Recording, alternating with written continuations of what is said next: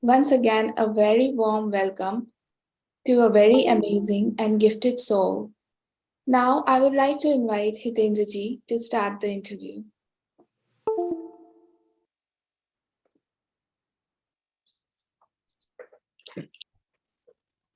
Jai Atmeshwar, Jai Baba Swami. Jai Baba Swami Hitendraji, hello.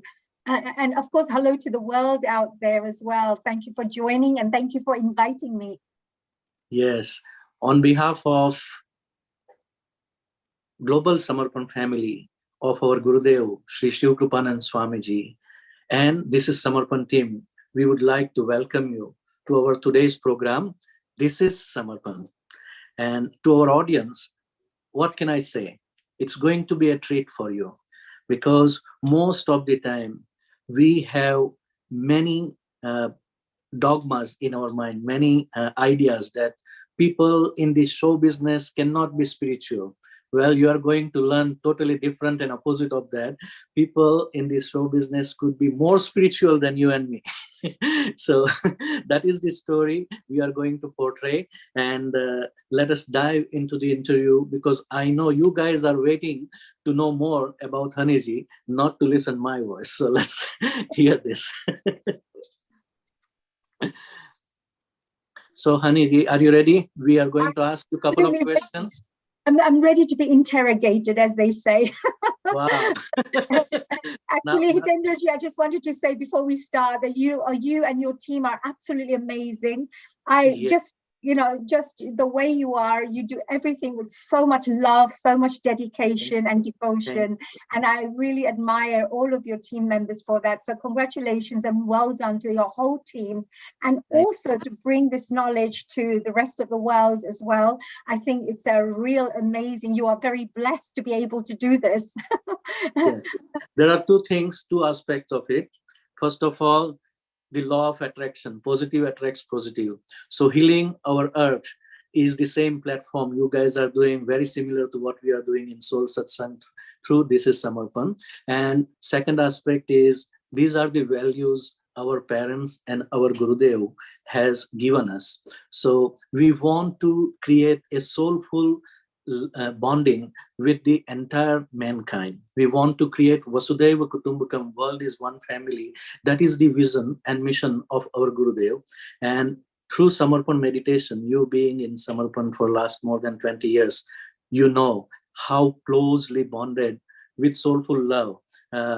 All the sadhaks, all the practitioners of Samarpan meditation throughout the world, regardless of their background, regardless of their religion, from where they come, what they speak, and what faith they had before. So this is the beauty of humanity. I believe we are going to love this. If we start with this, we are going to love this interview as a, fulfillment of our life and having the gratitude for the divine in everything that we are experiencing, love, joy, peace, and harmony. That absolutely. And also, I always remember what Guruji has always taught us, our dear Swamiji. He's always said that we need to follow the religion of humanity.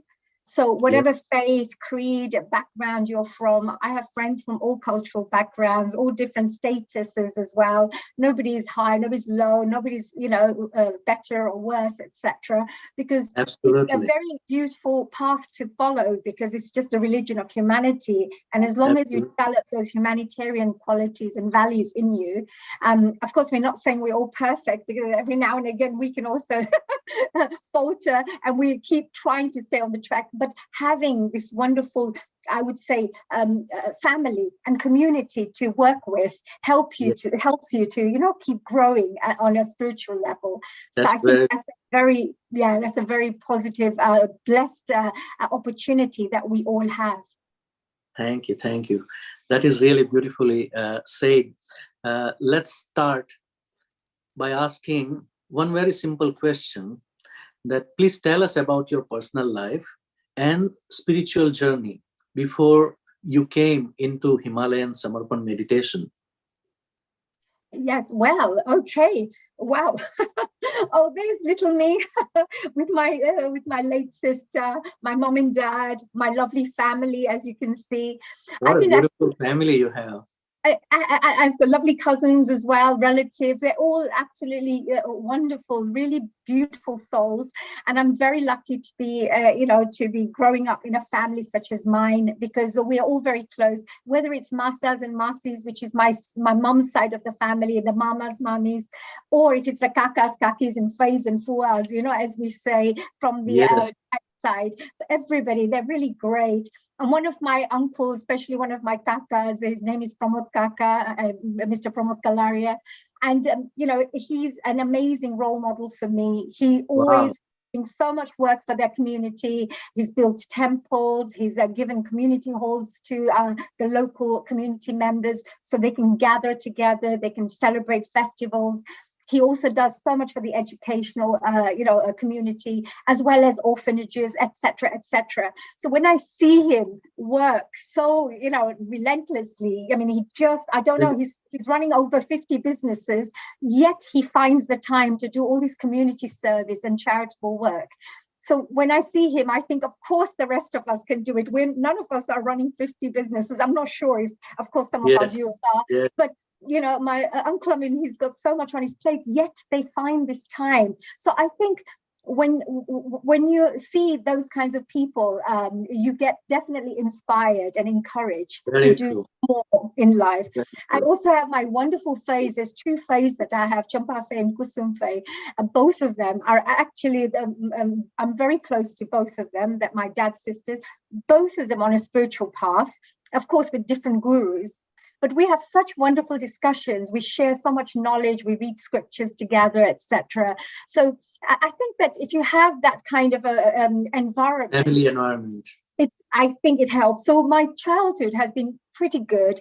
And I have to say a very big thank you to my dad and my mom as well, who have been my first gurus and the best of the best gurus that you could ever dream of or even ask for, because, for example, my mom, when I was very young, probably about 3 years old or so, my mom used to always teach me when I was little that before you go to sleep, you must do your prayers.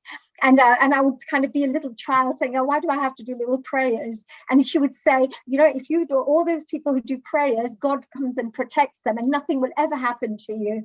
So I actually grew up thinking, oh, my God is my Gurujis and my, all my lovely gods are looking after me. So I'm fine. I can do anything I like. So I would be very adventurous and not be very, very courageous when I was a child as I was growing up. And she would teach me these 3 special prayers. Because, of course, I come from a Hindu background personally, because I've been born into a Hindu family. So I used to learn these 3 special prayers.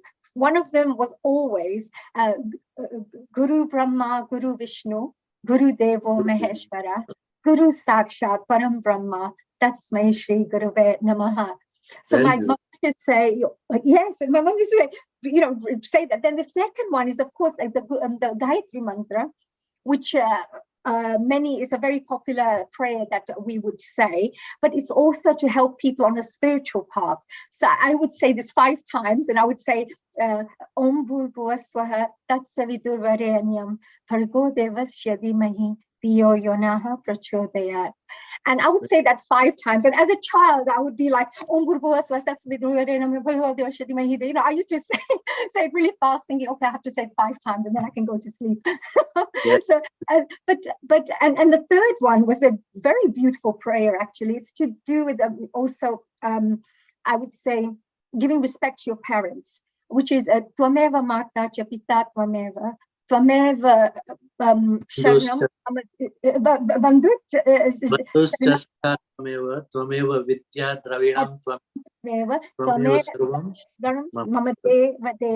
Yes, absolutely. So that was also a very beautiful prayer that I used to say. Those 3 prayers I would say every night from the age of 3 till maybe about 18, 20 years old. I would say it every single night without fail. So I feel as I was growing up, that was actually clearing my aura or something. I was actually, I would say, pulling in that energy, that consciousness. Absolutely. That would help me to start meeting many, many gurus in my journey. and that's how it all began, you know. So it was amazing. From 3 years old, my spiritual journey started. And then So as tell us a little bit about where you were born and how you ended up being in London, UK. Yes, oh, that was very interesting as well. Of course, you know, we live in a world where there's lots of ups and downs and challenges and circumstances that take place which are beyond your control sometimes. So there was a time when, of course, Idi Amin was causing a lot of problems in Uganda and surrounding countries in Africa. So there was a lot of political unrest at the time. And all the Asian business people were quite worried about what's going to happen, etc. So luckily, because Malawi, which is where I was born, was under British rule. We all had British passports, so we were able to, within 2 to 3 weeks, just sell whatever we could, just jump on a plane and come to London, UK, to start a new life in the late 70s. So we were very young, tiny tots, you know, at the time. But, you know, we did come, and it was a big change for us, of course. From in Africa, we had, you know, normally you have servants, maids. It's quite a relaxed atmosphere. So even if you're working hard, there's still very relaxed atmosphere there. But as soon as we came to London, it was working. Mum had to work, dad had to work. We had to start from scratch. So I've seen myself, you know, living quite luxurious life, going to private school, etc., in Malawi, Africa, to coming to London and restarting our lives. So I always appreciate when I meet people who are going through different levels of journeys in their life, because I know, you know, that people have to start from somewhere to build their future. How young you were at the time? I was little time. Oh, you want to get to know my age, don't you? No. I'm just curious that you came as a child, and most of the time you probably were brought up in London. So just curious. Yeah, so no, we were. You don't have to answer all the questions if you think I'm getting too personal, okay? I was just teasing you as well. Now, we were very young, so we went straight into a little junior school, you know, so we all were put into a junior school. When we came in, and actually when we came here in this country in London, I was 2 years ahead of all my fellow students in the class, because I think the educational system was different in Africa. I don't know if it was because it was a private school or whether it's just the country has different methods of teaching. Yes. So just my English language wasn't so fluent at the time, but my grammar, arithmetic, you know, spellings, etc., always 100 out of 100, 100 out of 100 every time. So I think that I was very lucky to also have very good teachers when I was growing up. And the first 7 years of your life, as we all know, if you are parents or you're working with children, that first 7 years of a child's life is so important to inculcate, you know, good values and good things within them. So I think I was very lucky to grow up like that. That's very interesting. And apart from believing in Mataji, which other gods did you believe in, and how did you come to know about different religion living in London? Oh, yes, of course. Well, I actually was, when I was growing up, we found that we were always involved in all the festivals, all the religious prayers that we would normally go through as Hindu family members. So as little children, we would always be involved in it. So we grew up seeing all the prayers and all the various ceremonies take place. So it wasn't anything new for us, and it was very natural and normal. The other thing I would say, that while we were growing up and learning about our own, our own religion and our own culture, my mum and dad both made sure that we went into a Gujarati school once a week. So I used to learn all the kalam no katara no so I used to love that, you know, chakri no chatri no, you know, so I would like go all the way through, you know. But I still remember those things. But when we came to London, of course, we started speaking in English most of the times, and the language changed, the way of the upbringing changed slightly, but I think it was a right thing, because it helped to expand my awareness levels. It helped me to become more open-minded and also have friends from different faiths, whilst I was growing up. So I could actually, what would you say, enjoy and appreciate other people's cultures and faiths as well as I was growing up. Actually, when I was about 13 years old, Hitendraji, I used to go to Bible study classes. So it wasn't that just because I was growing up in the Hindu family, I wasn't learning anything else. I had always been interested in spiritual growth and always been open to learning new things. So when my teacher... Very good, very good things. Because this opens up your horizons to receive new energy, new values, connecting with new culture. I am very much like that. Yes, I can see that we have a lot of similarities with energy, because we connect on a frequencies very similar.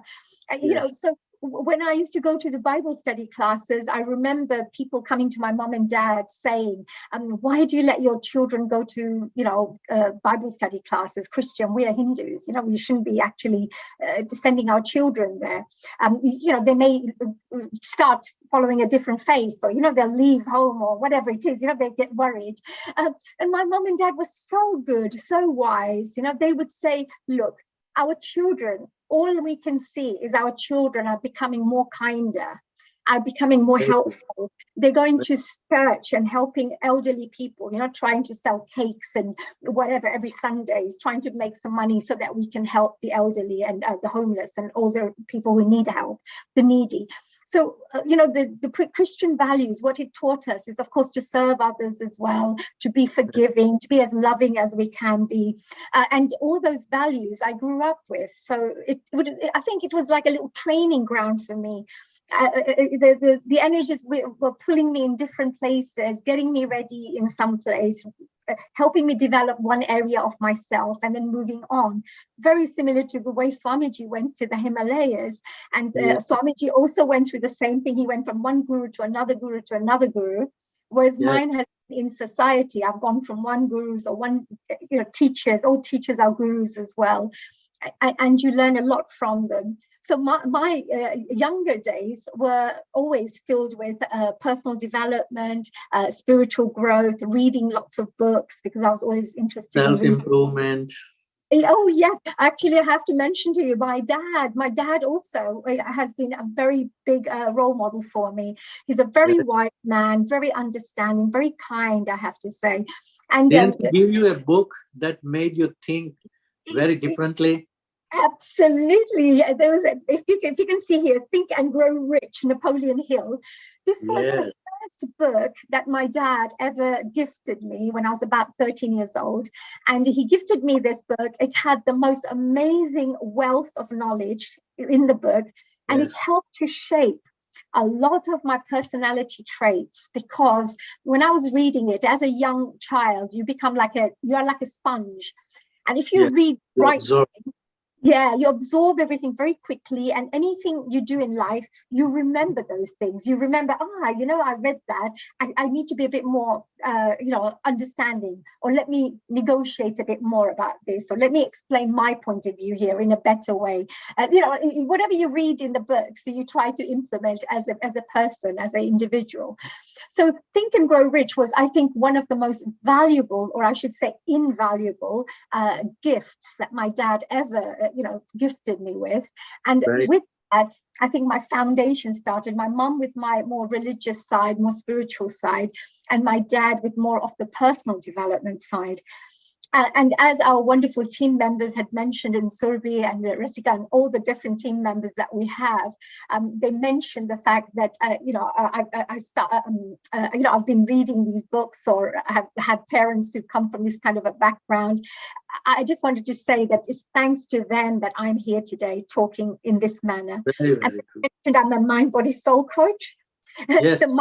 the mind is, because of course the personal development, since then I must have read, oh gosh, thousands, I think, of books, if you see my library, and the amount of courses I've attended, the amount of training I've been to, whether it's free, paid for, travel to new countries to learn new things all the time. I'm a constant learner. So I think my dad put that lovely value in me from a very young age, even though now he says, how much more do you want to learn? Yeah. But now you can't stop learning. You are a lifelong student. You can't stop learning if you are on the spiritual journey. Yes, absolutely. I say that to my dad because I think I'm one of those people who loves evolving as a human being. And I believe that's one thing we are here for, is to evolve as human beings in this world. We are here to evolve, learn things. It's not about making mistakes, what's good, what is bad. It's just as we learn and as we start raising our awareness levels, as we raise our consciousness levels, we start appreciating new things. So for example, if we met children, because I work with a lot of young people, being a Duke of Edinburgh Award ambassador. So you may find some children are, I don't know, into drugs and all sorts of negative things nowadays, perhaps. So in order to get them back into the right thing, they may not appreciate or may not be open-minded about learning about spirituality at this moment in time. But if you help them go through a series of steps first, so then they can become more open to learning. That means you have to raise their consciousness levels a little bit more, open-minded a bit more, and then moving in that direction. So then there'll be a time when they'll be more open to learning about what we have to share. So absolutely. I agree with you on that.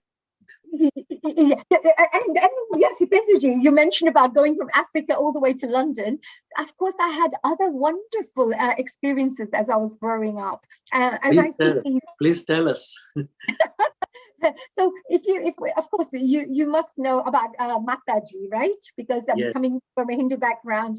So when I was growing up, when I came to London, I remember one day that I was invited to go to someone's house, and it's where a lady, they say a lady's got Mataji. It's like, it's not like they're possessed, but they have the positive spirit within them. And they are able to tell you your future. They're able to bless you. Whatever they say to happen. But when I went there, every time I go to any of these spiritual places, for some reason, I always come back with some special blessing. It's amazing. It's really amazing. So there, I went there. I just, of course, bowed down to her and say, of course, Jai Shri Krishna and whatever it is we would say. But at that time when I did that, she gave me a little coconut. It was half a coconut with some flowers in it. So I took it and said, thank you very much. It was prashadi. And everybody said to me, they said, oh, you're so lucky. She didn't give that to anyone else. She gave it to you, right? Yeah. So, and you forgot to tell there was some red powder, kanku also inside. Oh, there was nothing on there at all. It was all clean. It was a normal clean coconut. Then I took it home and I put it by my temple, where we have a temple in my room as well, a small little temple. Yes. So I put it next to my room. And so the next day we can kind of cut it and eat it like a prasad. So I left it. And the morning I woke up and it was all full of kanku, like red pepper, as we would say, kanku. And when I showed it to my mom and I showed it to other people, they said, oh my God, that's like a blessing for you. That's a blessing from Mataji to you. And I thought, so from a very young age, I think I was meant to be on this spiritual path. I'm not saying that I'm a little angel and I'm so good. I'm actually the naughtiest student Swamiji must have ever had. He kicked me back onto the right path. I won't come on back in there again, But that's an inspiring story, and I want to comment more. But if you have something interesting to share before I go ahead, please go ahead. Yes, well, I just wanted to say, whilst I'm sharing this as well, I think another time that I wanted to share with you was as I was growing up. I think what was important for me, because as being a constant learner, I was always interested in learning how to learn, study how to study. So it's like doing speed reading, trying to remember mnemonics and associations, so you remember things better. I was always interested in doing those kinds of things which will help me to make my life easier when it comes to studying. So my studying became very easy for me, especially thanks to a fantastic gentleman. And if somebody's maybe listening and are not aware of the gentleman, his name is Tony Buzan. And Tony Buzan, he's a master of mind maps. And he does all these lovely creative mind maps. And with these mind maps, the way you create these mind maps, you kind of develop like a photographic memory. So when you look at your notes, you kind of remember them as you've drawn them. And when you're writing exam notes or writing an assignment in your exams, you just remember it as a photograph. And you remember, oh yeah, that bit. Oh, I had 5 points. Oh, this 5 points had 2 points there. Yeah, and you start writing it very easily rather than linear, right? So I noticed that as I was growing up, I was learning very different to other people. I wasn't like, actually, sometimes, of course, you have many similarities with your friends, but there are sometimes very individual kind of traits that you have. So I used to learn more with color and creativity and drawings and pictures and things like that. I found that about myself. So I would learn much quicker.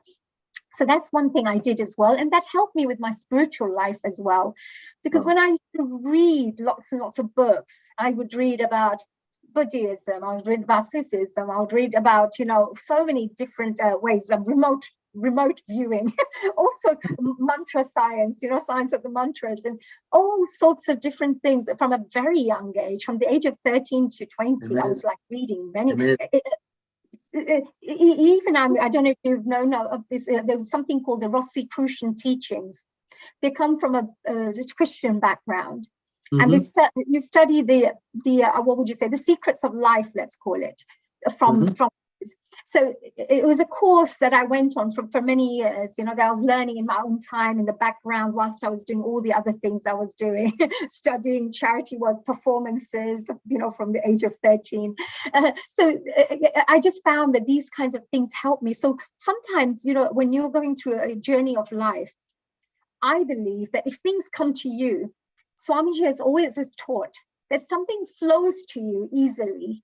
Yes. Then just accept it as if it's part of your life, just go and take it on board, because it'll definitely be always useful for you somehow in the future, or it'll be always beneficial for you, or you'll learn something from it, or it was meant to be. But if you're trying, he says, if you're trying to argue and trying to, there's always conflict. Fight for it to get something, it doesn't work. Yes. So I remember that I naturally was like that anything that I found was flowing. I know that was my indication from the universe that you need to go in this direction because it'll help you. And every time it kept on helping me. So yes. I think that, a spiritual journey starts off with having the right mindset as well, so that you're open when you meet your guru or meet your right spiritual masters, that you are ready, yes, to accept them too. So open mind, open heart, flexibility and acceptance. These are very important characteristics for those who are on the spiritual journey. I personally have experienced this.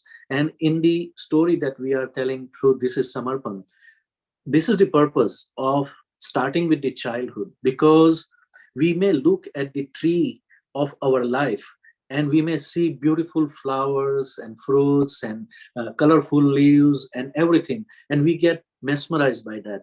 But those things are seasonal. They come and go. What is at the root, what is not visible underground, is your values, your sanskara that you received from your parents, like Pramod Kaka, your Foy, your mummy, masi, mama, all those things. And I believe they are very powerful roots for your life tree.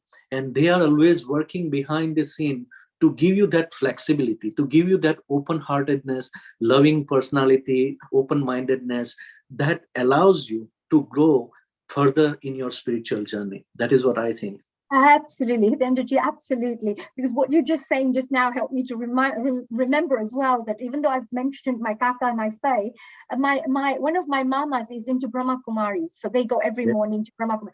My other mama, he's into Vedic studies, so he goes Vedic studies. He does Vedic studies in scriptures, studies all the scriptures really well. So he still has that particular path. And one of my mummies, another third mummy that I have, she's the one who introduced me to Vipassana. So, Wow. so I feel that I've You had had so many around. avenues open to absorb and learn from. Yes, they share, and every time I go to India, they sit down, and because I'm open, it's not like, oh, I'm on this is my path and that's it. It's always like, oh, what do you learn? Can you teach me something about that? Also, what's the most important things I should be learning from this part? I would just absorb. So I think that there's also been right people planted around me to protect me, to guide me, to move me forward, and through their love and through their encouragement, help me to stay on the path somehow, to stay interested in this area. Right. You see, that is very important, to stay focused, to stay grounded in your life, because many times, as you were mentioning, today's young generation, they get carried away and they are not able to balance themselves or to ground themselves when there is a little turmoil in the life, especially emotional turmoil. The boyfriend said this, girlfriend said this, my mom said this, I did not score this much in my school, and all these little things disturb those kids, and they are going for totally opposite of what they are supposed to do. They go for substance abuse, they go for suicide, they have all kind of negative thoughts. But when we have the right values from childhood, that is going to groove you, that is going to ground you to your inner core, because this close family that we have, uncle, auntie. In English, we have only two words, uncles and auntie. But we have mama, mami, foi, fua, masa, masi. So many words for this relationship. That shows our culture was so developed and our family bondings are so strong and deep that there is always some moral support coming from our family. And this thing is always allowing us to grow. Even though we are going through all kind of turmoils, we always have that moral support from our family that, don't worry, my child, I'm there for you. And that is this is very beautiful, and what you've just shared is a very important message we could share with our audiences out there. Yes. That we, what you put in terms of your time, efforts, and the inspiration you give your children from this age is a very important, because it will give you 1,000 times rewards back.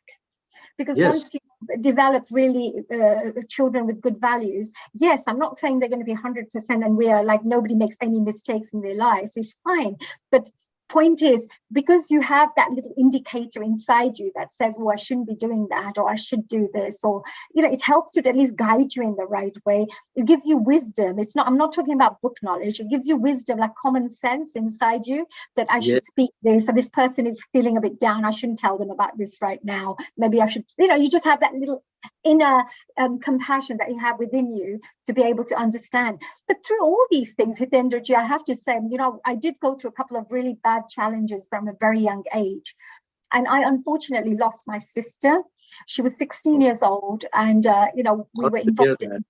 Yeah, it was a very sad moment for our whole family, because we were a very close family when we were growing up. And when she passed away, she was 16 years old. I was also in the accident as well myself. I went into intensive care for 1 month. So I broke my jaw in 3 places. I've got stitches in the back of my head, and I had many, many things that had happened to me too. And the doctors had said I'll never be able to dance again, actually. So, sometimes you have to believe in a higher force. Take it as a challenge. Yeah, you have to believe in a higher force to help you move through, these things. But what I had to do was because it was a very painful time for all of us. What had to happen is the energy that gets built up, you can either go into depression, you can go into hatred, you can go into anger, you start questioning life. Is God really there? Look at all the good things we did, and you take away all the good people, who are like angels, and you start questioning. But what we started doing was these fundraising events in memory of my sister and 2 other friends who passed away in the car accident. There were 3 people who passed away. So it was quite a bad accident. So we would start doing memorial shows. And whatever money we would raise from those shows, because I was a dancer from a very young age, I was dancing actually since the age of 4. So So I was dancing. So I used my dancing, music, all my connections that I had in those fields to stage regular charity shows every year. And I kind of dissolved my pain and, focused it into that energy. And we started donating like eye hospitals, like mobile eye hospitals to villages in India and all sorts of things. So my charitable work started very young as well, because it wasn't like somebody had to tell you that you should do this and you should do that. It just, you feel that that's what you want to do. What an inspiring story. What an inspiring story. Because this is where what I am talking, fate plays its role. With time, our relationship may go in ups and downs of the life. Okay. But when you are left alone, when you are going through this kind of accident or trauma or loneliness, what kind of thoughts stay with you? It can either sink you or it can either lift you up. If you have faith, this is my belief very strongly, if you have faith, you will never sink. Your boat is going to come out and float, and you will rise above, because there is some divine energy from higher that is going to keep on pulling you, motivating you, supporting you, and guiding you, that don't worry my child, I'm with you.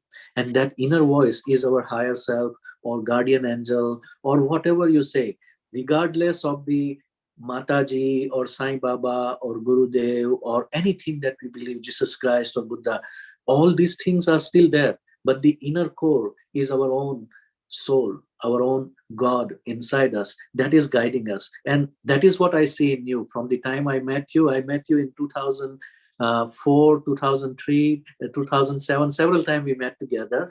And we have developed that soul brother sister kind of relationship every time we met for a short time.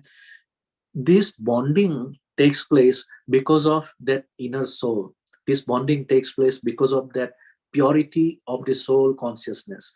And that is what Swamiji is talking all about, that the entire world is connected with each other, entire humankind is connected with each other. If we can develop that kind of inner connection, soulful connection, atmiyata what he calls, then Vasudhaiva Kutumbakam, or world is one family, is not a difficult dream. It is possible dream. And absolutely, inspiration is very, very important. Inspiration from the people like you who come on this show, tell their story, really, really tells me that young generation should learn to make sure that they don't let go the faith of their parents in vain. They should continue believing in whatever faith they believe, whether it is church or synagogue or it is masjid or temple, wherever your parents are going.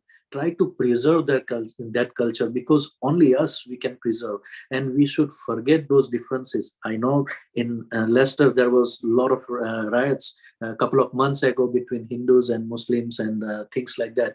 But I believe that we should be going beyond religion, and I believe that people like you who are doing this kind of charity show are becoming ambassador for uniting the communities, for bringing all the people on one platform as human family. And I find very inspiring story every time I talk to you. So this beautiful photo of yours, is that with your sister? Yes, that is my sister. Yes, her name is Priti. Yeah. And so she was a very beautiful girl. She was very gorgeous. And when we would travel to India, whilst all my friends during summertime would go shopping and have fun in the park and enjoy playing games, me and my sister would go every summer. My dad would send us to India to learn Bharatanatyam, Kathak, dancing, just to... You have a very lovely family, let me tell you. Good looking people. Everybody is such a good looking family. I love that. I must admit, my cousins, they're pretty good. They're all doctors and lawyers, and they've been brought up. And girls were also educated very well in the family. It wasn't like, oh, girls shouldn't be educated. Sometimes you have that, guys need to be educated more. It's like girls and guys, all of them get like that equal education to make sure that they can be firmly standing on their feet when they grow up. But what is interesting here, what I found with all these things that have happened, I find that you have to start building resilience in yourself in life. And the second thing is you have to look at life as a gift, because what he taught me, that was a very big lesson I learned, that look, one day I could be there, one day I may not be there. One day our close dear ones will be there, and one day they won't be there. So you shouldn't really take anything for granted. So Absolutely. when my sister left like that, for me, it became a very big lesson. And that's why every single day, people say you're always laughing, you're always jolly, you're always, enjoy every day when, you've got lots of stressful things going on in life. But I always think, well, this is the day that we've been gifted this day, so we have to make the most of it. I've got that kind of a mindset. So I can't help sometimes, staying happy. Sometimes it's like, oh my God, she's joyful when the whole life is like, crumbling around us, right? But I just find that you have to be positive, you have to find solutions, have to be resilient. Things will come and go, but our grounding has to stay, for these things. So well, I can tell you one thing. From the time I met you till today, there is not a single conversation where you did not burst out into the bubbly smile. So that is your characteristic, that is your personality, and it is very contagious. Your happiness, your sanguine personality is very contagious. Who is this beautiful girl who looks like Mumtaz with lovely roses and lovely flowers? Just a little holding, just a little photo shoot. Are you fond of flowers? I can see all the time you have flowers around you.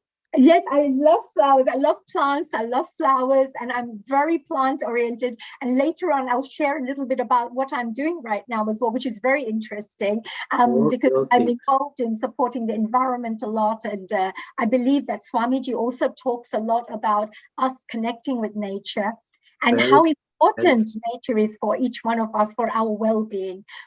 You will find that as soon as you sit next to a tree, next to the seaside, or where the mountains are with the fresh air, you automatically start feeling good, because there's really nice positive energy there. As we say, because of the collectivity, all the stones coming together. Yes. Molecules in the nature, they are all collected and becoming one, whether it is fall of water or the rock or mountain. It's all about collectivity of the molecules, and that creates the collective energy, that creates the thoughtlessness. Because you see, as Swamiji says, that only we are thoughtful animals. We think about past or future, but nature is totally free of thoughts. Animals are also totally free of thoughts, and that's why we feel very peaceful, very serene, and tranquil when we are in the nature. That is so nice. And I've got these lovely messages coming through, and I just want to say thank you so much for these beautiful, inspiring messages that are coming through. I can say I'm reading them and they're popping up on the screen. So I just want to say thank you for lovely messages that have been coming through. Really appreciate that. And it's wonderful sharing it with a lovely, family like yours, like family members like yourselves. Beautiful. And if you guys are enjoying it, keep on watching this program. It is going to be longer. We are just halfway to the first question. Let's move on the next. We're talking personal and spiritual life. I mean, this is brilliant, because here now this is where the little bit of progress going on. Sure, no problems. Yes, just to add to, by the way, as we came to this point, as I was growing up, I made sure that we did. I was like. Did all my 11 O levels at the time, which we did the 3 A levels. We did my degree, accounts and finance, a graduate. I did my master's degree in public relations as well. And then I also got an honorary doctorate in arts. So that's why the Dr. Hani Kalaria was there, because it was an honorary doctorate for my contribution to Indian art and culture and Bollywood in this country. For bringing it into this country, because nobody knew about what it was previous to that. So behind this artistic person, there is a lot of accounting and number and finance and all the other things are sitting. In fact, again, we are very similar to each other. I have accounting, management, microbiology, and computer programming. And now most of the people know us only as artists. Either we are doing singing or dancing or other things. That means our soul is more into art, and art help you evolve on a spiritual path or personal growth.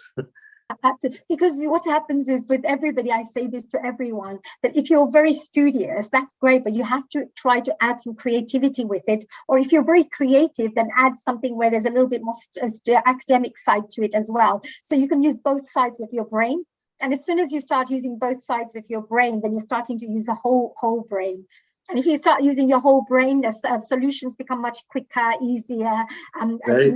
Looking at life becomes more easier because you're practically looking at something as well as, intuitively looking at something. So why people cannot join both the brains, right and left? I think people you will see, like if you're an artist, you'll become very arty, you'll be more flamboyant, you'll be more colorful, you will be more visual. So if you want to teach somebody who's a creative person, you should give them pictures and, colors and things. But if you give them lines and if you keep talking, it's just going to go and then they're going to start getting bored and they won't take it in. So you have to understand that people learn differently. People have different personalities. So somebody who's a bit more, studious and they want linear work. They want proper notes and everything there. Yes. Whereas somebody who's a creative person says, come on, get on with it. Just give me the quick summary because I don't want everything there.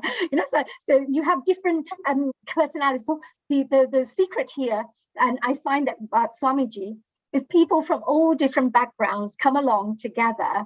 From whether you're an Aries or a Piscean or a Scorpion or a Libran or whatever it is when you talk about astrology, or you're talking about somebody who's a businessman or a villager or somebody who is a top politician, you have all sorts of people who come to Swamiji to learn and to gain wisdom and go back with his pearls of wisdom. But the important thing is Swamiji has this knack, this wonderful method of teaching people through stories, through experiences, through ways which is more human interest. Layman's language. In layman's language, not a complex scripture or not a complex words that people cannot digest or understand, Yeah, but also the fact that, emotions, for example, emotions are for everybody. Everybody feels love, everybody feels pain, everybody feels anger. So if you use a language which everyone connects with, and that's why his language is heart to heart. Because although I'm talking about studious things, about visuals and auditory and, kinesthetic ways of learning, I'm just talking about different styles of learning, but it's still all practical things. Whereas here, what Swamiji is talking is more soul to soul. He's talking about heart to heart. So wherever you are, you will be able to learn and absorb this knowledge. So I think that is the secret of Swamiji. And I want to add a little bit meditation, Himalayan Samarpan meditation that we practice, that we learn from Shiv Krupanand Swamiji, is all about connecting our left and right brain, connecting our left side and right side, emotional side and intellectual or logical side. Okay, what I try to bring to the audience, that every person comes with different personality, and that personality develops based on their development from very young age, from the childhood. In your story, for example, what I notice is your emotional side or Chandranadi, left side, is highly influenced by your mom and mama side, Mausi side. Okay, and your right side is highly influenced Suryanadi from your father's side and uncles and Foifupa side. Okay, because it also shows the upbringing that takes place in one family. And when we come in contact with such a guru or such a practice that helps us to unite our personality, to help us to be centered and develop that connection between the logical mind and emotional mind, that is the point where your Kundalini or life force will start rising, and you create the door going back to the main door, main entrance, the crown chakra. That is the secret of spiritual progress that I have learned in this Himalayan Samarpan meditation with Swamiji. And there are some beautiful photos of the Swamiji's global family here. Yes, actually, yes. This is a range. Let me share, because this is really interesting, because it gave me such wonderful memories. And I've got like this many photos afterwards I found. I didn't have time to add more. But the fact that, when you start researching into your history, I was thinking, God, I could write a book with all this. But the left side where I was there in plain simple me, that was when I was in Goa. I was learning about the science of yagnas. So it was about fire ceremony, the science behind it. And also what I found, which was absolutely so powerful, was when we were doing yagna, I remember Jayaben, who of course runs the ashram in the UK here in Leicester. Yes. So Jayaben has been a fantastic mentor for me, and Surendra Pai as well, her husband. Same goes here. So they've been really amazing angels for me. Yes. And Jayaben said to me, "Oh, honey," she said, "whilst you're here, when you're doing these yagna ceremonies and studying this, I used to wake up every morning very early, and then in the afternoon we would do it twice. And I learned reciting all the mantras as well with the priest there. And what I learned was, if you can take this ash, because you've been saying these mantras like repeatedly for years and years and years in the same place. So the consciousness is pretty strong. So I used to find that when I go there, I used to take 1 spoon of this ash every single time I would do the havans and the fire ceremonies. And I took a nice jar of this at home. Then one day I remember, Jayaben had said that it will have very good healing qualities, because it's got very high energy there. So I remember getting this eczema on my hands. So I thought, I remembered the ash. So I thought, let me go and put some, this ash on my eczema. In 2 days, my eczema went. So I became like a firm believer that, oh my God, this ash actually works. It has the healing qualities. Yes. So when they give you a little ash, I think you have to have your own belief in it as well, because I think it works both ways, because I believe that it's going to work on me, and it did. So absolutely. But the great thing is I didn't have to use any kinds of creams or any medications or so to get rid of that eczema. Just the ash helped. Similar to the way Baba used to heal people, I think this particular ash was also helping to heal us. And the second interesting thing I have to say was, when we go and stay in the ashram, but when I was staying in Goa for 1 month at the ashram, we all get the duties, to do. So I thought, okay, whatever duty I get, I'll take, it's like Gurukarya. Gurukarya. We consider it as Gurukarya. Gurukarya. So whatever Gurukarya I get, I'm happy, I thought. So I got my favorite bit, which was I love animals. I love dogs and cats and all sorts of squirrels. Anything you can think about that moves, I love, peacocks and everything. So I got that, you'll have to take little honey, and there was the dog's name was honey and the actual other dog. Oh, here is Swamiji's lovely little dog, to take them for walks. So every morning I'll take them for walks, and I'll come back in the evening, take them for walks again, feed them, look after them, etc. So what happened was, whenever I would do the yagna, they would both follow, sit in the fire ceremony, and not even one bark. They would just sit there. And when we would say the Guru mantra, now this is really, could be weird, could be different, very unusual, but it happened. When we would say the mantra, you would see the dogs come up like this, and they would get the ears up, and they start looking up on the sky like this. They start feeling some energy. Wow. So, it is something. Every time we were saying the mantra, the Guru mantra, that's when they would kind of start looking up a little bit, like the ears pricking up. So I realized there's some energy definitely in the mantra when we're saying the mantra, because I was saying all the prayers all the way through, and every time that mantra would come in, they would kind of go, stand back up again. What an amazing observation. And this needs that level of consciousness. This needs that level of compassion with the animal and understanding of spirituality, what you have said, because very few people understand this. They go for the sake of going to the ashram or temple or chanting the mantra and doing the havan and things like that. This is what I'm talking about, that life should be lived with awareness, with fully being a soul or consciousness, because that is the time when, if the dog can absorb the energy of the mantra, we human beings should be able to absorb more. And it is all about having the belief. From your story, what I can point out for the audience, or mainly for the young generation who are not having faith in God or this mantra or these rituals. I want you to see and understand, if you believe, you can live your life to the fullest. If you do not believe, you are losing that opportunity, you are losing that asset, that wealth that is coming to you in the form of consciousness or opportunity to grow and get closer, getting inside to start your inner spiritual journey. So very Yes. beautiful story. I love that. Thank you so much. And I just wanted to add one thing there, Hitendraji, for those people who come from a scientific background who are watching and who may not understand perhaps, or don't, haven't had the experience of the spiritual experiences. But even scientifically, they say that no energy can be destroyed. It just changes forms. Yes. If there's an energy through the sound or energy through the mantra or something, there's some energy there. It transfers into something.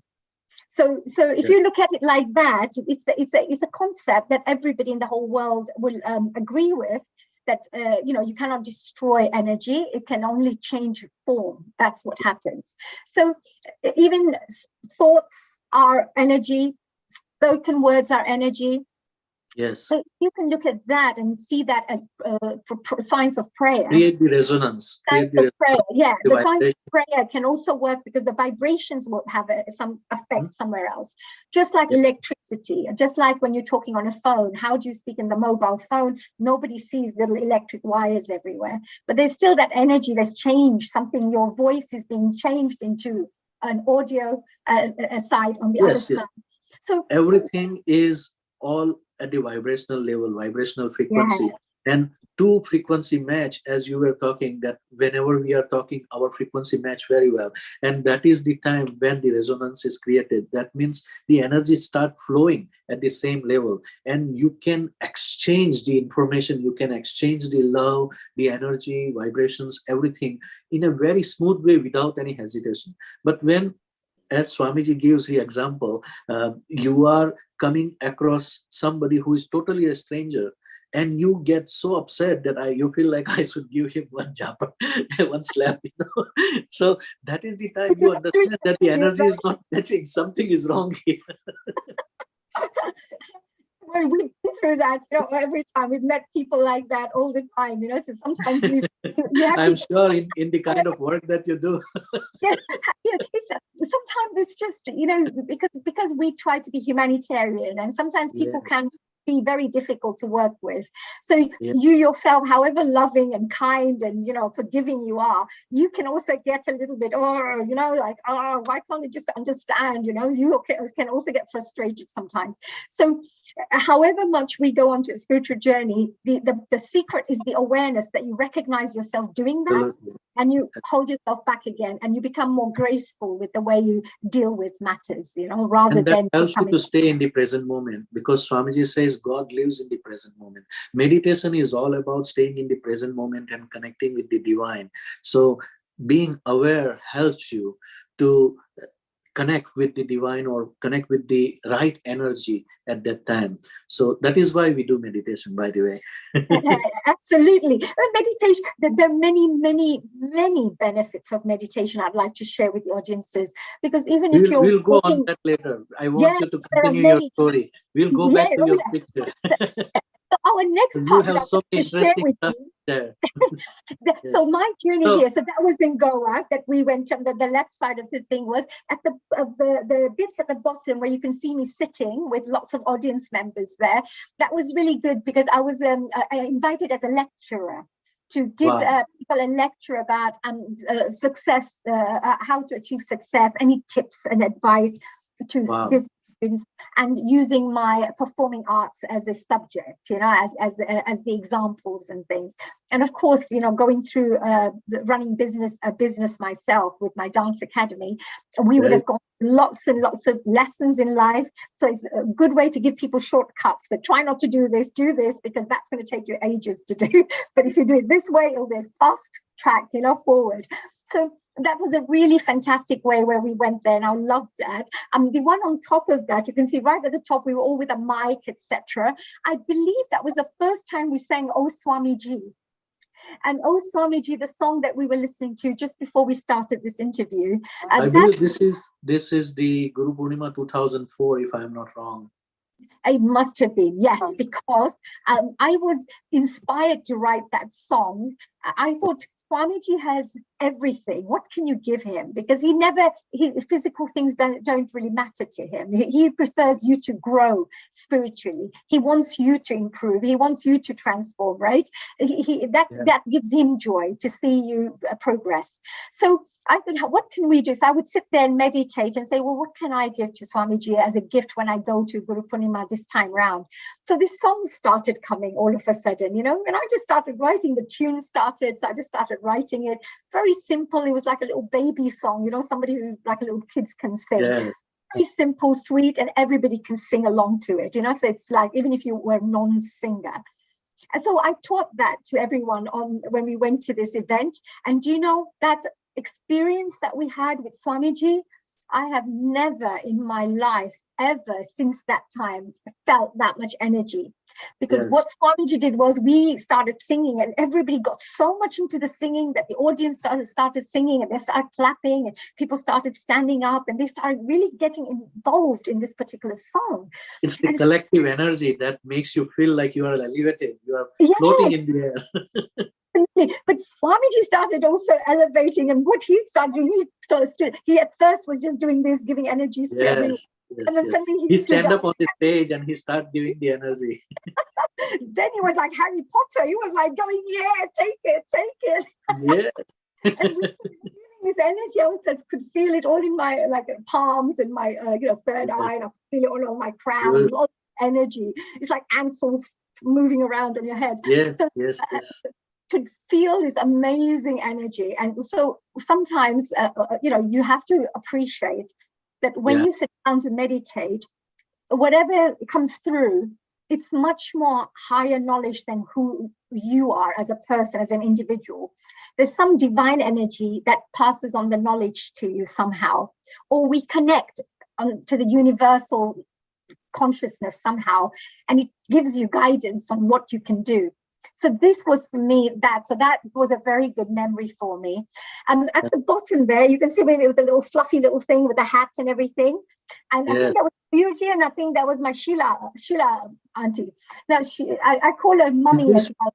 Yeah, and is this Mayur Malde? Yes, it is. Yes, I call Sheilaji my Sheila mummy, right? Because they don't have children, so she always considers me as a child. And everywhere I go, I have so many mummies, right? They all turn me into a child. Yeah. So Sheila mummy here.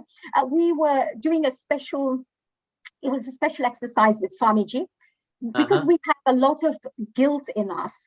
We have a lot of pain in us, and there's a lot of issues that we're dealing with which are not helping us to grow spiritually because we're stuck in that memory. So as time moves on, you start realizing, life is just life. Things happen. It's okay. Just move on. Don't, live on the present moment. Don't just keep living in the past, because you'll never be able to create a better future that way. So the present moment is important. So here, I think we were all writing little notes of whatever we wanted to clear from ourselves, and anything we want to ask for forgiveness, or anything we want to clear, or any blockages we were receiving or challenges we were going through. So everybody did that, and then we did the firework. What do you call this? Bonfire. I don't know what you call this. The thing that sparklers. I don't know in what they call it, but there were sparklers, and then we all enjoyed the little sparklers afterwards and things, and had fun, etc., with a bonfire. But you see, Swamiji helps you to go through things bit by bit by bit, and helps you to gives you exercises which would be on your level of understanding. And when you then come ready for you to understand perhaps slightly higher knowledge also, or higher lessons, or deal with lessons in a slightly different way, he then helps you to clear those things, but in a different way. But this was our first baby steps that we were starting to take, where you have to physically start doing this.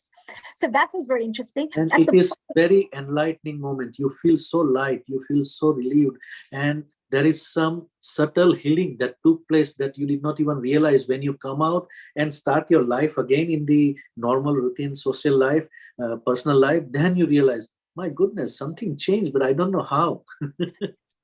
Absolutely. And the interesting thing was, when we were there, I believe that we were staying there, at the retreat at the time here in the UK. And it was Wales. And I remember in the morning when we went to meet Swamiji, we were all sitting there and having like tea and things like that. And he would say, why couldn't you sleep properly? She said to Emma and me, didn't you sleep properly? And I went, oh my God, how does Swamiji know this, right? Because we couldn't sleep at night, so we kept chatting till late, He has these cameras around everybody. He can close eyes and he can see this person is not doing right. Oh my God. So that time I realized, that Swamiji does keep an eye on you, sees, that everything's okay. And, so that's why. He cares for us. He loves and he tries to heal us completely. Yeah. So when you go through these experiences, it's very difficult to not believe in a good energy. And also to have a spiritual teacher to help you, guide you through life, I think that's the most amazing, blessing you can get. And at the bottom, on the right side at the bottom, I think that's Ramdev Ji, that Jaya Ben there as well, myself, and my mom and dad were there as well. And Jaya Ben is in the green, next to your mom. Yeah, that was at my home actually. And yes, and I think, is it Mr. Patel? Ram Kaka. No, the one on the left with the white beard. I remember he used to hang out with Swamiji a lot. Yes. Is this Vyomesh Bhai? Probably. I'm not sure. I can't remember the name. But of course, Ramdev Ji was, of course, a very good mentor of mine. And he's the one who helped as well with the yagnas and helping me to get all the mantras. You mean Ram Kaka or Ram Bhai Patel? Sorry, Ram. Next to you. Ramdev Ji. Yeah, yes, Ram Bhai. He's taking care of the Dandi Ashram now, and he is the teacher for everybody who learn. More than 1,000 people learn how to conduct the yagna in Samarpan family. So he is the one who taught more than 1,000 people so far. Wow, that's amazing. That's really good, and it's a very beautiful thing to be part of. Yes. So that was when we met, and of course they came to stay, and we did some nice pujas together at my place, etc. And the one on the top actually is a very interesting one, and perhaps if I get a chance after we have a break, I can show you. But that was when I went to the Brahma Kumaris as a guest. I was a media guest, and I had to do a presentation there. I've been a Brahma Kumari friend for many years, from probably 20, 25, 30 years now. So I'm always there as a guest, attending some of their events, etc. So here, when they invited me to Mount Abu, I had a chance to do many, many radio interviews. Being a radio, I was a radio presenter for 5 years on New Sound Radio, 92 FM. And it was a lot of community work I did through that. So here, so one very interesting thing happened again with the spiritual side. I went across to see, if you remember, in Brahma Kumari, you have Babaji Shiv Baba. They also call Shiv Baba. Their guru is Shiv Baba Yaad Hai. That is the question they have. Yes. So Shiv Babaji, so we always say Babaji, to him. I always call him. But we went to his hut, where his hut was, where he used to sit, a very simple hut. And we saw a little photograph in the corner of it. It was a black and white photograph, a very beautiful one.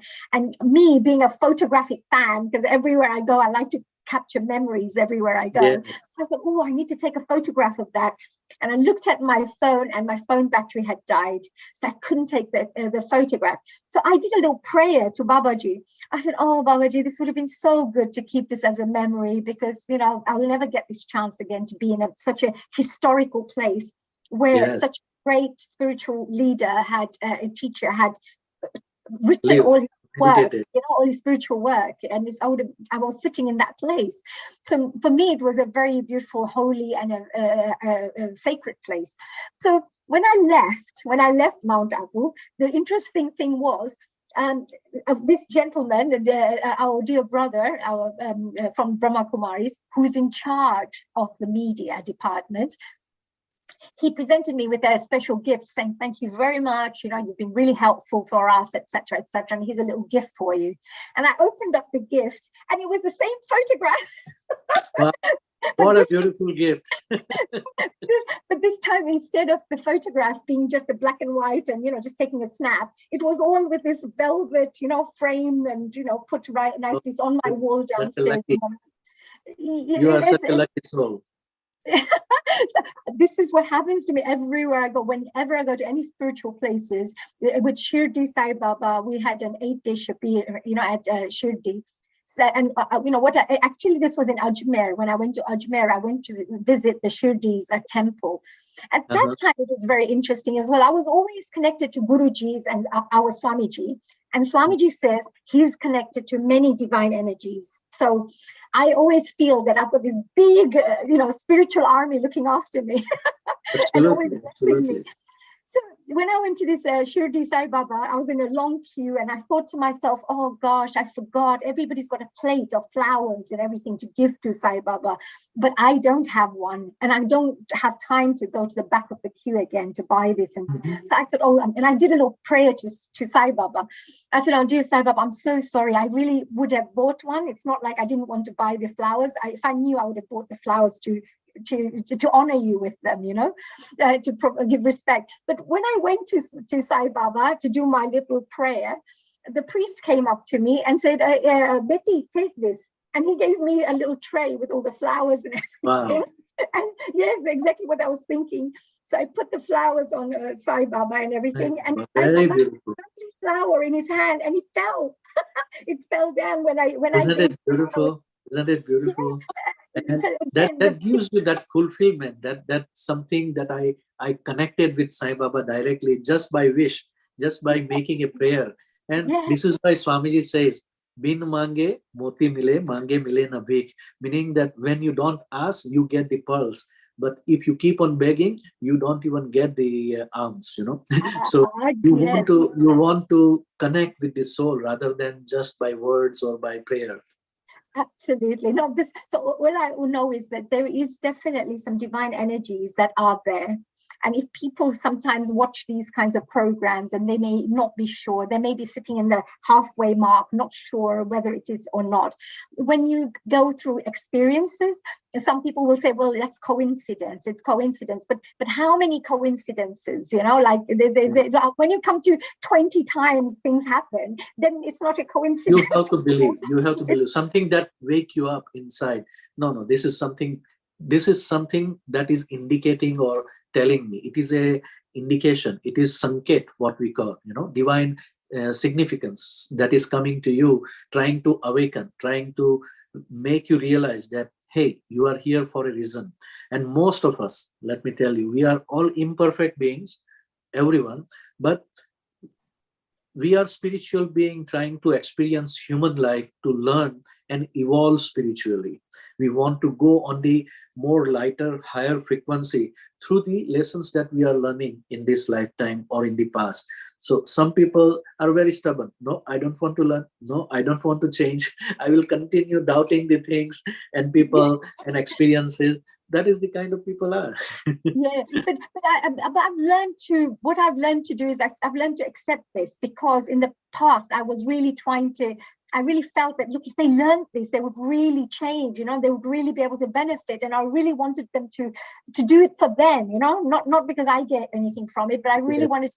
Then over a period of time, I started realizing, you know, people have to be ready for this. And exactly what Swamiji says, when the right time comes, you share whatever you need to share. And when the right souls come there, they themselves will be drawn to this. And if they're not ready, it doesn't matter. You've planted the seed, and whenever the seed is ready to germinate, it'll come, you know, they'll come back also onto the path. But at this point, I want to say thanks to your beautiful mom and dad. They make very lovely couple. And thanks to their family who were able to nurture and guide you to stay on your soul's path. You see, you bring beautiful values from the past life, and this life is because of the grace and blessings from your parents and the relatives that you are able to continue. Because it is very easy for any human being to get carried away in the name and fame and money and glitter and glamour.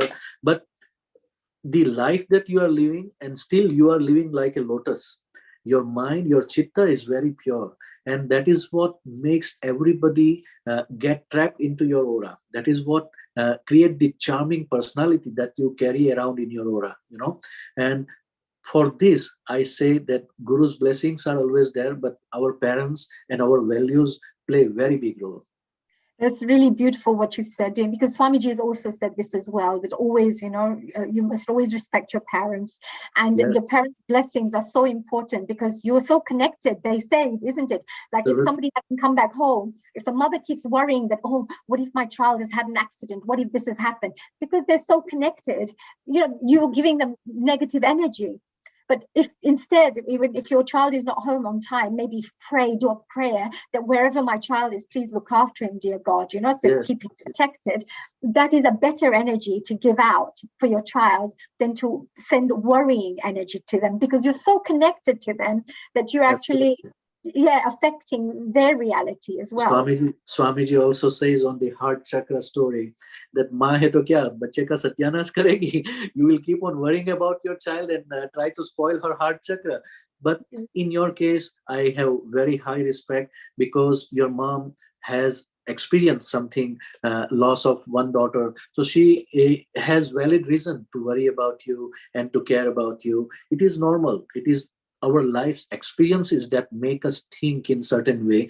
But when we come across such a living guru, such divine wisdom in our life, then all our fear, our negative impact in the subtle mind get washed away, and we become normal. We become more surrendered, and our heart or consciousness becomes so purified that it leads us to the point of spiritual journey where we are supposed to go next level. Absolutely. And maybe later, if we get time, I'll share with you. But the fact is, life could become, we could speak about this and feel that, okay, everything will be hunky-dory for us. But spiritual people also have to go through lots of ups and downs in life. But it's how we deal with those ups and downs, which are more important. And there is no exception. There is no exception. If you look in the story of Rama, Krishna, Jesus, Buddha, Buddha and Mahavir were the king, prince, and they left all their kingdom and all the royal life to go in the wilderness and become a sannyasi and practice the meditation. So there are people who don't have anything and they want to become more rich and more famous. There are people like this who were royal, who were happy, and they came into this. So we have to ask question going inside. What is the reality? Who am I? Where am I? And why I think and do all what I am doing? That is what is going to start your inner journey. Yeah. And one other question I always ask myself whenever I do things is this going to affect someone negatively? If I make this decision, is it going to hurt? Or if I make this decision, is it for the greater good? It may be a bit bad here, but it's better for the whole, everybody else, so I may have to take this decision. So I always ask those questions to myself. So I know that whenever I make a decision, it's not going to be harmful or hurtful to other people. Or at least intentionally not, from what I understand from the situation, I try my best. But that sense of benevolence keep you protected and keep you, going away out of your path of religion. See, Swamiji says our religion is humanity. When you care for not just you, but the people around you, that is the true human religion. This is the religion of humanity we are practicing, that I don't want to hurt somebody. I don't want to create problem for someone's life. And when you live with this principle, divine or God or Guru is always going to protect you. Yes, I think so. I definitely think there's some real strong protection that comes to help you to deal with. And the stronger you get on the spiritual side, or let's say on the positive energy side, the stronger the negative energies and challenges could take place in your life. But if people who are on the path can at least remember that it's going to be not permanent, it's only temporary, And if you can go through it, that's your next level gone. It's like a game, and you've gone to the next level, to the next level. Yes, yes, yes. You know, it's a So hard. let us go on the next slide. How about let us going on the next slide? Yeah. And we will talk more. Ooh, Yeah. what is this? Oh, Bollywood. yeah. So look at this. As we have our spiritual life, Hitendra, I of course carried on with my work as well. So whilst I'm enjoying, I forgot all about the fact that yes, I've been involved in many, I would say, entertainment projects, stage events, working with Bollywood celebrities, being offered roles to work in Bollywood films as well. But I selected and chose the path of education rather than the acting side. And also because I wanted to stay with my family here. If you take part in a Bollywood film, they want you to sign a contract. You have to be there for minimum 5 years, and you kind of get taken away into a new type of industry. So I just felt so I think Divana Mastana, I hope that was the right one, but I know it was opposite Govinda. I was offered a role with Padmini Kolhapuri, and she said that, look, honey, I'd love to send you to India for this particular role. It's a great role. And, at the same time, I had the master's degree that was starting at the university. So if I had taken this role on, I would have not gone further education. So I thought, look, my mom and dad have really given me all the freedom I need to do my dance, it's creativity. Even if people say that, look, she's never going to be able to earn with dance, people can't have a proper career or proper profession with dancing. That's what people would believe. So I thought, let me just study, so at least they feel happy as well. And I'm going to continue studying. And accounting, it was not for me, I have to be honest. I couldn't stand it. I was like sitting there doing all these little detail work. And I'm thinking, oh God, I really want to go out and move and meet people and stuff like that. And here I'm in a desk writing all this and calculating. So I would keep going to all my fellow staff members when I was doing work experience. That, would you like me to make you a cup of tea? Should I go and get some this? Can I go to the shops and get some biscuits for everyone? So I would, because I now I realize that I was making every excuse under the sun not to be there to do the work. But I have to say, what I did with my master's with public relations was perfect. I loved it. It was all about media, working with people, bringing out the best in people, educating and training, and of course, informing the public about the right messages. So it was perfect. So and we can see it interwoven in your work and in your personality, even today, in everything that you do. Yes, I feel, because I probably was studying all this so I can run my business properly, but at the same time, it wasn't really my career.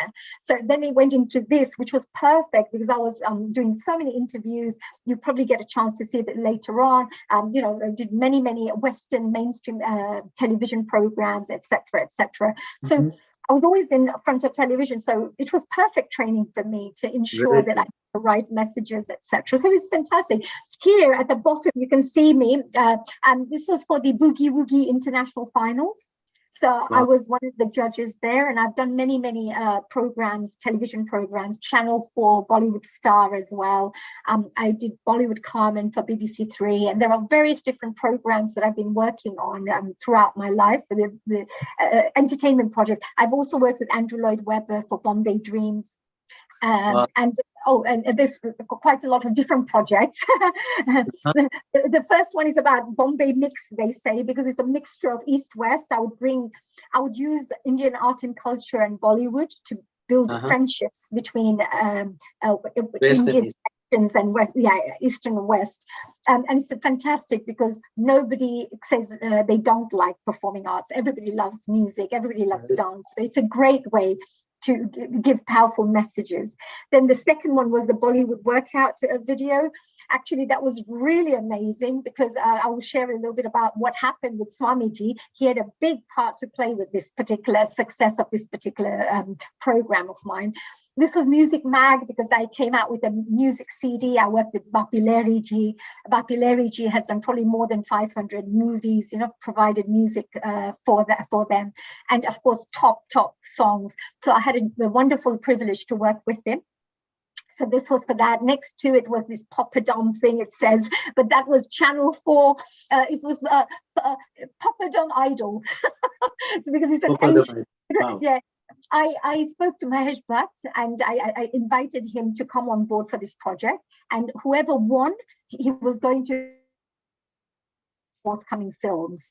So he got involved in that as well. The property side, which was the next one, which was, they say, how would an Bollywood, they call me a Bollywood celebrity here. So they say, how would a Bollywood celebrity's house be? You know, how would it be decorated? This was right in the beginning, you know, when I first bought my home and everything. It was in a much better shape than now. I need to get down to some fantastic decorations again. But at that time, it was absolutely amazing because I would have all the colors, you know, that I loved, the Indian colors that we would say. Dancing Queen, that was a name that people had given me, whether it was the Sun, Evening Standard, Daily Mail, they would all say, you know, the Bollywood Queen of UK, etc. So that's the Dancing Queen. Beautiful. The other one, the New Woman part, was about how you get over traumas of life, you know, like losing a sister, for example, being in a car crash, being told by your doctor that you'll never be able to dance again, you know, so you have to accept, etc. So all these things that you have to overcome in your life. So this particular story was all about that. This was the one and only our wonderful Hrithik Roshan ji. So I've worked with him, I've worked with Shah Rukh Khan, Salman Khan, Juhi Chawla, Kareena Kapoor, Aishwarya Rai, Amitabh Bachchan ji, many stars I've had a privilege and honor of working with. But this one was one of the newspaper cuttings that came through. And this was actually the honorary degree that I received from the University of East London, which is an amazing university, a very good university. And they are very proud of whatever I'm doing in the UK. And in order to just acknowledge my work, they presented me with the honorary doctorate. So, which is great. Yeah. So since that time, I used to go to lots of lectures, you know, to give people tips and advice on performing arts careers, how to develop a performing arts career. This one, Sweet Success, is, of course, you know, everything was blessed in my life because I just kept doing things from my heart. It was never about money for me. It was never, ever about the money. It was always about whatever brought me joy.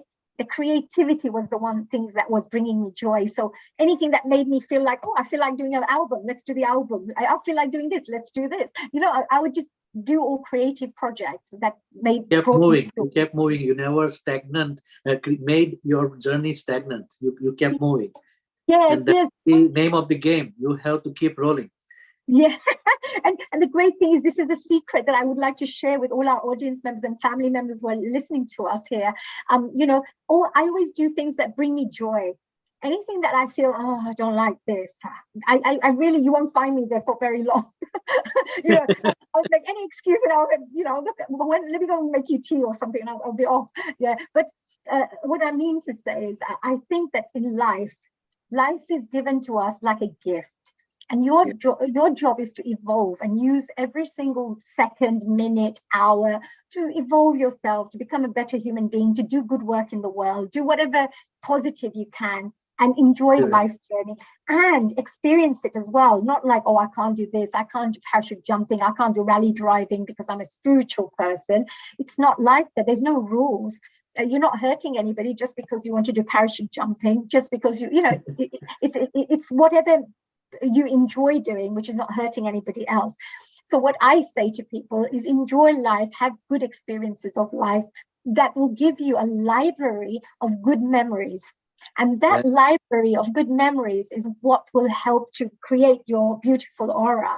And that aura will then attract equally future experiences for you, good experiences for you.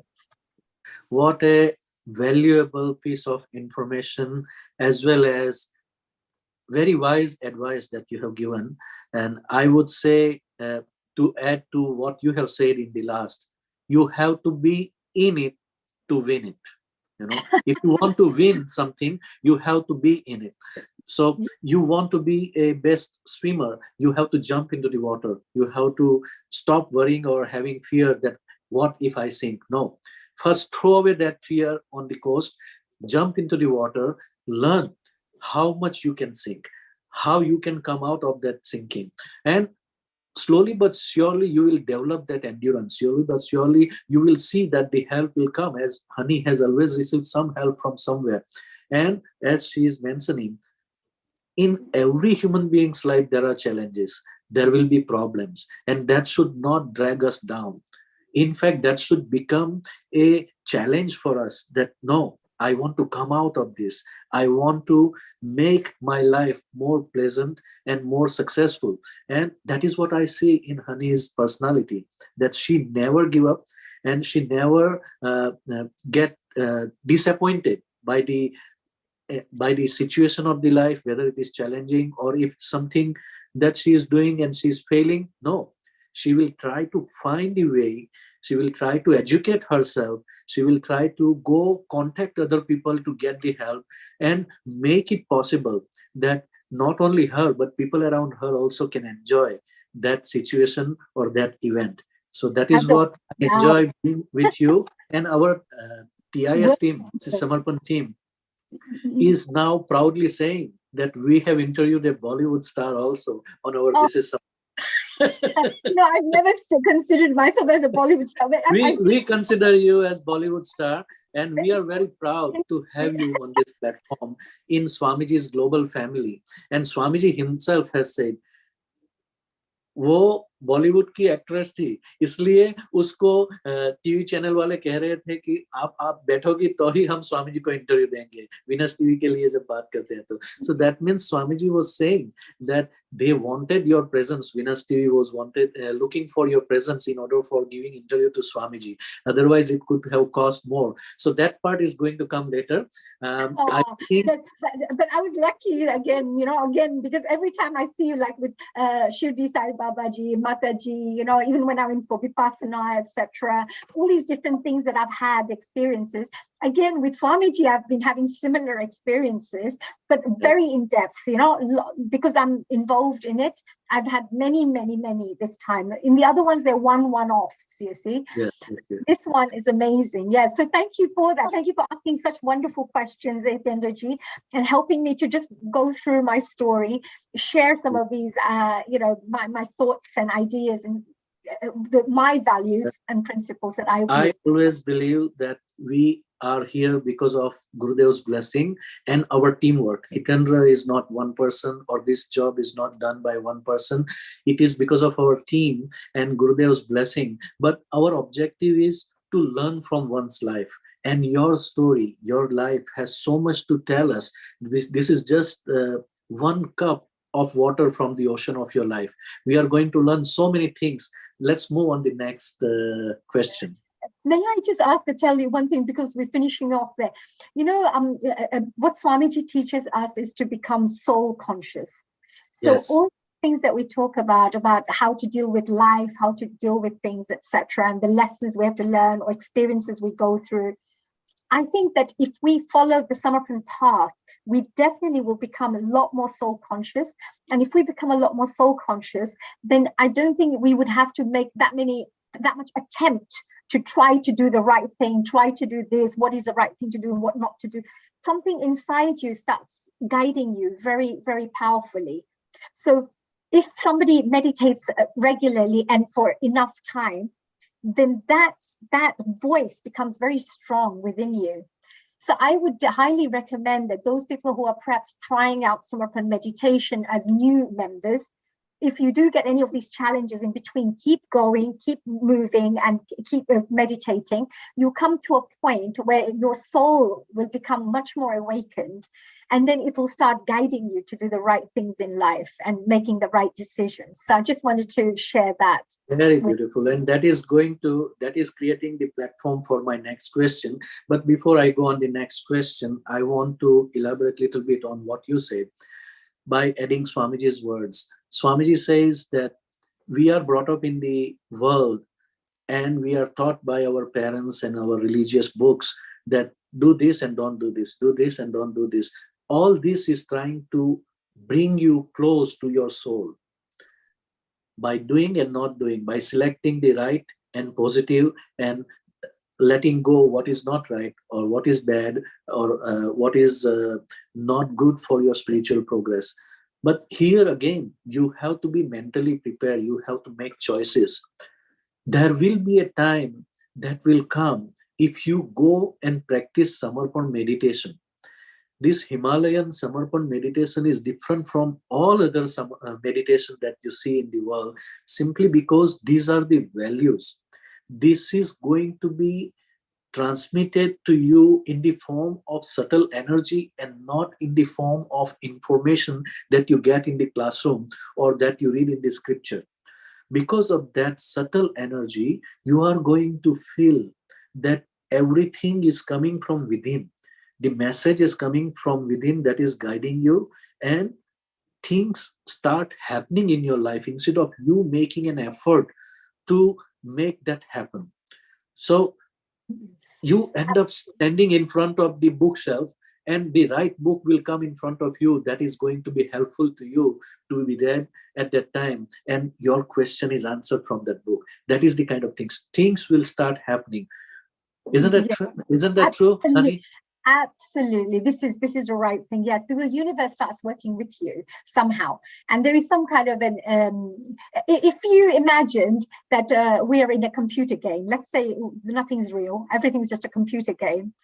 But when you're writing in the computer that, oh, the gurus are going to help me, I'm going to find the right answers. You've written that because it's a belief system. You're writing it in the program. Yes. So now that's what starts happening for you in your reality. It starts. Yeah. So if you can even look at it, if you're not into the spiritual side, look at it more on the scientific side. Look at it like that. Yeah, okay, fine. We're just connecting on a belief system, and that belief system is saying, "I will find something. I will be protected. I will be this." But actually, you start experiencing that in real life.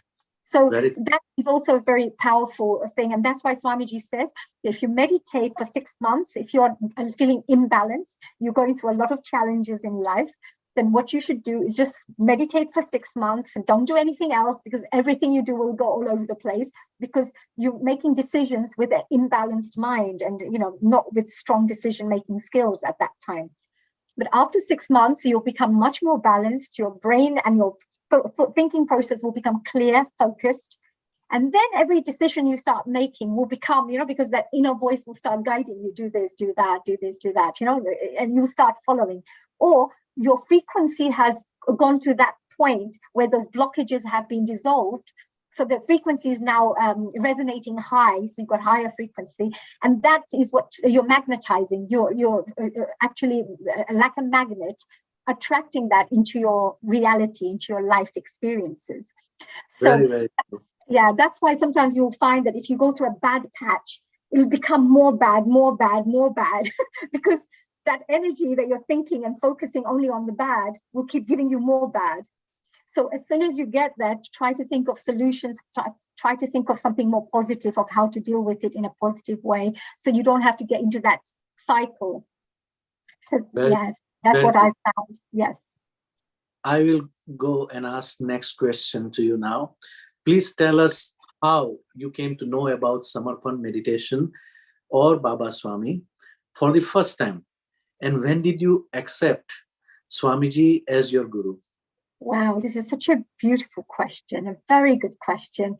And it's a pleasure to answer this one, because my life has been all about meeting many, many spiritual leaders and spiritual masters. I've gone from doing art of living, Vipassana, going to Brahma Kumari Raj Yoga events. I've gone to Chinmaya mission, studying about Vedic knowledge. I've also gone to pure Vedic studies, etc., and many other courses. I've even gone to Western styles of training programs where they teach you about Buddhist meditation, where they teach you about the Eightfold Path and the Four Noble Truths and all the different principles that Buddha, Gautam Buddha would teach. I've studied Sufism, also studied many of Rumi's poems, which was so deep, and because I love poems. So, I studied, and so much knowledge and wealth came out from those lovely words. You can learn so many things from Rumi's poems and work. So I've studied many, many different areas. So I think that my mind was actually very, very open to studying from new spiritual masters. I never knew that I will find a master where I feel at home, though, because Wow. because it was just, oh, there's another teacher I want to go and learn something from. You know, it wasn't like now this is going to be my final guru and this is the one I'm looking for. It wasn't like that. It was more about the fact that I just wanted to go and find out some more spiritual knowledge from another spiritual master.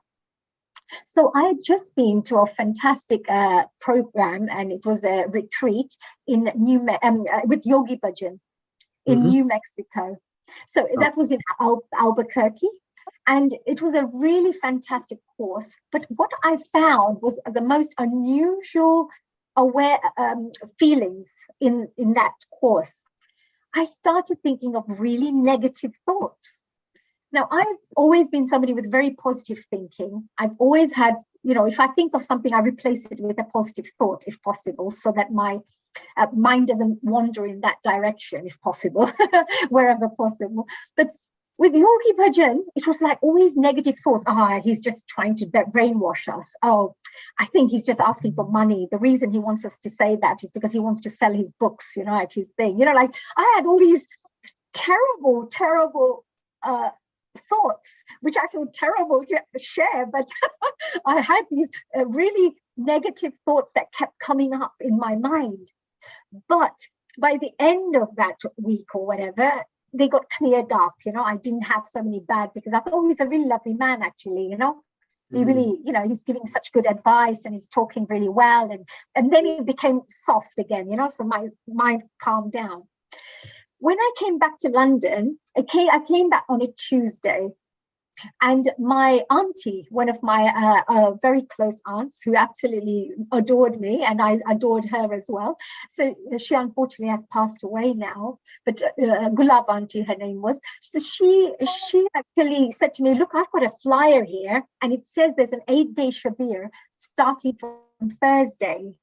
So if you wanted to go there, here's the flyer. So she had a scrunched up flyer, which was just sitting all put in her bag, she took it out. So it was a scrunched up thing. I looked at it, and it said in 8 days, you will learn about how to clear all your chakras. Wow. And awaken your chakras and balance or whatever. We had all those kind of information on it. And I was thinking, oh God, I'd like this, This is about the chakra cleansing and clearing all 8 chakras in 8 days. Wouldn't that be fantastic? But at that time, as you can see on the right-hand side, I was actually doing my recording with Bapi Leriji. It was my first album called Time to Dance. And Time to Dance was an album that I was doing because every time I was invited to do TV programs, they would give me some dodgy music, which they said was Bollywood music, and it was like tabla music. And I used to say, that's not Bollywood music. I can't dance to that. So I think for them, Indian music is Indian music. Wasn't this is Bollywood, this is that. So I thought, let me just create some music. So it's no copyright issues. And I can use that music everywhere I do my shows. So let me just take that with. So that's what the idea was. So then I went across to Bapiji and said, look, I want to go to this 8-day Shabir. Would you mind if we can change our studio times? Would it be too inconvenient? Because I would really like to go to this 8-day Shabir. And he said, no problems. He said, we'll start earlier, he said, and we'll carry on doing the mixing and everything once you leave, for the music, whatever we've recorded. That is very beautiful. So he was very accommodating, such a lovely man, a very good soul. He was a pleasure to work with. Bapileri was one of the best, wonderful music directors, very talented. So he made me sound good, so he must be very talented. In the music album, I was like just a beginner thinking, let me just do a music album. Whatever I want to do, let's try that. Yeah. But so I went to the 8-day Shabir, and I started attending that with one of my friends. And when we went there, every single day, first of all, I kept sleeping a lot. That's the first thing I found. So if you're a new member and you go to any of Swamiji's events and you keep sleeping, don't worry, because it showed how much tension I had in my body, how much I was running around 7 days a week, how much busy I was all the time, that my body actually needed that time to rest and relax so that it can accept and learn new things. So for the first few days, I kept sleeping a lot, I must admit. And every time my eyes were kind of open, kind of like, like this, I would be thinking, I know he just shared that, but I wonder, blah, blah, blah. And I would have a question in my mind. And the weird thing, and the most amazing thing I should say, is Swamiji would say, some people ask if blah, blah, blah, my same question that I was thinking in my head. So for that, let me tell you another story. And then he would share another story, another example, which would answer my question, which I had in my mind. And throughout those 8 days, everything I kept thinking about, he actually answered. And that for me was absolutely very profound, very different, very unique. And it was like we were having a conversation, like a mind-to-mind conversation. It was like me asking the question through telepathy and he's answering back. It was like that. And then on the 8th day, I said to my friend, I said, oh God, I said, this guru is really good. This Swamiji is really fantastic. I really like him, I said, I don't know, there's something special about this Swamiji. And I really would love to get his blessings, before we go. And he said to me, oh, come on, honey, look how there's all this security and so many people, they're not going to let us in there. They said, come on, let's go. We've got our project tomorrow, the singing project to do so. So he as we started leaving, Nilaben, who was actually the first person to introduce me to this and invite me to, to grow more afterwards, after this event. She was my mentor after this particular, when I met for the first time. So Neelaben said that, are you Honey? And I said, oh yeah, I'm Honey, I said. She goes, oh, Swami just asked for you. And I said, that's it. This is really, really, really like a miracle, because everything I'm thinking and everything I'm wishing for is happening. And so that's why that was my first experience with Swamiji. And the second part I remember with Swamiji was when I spoke to him, I said, Swamiji, you have such amazing teachings and really great, examples. I think this could be really useful for the society out there, for them to learn this information. And I would love to introduce you to other people, for, and organize some shabirs for you, shabirs for you. And he said to me, he goes, that's really nice. But he said, why? He goes, work on yourself first, he said, like that. Yes. So I said, no, Swamiji, you don't understand. I'm a celebrity. I'm really busy. I'm giving you my time. I'll be organizing this, because I thought maybe he's Indian. He can't actually understand what I'm trying to explain. So I said, I will organize, I'll put some time, effort into this, organize it, bring some people so you can share the, he goes, oh, yes, I understand, he said, but first work on yourself, he said. So I thought, why is he telling me this? So it didn't hit me at the time. So I said, okay, sure, Swamiji, thank you. I thought, maybe it's okay. Then as we were driving in the car, me and my friend, as we were driving along and saying that, wow, we got a chance to meet him, etc. Suddenly it kind of hit me. I thought, who am I to think that I need to go and change everybody else? Shouldn't I be looking at myself as well? Yeah. In my head, it's like we have to change people and help them to become better, etc.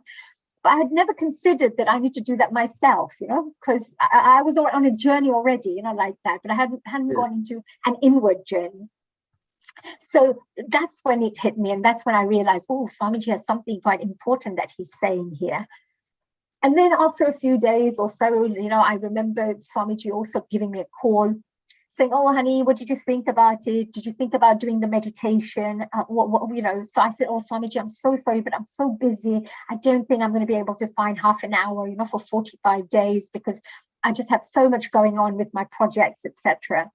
So he was very calm, very loving, very, patient. And he said, well, he goes, why don't you try doing this for half an hour, and you will see how you end up getting 3 extra hours of productive time every day. And I said, that sounded good to me. I went, 3 extra hours of productive time? I said, how can that happen, Swamiji? He goes, why don't you try it first, and then you let me know, he said, because you won't have anything to lose if you try it for 45 days, for half an hour. So I thought, maybe he's right. If I can become more productive, wouldn't that be fantastic? So I kind of went into the 45 days, and it became one of the best things that I've ever done, because I think that 45 days changed my life. And at that time, I started feeling, oh my God, I love this Swamiji. This Swamiji is great, because I've tried so many different techniques, different things I've learned. Either I was just preparing for it, or it wasn't working for me.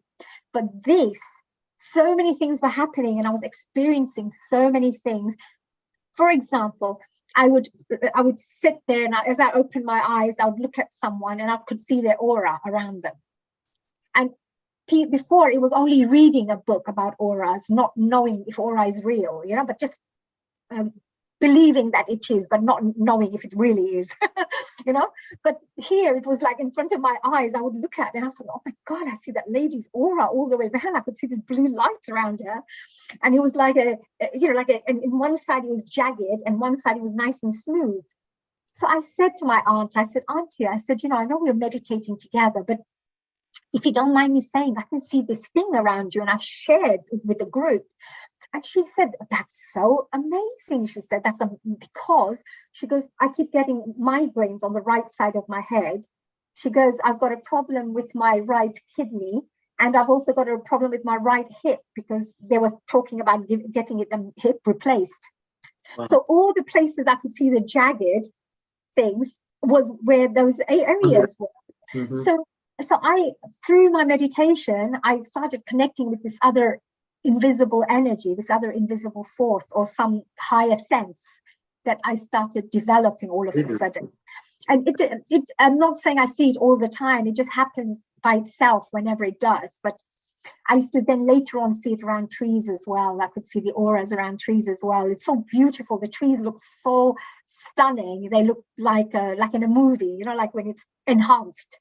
They look very pretty, and then suddenly it goes back to the green again. But sometimes you would see that there's a slightly different, in a different way. But what I'm trying to say here is, when I was doing the 45 days, yes, I became a lot calmer. I was more laid back, more relaxed with things, and I could also start seeing blue light in the middle of my eye as well as I was doing my meditations as well.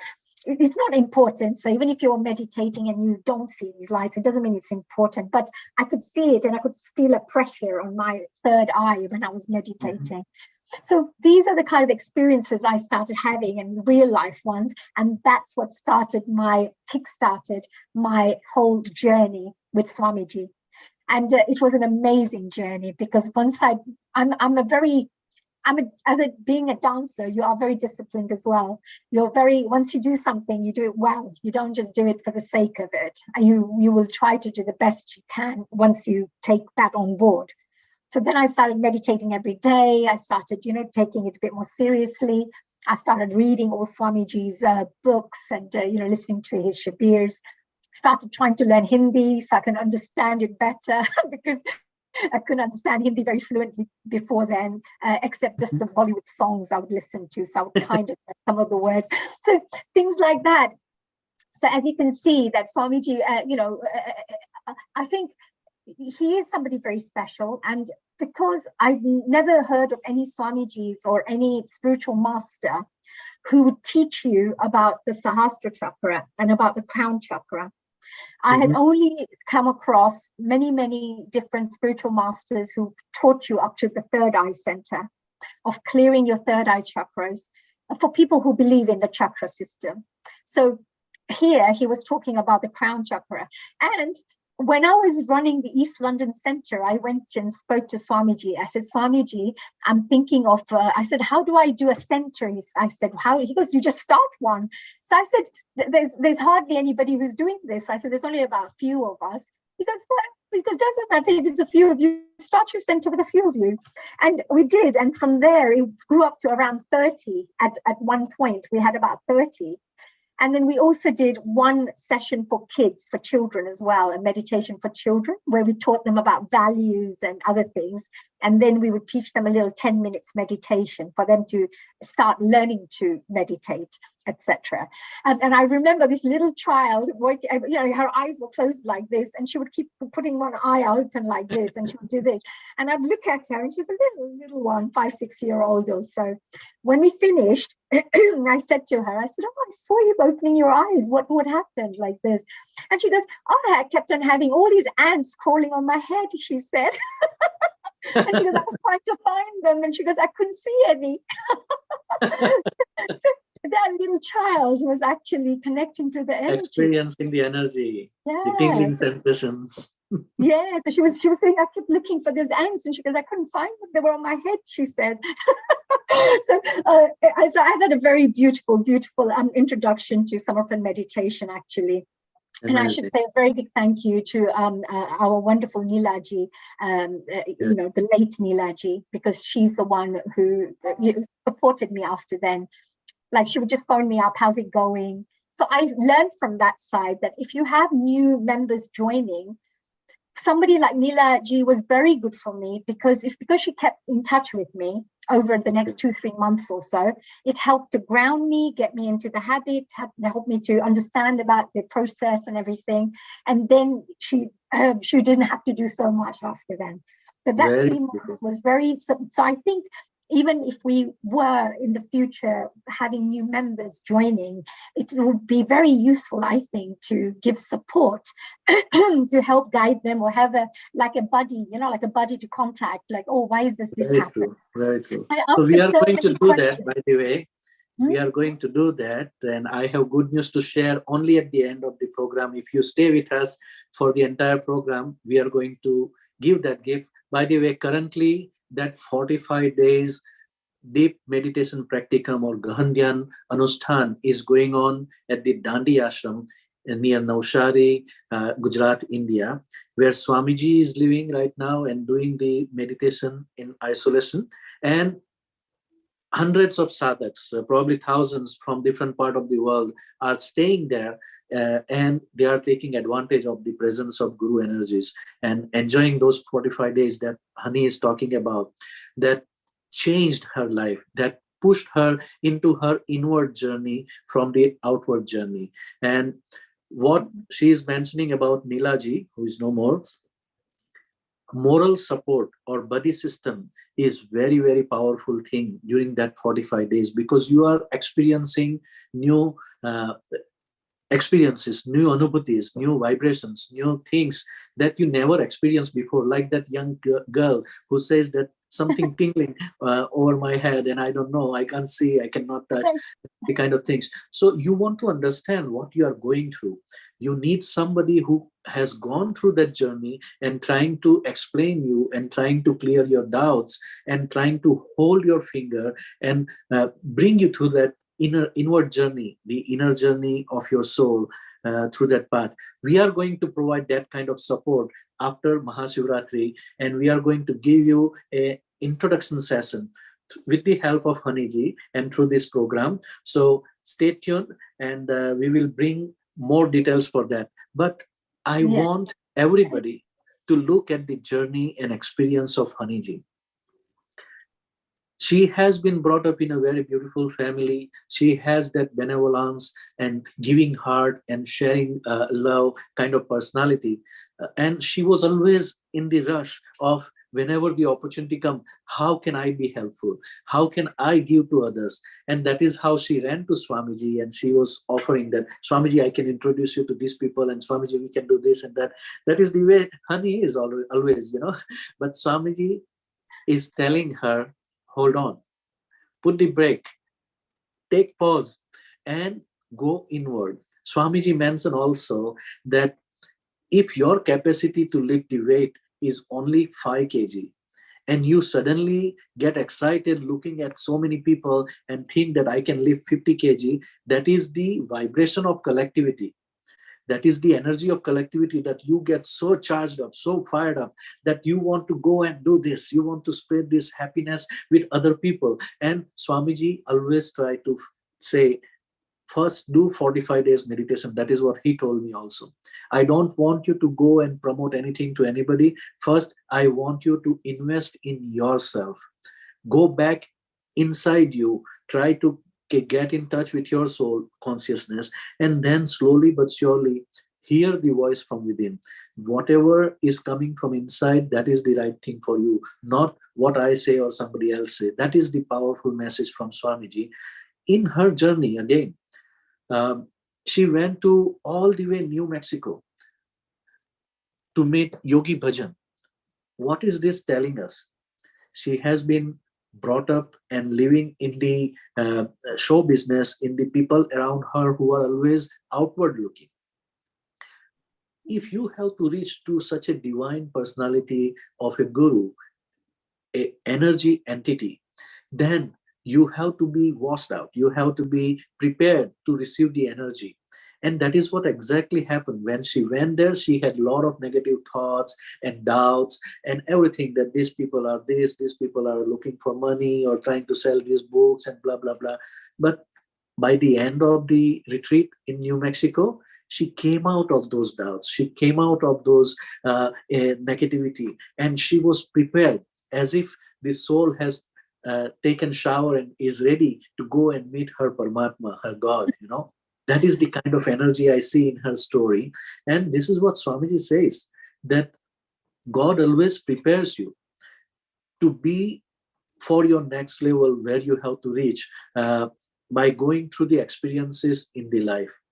And what a level of commitment.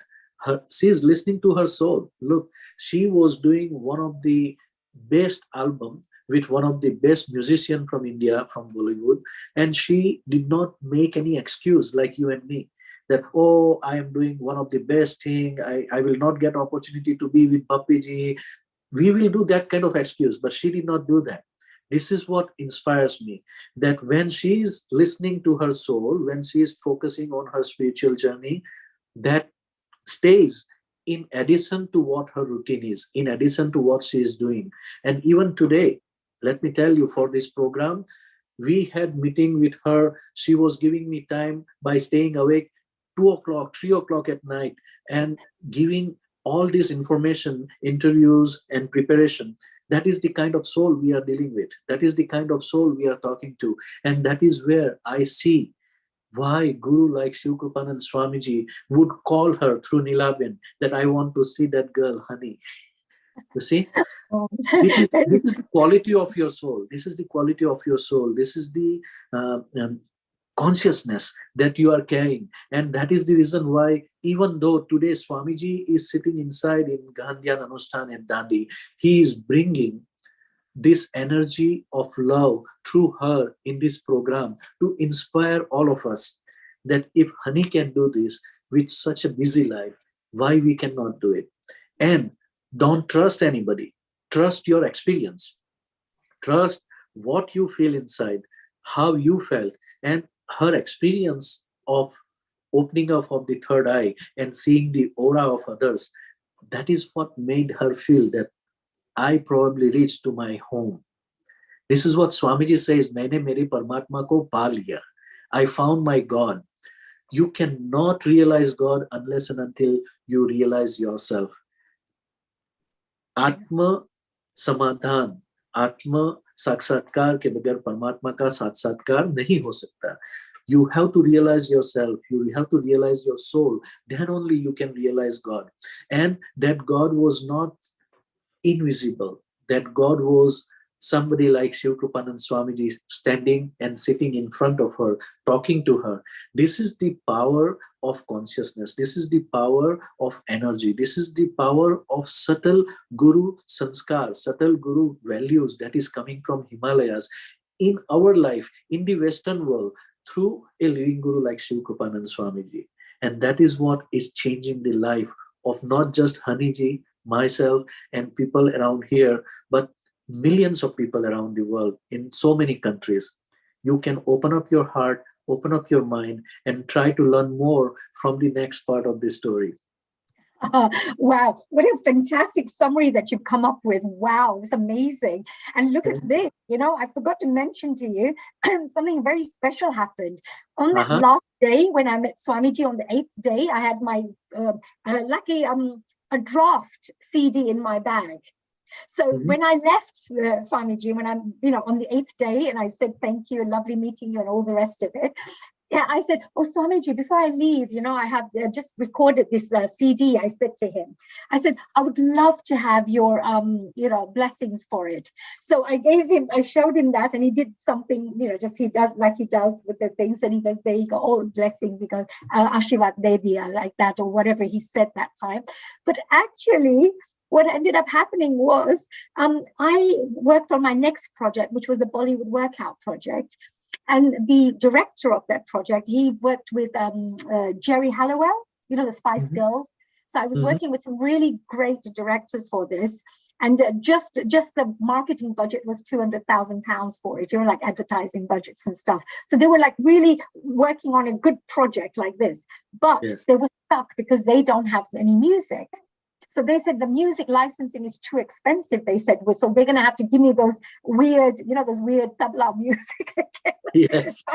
I said, look. I said, how about if we do this? I said, I provide you with my music, and in return, you make sure that in every single Bollywood workout DVD, you put a flyer so that if anybody wants to order Time to Dance album, they can order it like that.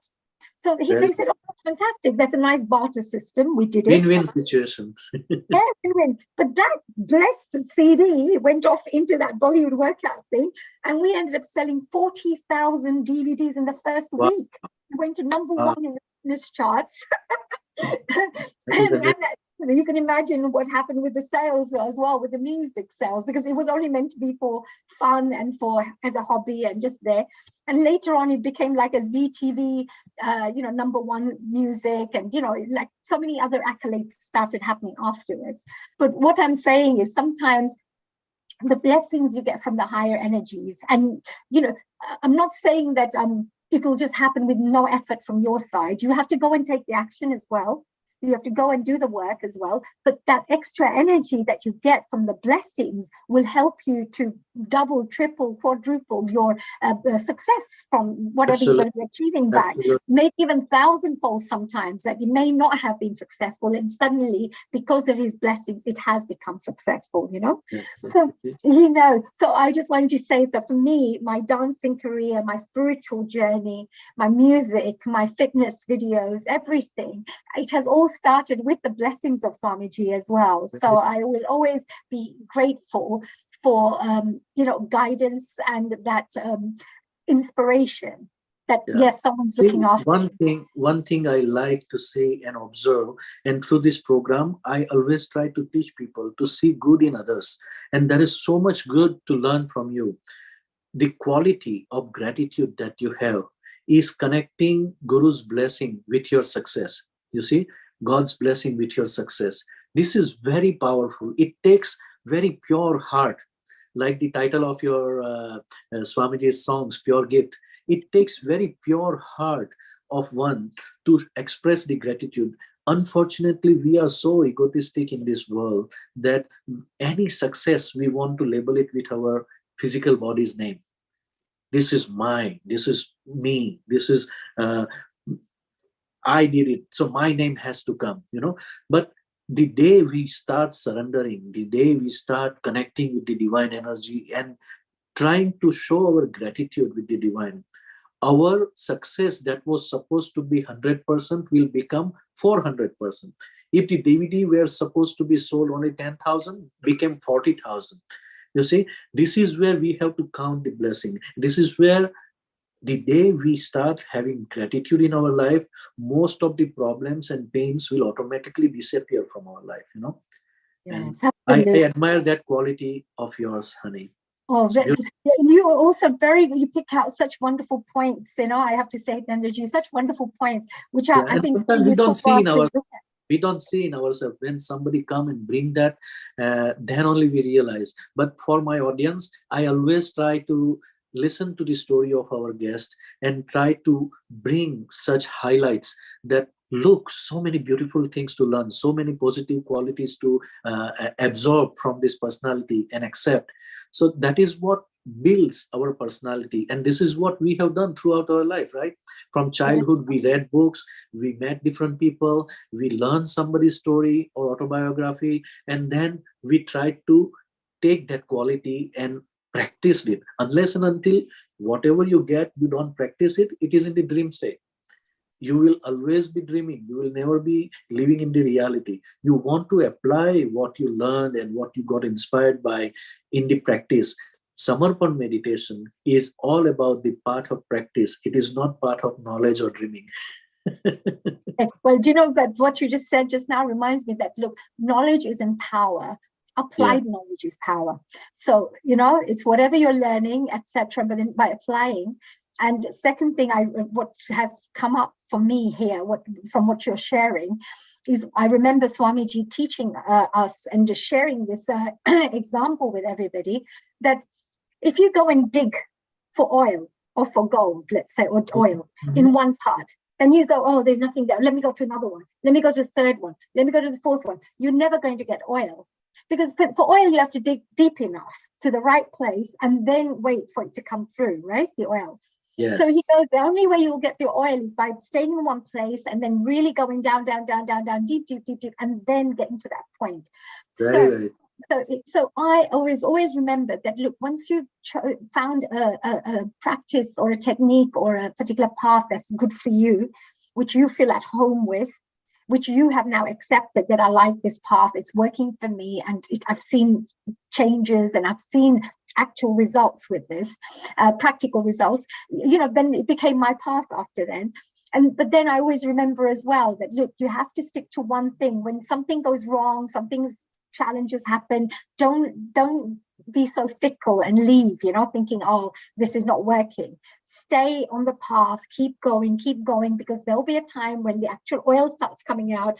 That's when the richness of all the pearls of wisdom will come through for you. Absolutely. And the second thing I also say about this ego part that you mentioned just now, you see, you should always have good self-esteem. You should always have good confidence in yourself. It's not about being an underdog and saying, oh, I've done, let's say, for example, I've just done nothing and everybody else has done everything. If you've done something, just feel happy the fact that you've been in the position to be able to do it. So you just say, thank you to Swamiji that I've been given this opportunity to do it. You have done it. You're the one who's put the action into it. You have to be able to give yourself a little pat in the back so you do more of it. So you know that this is working for you, this is there.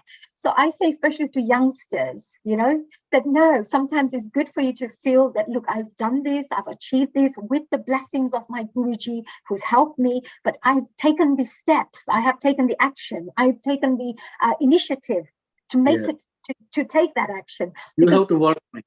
You have to do it too. So I would say, as a guru and as a sadhak or a disciple or a student or a guru's child, as I would always say, he's my father, he's my mother.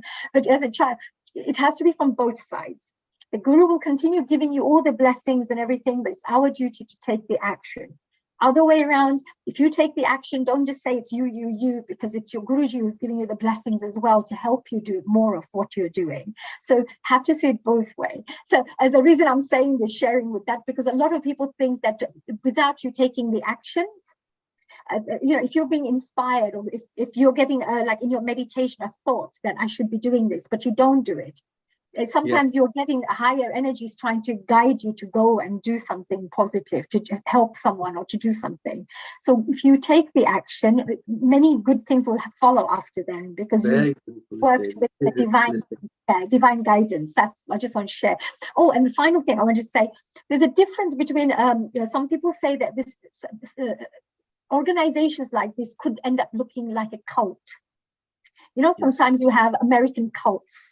When people come in, you get brainwashed, you get, people tell you what to do, what not to do, what to wear, what not to wear, who to marry, not to marry, it becomes like a cult. Then it becomes another religion or cult. Yeah. This is not a cult. So the reason it's not a cult, because sometimes people get worried at the fact that we are being brainwashed and we're following this and we, whatever the people thinking. Because there are so many fake gurus and swamis in the world. People think that this is one of them. Yes, but when you yourself experience it first, you will know that you have all the freedom in the world to make the choices yourself. What Swamiji teaches you is the fact that he wants you to become the guru, not for you to follow him forever and ever, ever. What Guruji teaches us is that if you continue meditating on a regular basis, you yourself, your soul will awaken, and slowly and surely your own guru, your inner guru will awaken, and it will start guiding you.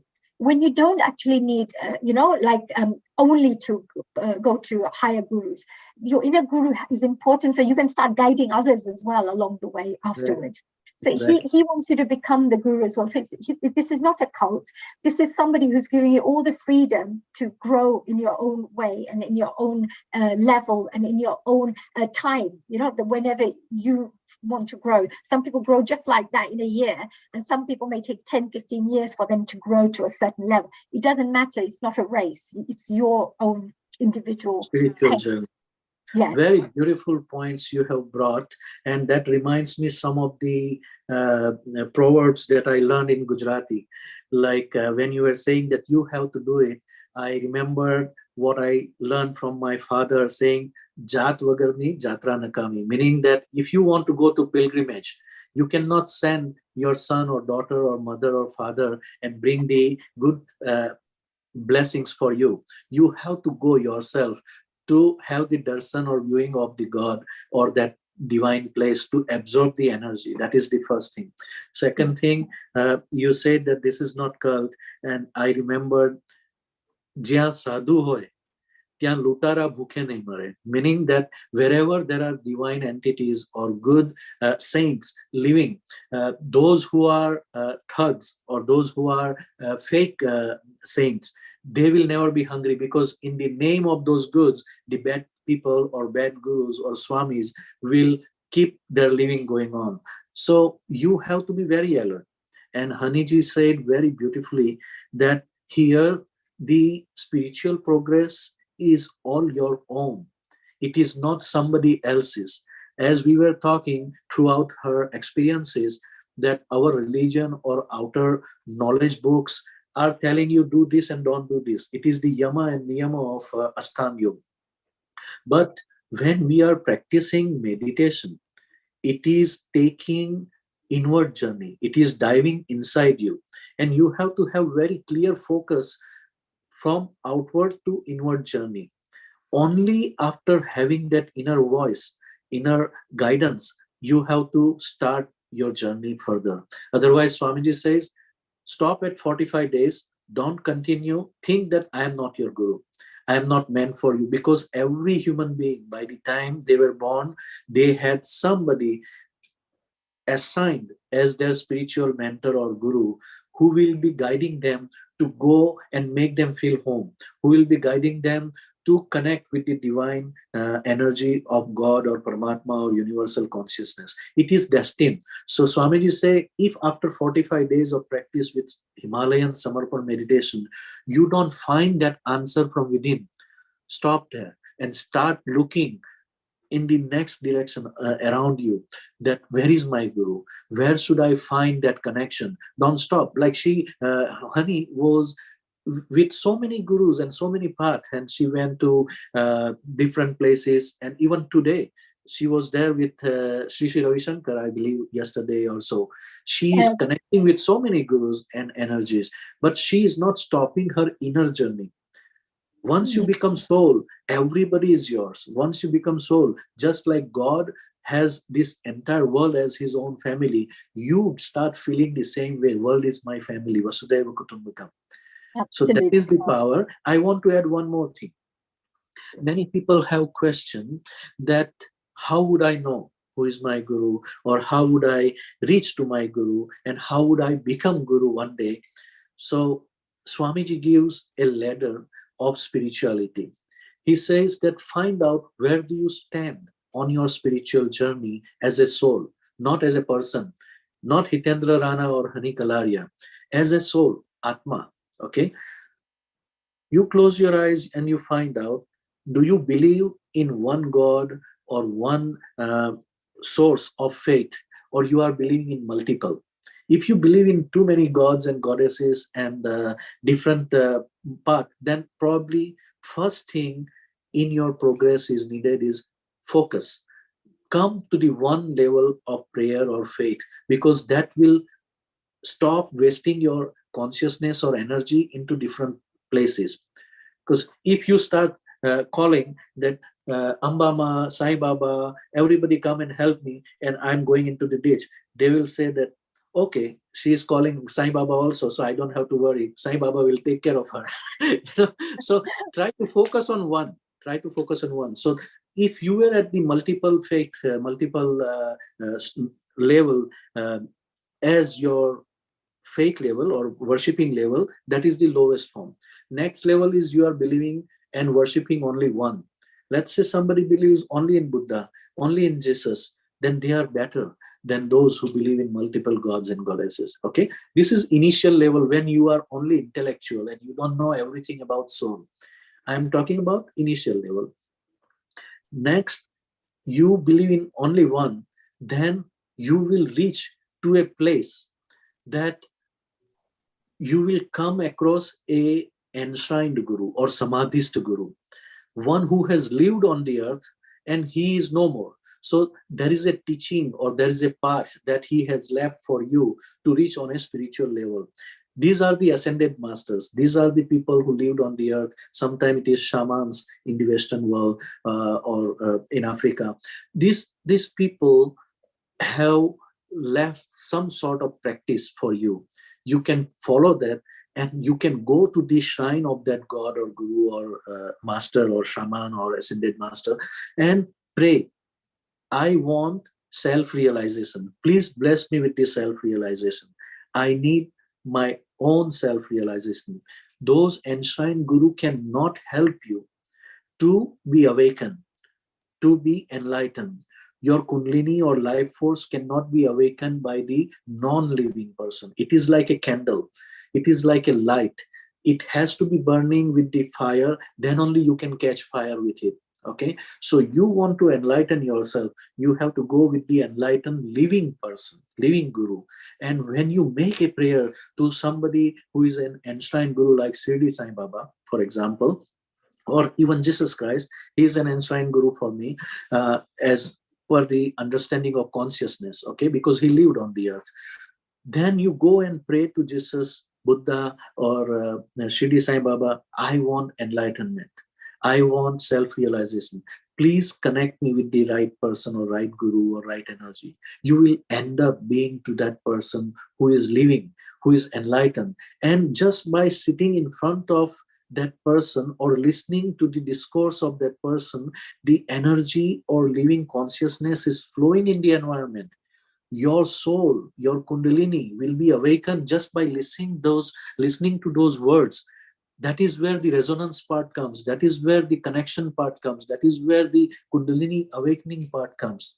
That is why sometimes people say that I just listened to that guru or that master on the radio or video in YouTube, and suddenly I felt some tingling in my back. Suddenly I felt tingling on my crown chakra.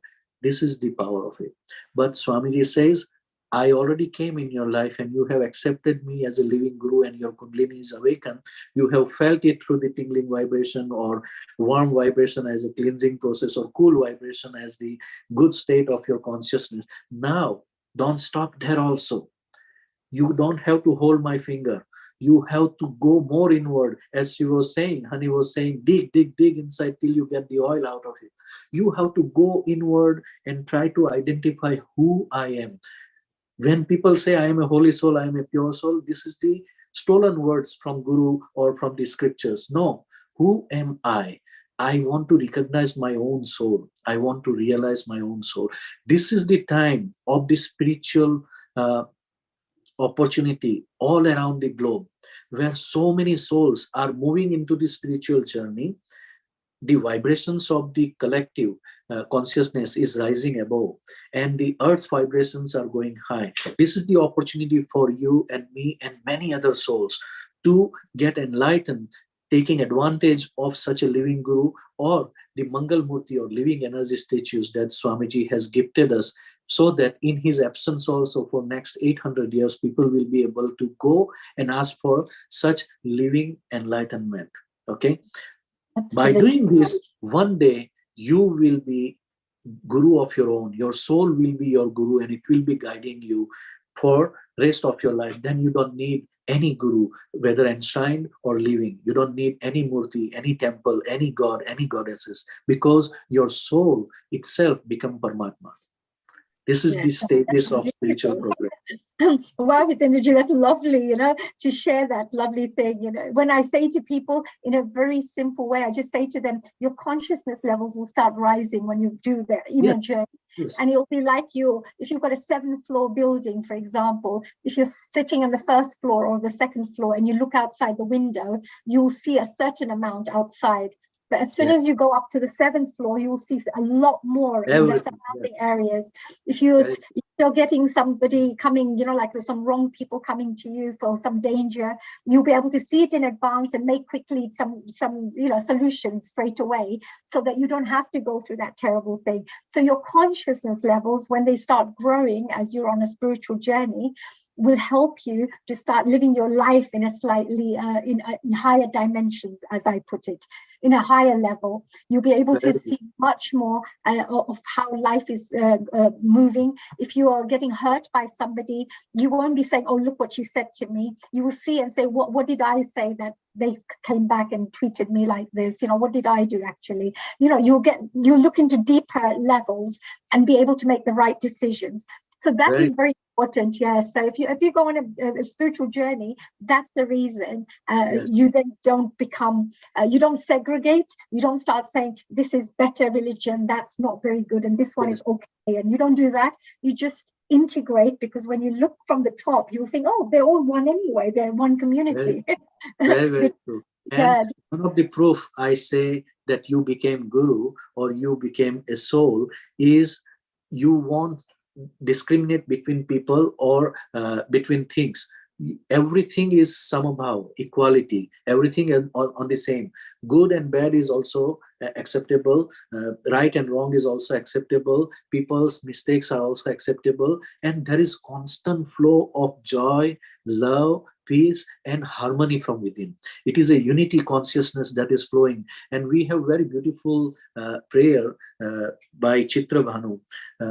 मैत्री भावनो पवित्र झरणों मुझ हैया मावया करे शुभ थाओ सकल विश्वनो एवी भावना नित्य रहे. That means only the flow of friendship keeps on springing from within your heart. That love of friendship keeps on springing, and there is benevolence, wishes for everybody around you. That is the time you believe that you have become a pure soul. You have become your own guru. Wow, that's beautiful. Thank you for that. Yes, thank you for sharing that. And of course, if we moved on with our journey from the Samarpan side, of course, if you go on to the next slide, you will see that even to this up to this time as well, this was if you see the top photograph there, we all came together to try to raise funds for our ashram in UK, and we did a cultural program. So there's a bit of Gurukarya that's going on, every now and again, doing new projects to try to support in some way or so. But on the right side, that's me and my dad, and we were there seeing. This was actually Wales when we went to Penrith. So we were there. We were going to be putting a stage play on. So we did a play for Swamiji, and it was very fun. And I got everybody involved from my classes, from my students, etc. If you look on the left side, you will see that we all had, I think it was line dancing. So we did our Western style of dance where everybody does line dancing, just to have fun. This was 2004 Chaitanya Mahotsav, if I'm not wrong. Probably, yes. And you could see the whole group as well as a whole. Because we were there. We got opportunity to learn dancing that way too. Oh, okay, because okay. Swamiji was saying that when you go to India, you learn Garba from Gujarati people in India. Why don't you teach your dance? And then this European dance was part of the things that you had during 2004 Chaitanya Mahotsav. That is so nice, because I used to wonder, when I used to go to the Samarpan ashrams, and everybody's so looking down, very serious, can't smile. Very serious. Okay. well, you know, I mean, it's not like the end of the world, you know, you're making it look like there's some ashrams, you're not allowed to smile, you're not allowed to speak, you're not allowed to do anything. Of course, you know, you stay because everybody's there for spiritual growth, but you can smile at least, and you can have a little laugh or something. So I told Guruma this. I said, Guruma, you know, if you're in the spiritual path, do we have to be so, you know, sad? Because I'm finding it very difficult to not smile and not be happy. And she said, of course you have to be happy because you know. And I said, but why is everybody behaving this way? They hardly look at each other. They look down. It's like very. People think that meditation is a serious subject and you cannot do noise or anything in this collectivity like this. so that day, on that evenings, Guruma went, and when she did an Ushabir and she did her talk, she added this information onto everybody, saying that, look, you know, when you're doing something, everything has its own place. It doesn't mean that you just have to be that all the time. It doesn't mean you have to laugh all the time, because sometimes there's serious things to discuss. So you know, it depends on what the situation is. But so she explained this to everyone, that being a spiritual person doesn't mean that you have to be so serious. So then I was really happy, laughing and enjoying myself, and everybody else was as well. So which was great. Because joy becomes your next nature. When you are a soul, joy is your nature. Love is your nature. You don't try to get or become something. You naturally are flowing from your personality that way, you know. And is that your dad standing next to you? Yes, it is, my lovely dad. Yes, unfortunately, yes, he's not so well at the moment. He's about 82 now, but yes, but he was. But what I loved about my dad was he was with me every time. Every place we went, every Sunday when we would do our weekly meditations, because I set up the East London Centre, and every place we would go, like I would try to organize trips for my members for, you know, like a social every 3 months, like a social evening out or a picnic, you know, in the park or something. So my dad would always join us as well. So I loved having him there all the time. You know, his support was so invaluable for me. I see such a joyful and proud smile on his face, and it reminds me that song, पापा कहते हैं बड़ा नाम करेगी, बेटी हमारा बड़ा काम करेगी. That is what Honey Kalaria is all about. And but my dad is absolutely the opposite. I said, Dad, you never say well done to me, Dad. And he goes, well, because you're just like that anyway. You don't have to try. You're you know. And I said, but from today onwards, he is going to listen to that song and say that, yes, I'm very proud of my. I'm sure, Dad, listen to this. You're going to watch me now. all I can say, Dad, is your daughter is not just your daughter. She is our soul sister and member of our big global Samarpan family and healing our earth family also. So we are very proud to have her with us and learning so many inspiring things, the values that you inculcated in her personality. And I want to thank to your entire family, in fact, for being somehow indirect contributor in the personality of Honey, who she is today. So thank you. I also would like to say thank you to every single one of them, because I've had such a beautiful family, you know, around me, and you know, I really feel and also they give me so much love and so much respect, and you know, they all love, you know, they just love me so much, and I just I always want to be, you know, as good as I can be for them too, and be there for them. Which is really nice. Wherever you go, you make that family, whether it is with kids or with Samarpan family. I can see Ujwala ji also here in this picture in the center, and many sadhaks from Canada. I can see Deo Khanna. Yes, there was me right there with the little green on, and there was, of course, all these wonderful people from all different countries who are there joining us. I see Harry's next to me. Kalpana is next to how you say Kalpana is next to fourth one. Yeah, that is Kalpana. Okay, and then there's, of course, Emma's there with the pink on, and then Ujwala Ben is next to Emma. That's right, that's Emma. That's Ujwala Ben. Underneath is Carrie, next to me on the left side of me. Yes, that's right. And there is Nita Ben Patel at the bottom. Then we have Kokila Ben and Vireshji, everybody, Dev Khanna, and all those people, Kumar Malde, Mayurbhai, all those people. I remember so many faces from this photo. And it tells me that this became our one family, this became our family. Amazing. And it is growing every day. It is growing every day. Absolutely. But there's another story I remember of Swamiji when you were sharing this at the moment. The fact that he always said there was a story where a director was looking for some actors, for a play.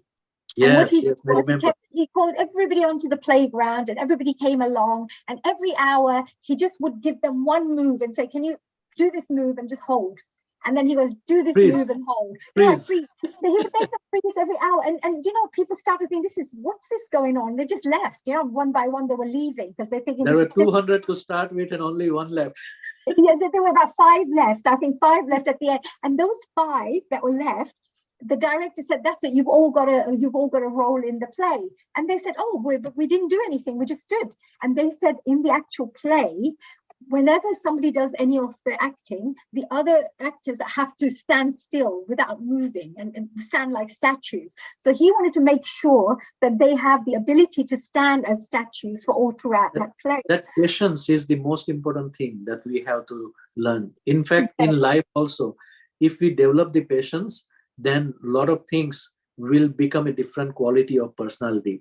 Like people, when they don't have patience, it become anger. But when you have patience, it become love for you, because you will try to understand that person and you will try to probably react in a different way, But here, the story was actually trying to say, what Swamiji was trying to teach us was the Samarpan meditation path is going to be a difficult one.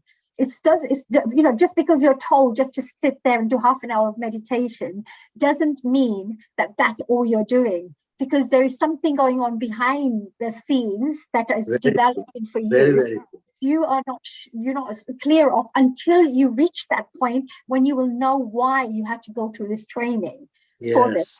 What I'm trying to share with our audience members is what Swamiji was trying to teach us. It's not going to be an easy path. It's a difficult path. It's not like one where you may think, it's just half an hour sitting and meditating every day. Your thoughts will go all over the place. You may not want to sit in one place. You may think, I've got my shopping to do, and sometimes you start missing out on your meditations in between as well. And many things can happen, but it's not an easy path. But if you stay on the path, you will find that at the end it will be wonderful, because the rewards are, you'll get at the end there. Yes. So that is why it is called sadhana. It is called tapasya, and that is what yogis and ascetics do when they go in Himalayas or any isolated place. The only reason for going in the isolated place is you stay away from the thought pollution of the environment. That is the only objective. But when we do this sadhana, and when people say that Samarpan meditation is free of charge, and it does not mean that it does not have any value. It is invaluable. Samarpan meditation requires you only to spend 30 minutes of your time in a day. Does not mean that it is simple. It is simple to learn, but it is not easy to practice. You see, because through this time, through this journey, you will come across all the past life and this life's thoughts. You will come across all the bad attitude that you are carrying. And slowly but surely, while you are sitting, you are not just sitting on a subtle level, on a sukshma level. Your guru is sitting with you in that collectivity, in that group meditation or personal meditation. And he is slowly but surely giving shower to your soul. Slowly but surely, he is transmuting your negative emotions and hurt and pain into the positive emotions and positive energy, positive vibrations. And that is why you feel that, I feel fresh after this meditation. I feel energized. I feel rejuvenated. This is the magic of meditation. It takes time. It takes patience. Yeah, it's a guru energy as well. So just in case if people are thinking, oh, the guru is sitting there physically coming along, the guru actually is taught. When we speak about the guru, it's more about the energy, the divine energies that come and work with you. Absolutely. So it's because Guruji is already connected to these divine energies. Whatever he's praying for, whatever he has programmed into the mantra, that whoever says this mantra will receive spiritual growth. So if you keep doing that, you will get that. It's like planting a mango seed and getting mangoes as the fruits. And this is the most significant difference between the other type of meditation and Himalayan Samarpan meditation that we were taught by Sri Shiv Krupanand Swamiji. Here there are values. Here there is a subtle guru energies. Here there is a subtle protection. You will always feel that some energy is protecting me. It is around me. It is like I am being taken as a child in the lap of my guru or some divine energy. This is the beauty and comfort of learning Samarpan meditation in this collectivity of souls that are around you at your center. Beautiful. That's very nice. Thank you for sharing that. That's really wonderful. Yes. So for this, here we are with a little summary there. This is, of course, the fun journey that we've had along the way. I want to tell you, honey, when two souls get together, you don't realize where the time is gone. But when two intellectual people get together, they are looking at the time and they are always trying to finish the information in a different way. So this is another beauty of soulful communication and conversation here. Yes, and I love we the fact have finished that only 2 questions out of 7 in 3 hours. Okay, just to let you know. No problems at all. I've got all the time. I mean, I'm a talker, you can tell, right? I tell you, in this is Samarpan program, we have said that neither I am asking question or we are talking, nor the guest is talking. It is the Guru energy, whatever message it want to convey to the audience or the people who are listening this at the present time is going through us. We are just a pure media. We are just a channel to pass that energy and love and consciousness to you. So be prepared, be open-minded, keep open heart, and keep absorbing and enjoying this divine consciousness. It is all for you. Oh, that's beautiful. That's lovely. Yes, absolutely. You're right. Sometimes, that's how I listen to everything what Swamiji was saying, and all my answers were being given, things that I needed to know. So sometimes you can get stuck, or maybe, whatever we said, it's like, oh, yeah, that's right. Something, maybe we're meant to share that particular information. You're yes, right. And people are giving such a beautiful comments. I don't know, this person with the iPhone said, so positive and inspiring. Your story, your words, the way you express is very beautiful. You are such a beautiful divine soul. So a lot of good things are coming. That shows that we are becoming good channel or media for Swamiji. Oh, well, whoever the Mr. or Miss, iPhone is, I just wanted to say, I always say to people, beauty is in the eye of the beholder.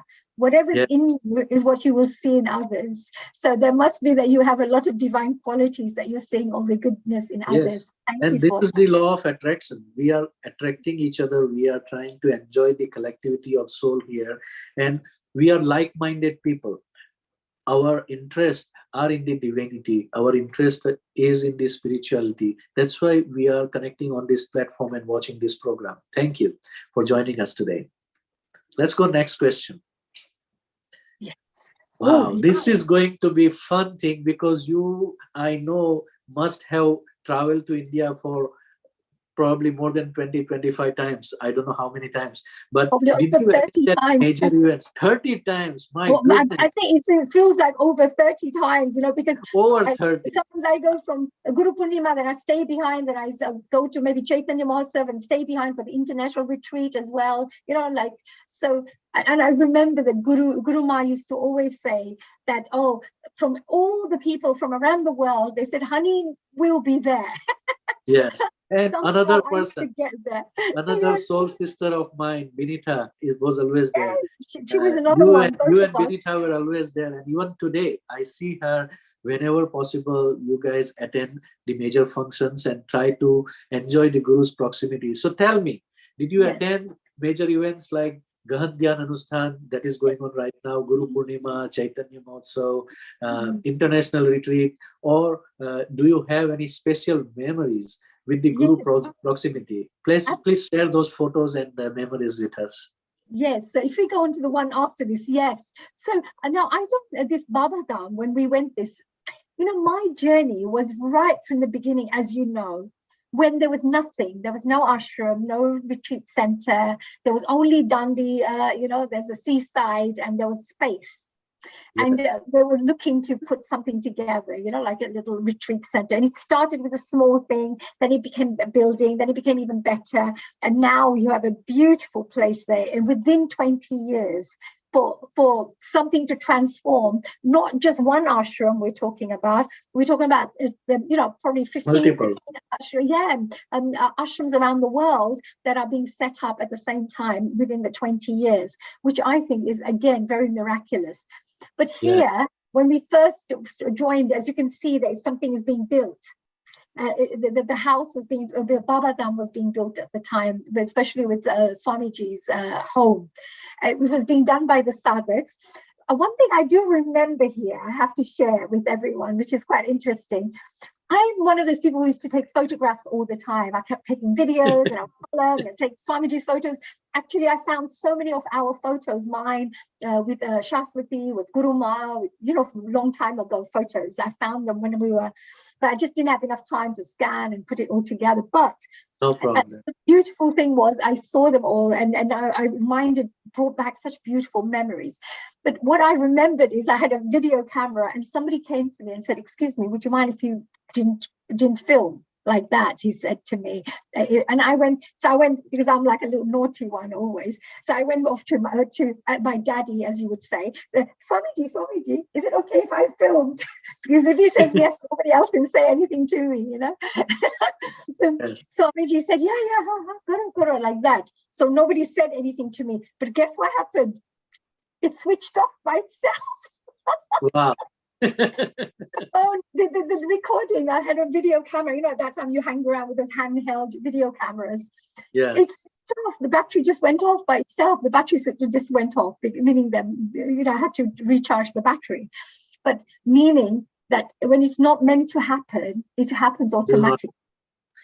And this picture was taken by some of the people like Emma and us. In fact, on the right side photo, you see the gentleman who got cut off, whom Hani introduced as Ramdev, but it is Ram Kaka. I'm just making it. He's not Baba Ramdev, but he is Ram Kaka, Rambhai Patel of ours. On the right side photo, if you click, and just behind him, I was standing. This is Rambhai. He's amazing. Yes, yeah, and that is fabulous. Another gentleman who is standing behind, looking down, is Dhruv Desai. He literally stayed at this place while the construction was going on, and I met him in Toronto when Swamiji came for the first time with Ujjwala ji and what's her name? Pisavadia, Jayabin. So they came together, Jayabin and Swamiji, and Dhruv Desai, myself, and Ujjwalaji were in Canada at that time. So we went to receive Swamiji on the Toronto airport. And the point is, there are so many people who literally contributed their service, their time.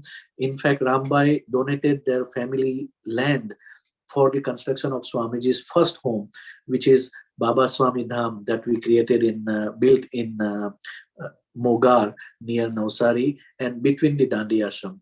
So this was a memorable event for us. Immediately after Guru Purnima 2003, Swamiji brought us all here to see this place. And then also he brought us to the Dandi beach where the ashram was going to be built later. So yes, we have so many sweet memories with But Swamiji. there were also beautiful memories of before, which I thought I'll share with our wonderful audience. Is like at that time, because we had quite a close connection with Swamiji. Now we've grown very big. You know, our family is very big at the moment, so it's much harder now to meet personally like that. But at that time, we were like, you know, we had so many things that we would be involved in. So, for example, I remember us all receiving a life membership card, a life of being a Samarpan gold member, so forever. Yeah, so we all as international sadhaks received that, and we've got that as well. Second thing I remember is we've all received these beautiful padukas from Swamiji. Yeah. And we went and washed his feet with milk and, you know, with water. In and everything 2003 like Guru Purnima, we were given chance to go on the stage and do that. Yes, so we did that, and I always remember that beautiful memory, because I'll tell you Look what at happened. this stage. This was the stage where you did that. Yeah, look at that. So when we did that with all the flowers, I just wanted to share what happened was when he gave me the padukas, I took them with me and sat down where we were meant to be sitting down. And I looked at them and I just did this, you know, thank you, dear God, you know, that because he put his feet on it with haldi, you know, the is it chandan? With chandan, he put that on there. So there was his footprint on the actual padukas. So I just looked like this and I just did this. And as soon as I touched my forehead on the padukas, I literally saw a vision of Swamiji, and I saw Babaji, you know, Shiv Baba. Shiv Baba. Yeah, I saw Shiv Baba in that straight away, and that vision would not go, because as soon as I'd close my eyes, I would see it again. Then I'd open, look at Swamiji again. I'd close my eyes, I'd see it again. The vision, I kept seeing that vision in my when I touched it. So there was some connection that took place from the paduka to myself, and that energy was there for definite, because that vision that I saw was really very clear, very strong. It wasn't just little something like this. It was actually a face and everything, like you can see Baba. So there is something special when Swamiji gives us and gifts us with certain things. I think it's very good. And you mentioned as well that when we first went to the actual trips as international sadhaks, there was a real, look at this, he would take us around to the Dandi, next to the Dandi place. The seaside. We would walk there, we would enjoy the energy, he would teach us things along the way. But I also remember there was a time when it was raining. I'm not sure if you were there, but it was raining and everything was like really muddy and, you know, like soft and everything, like a swamp.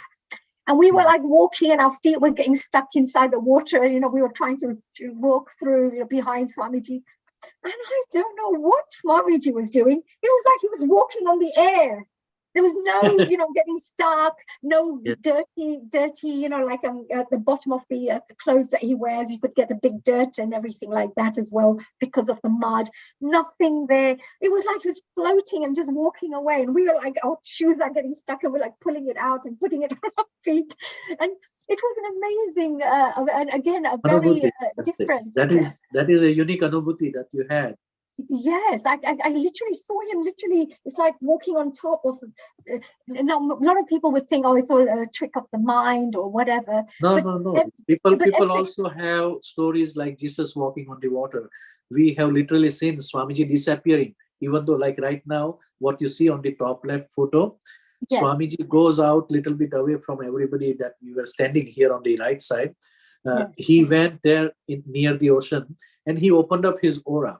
He need to open up his aura often when he lives for a long time in the collectivity of the people surrounding him, because constantly he is clearing the people around him. So sometimes he need to go like this. That is Rupam Choksi, by the way, who is facing the ocean, and in orange robe, Swamiji is there. So we were there. This happened in front of us, and Swamiji, what can I tell you? This reminds us so many sweet memories. We did not have any ashram that we have today. And the land that we got was a donated land there was no pathway or road to go to that land. So Swamiji brought us from the coastal side, from the ocean, in front of the ocean, and we all were walking together and chatting and having fun. That is the time when Honey had this anubhuti. So this is engraved in our heart. This is something that nobody will take away from our heart. We have such a sweet memory.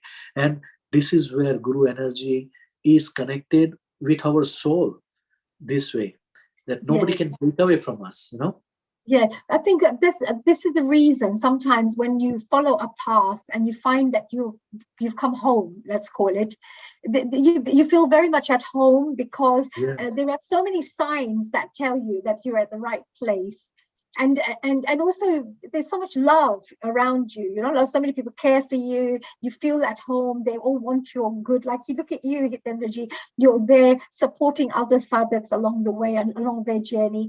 And there are so many people like Jaya Ben, Surrender Bhai, all these other people who are there trying to help each other to move and Yes. continue growing, on a spiritual level, which is great.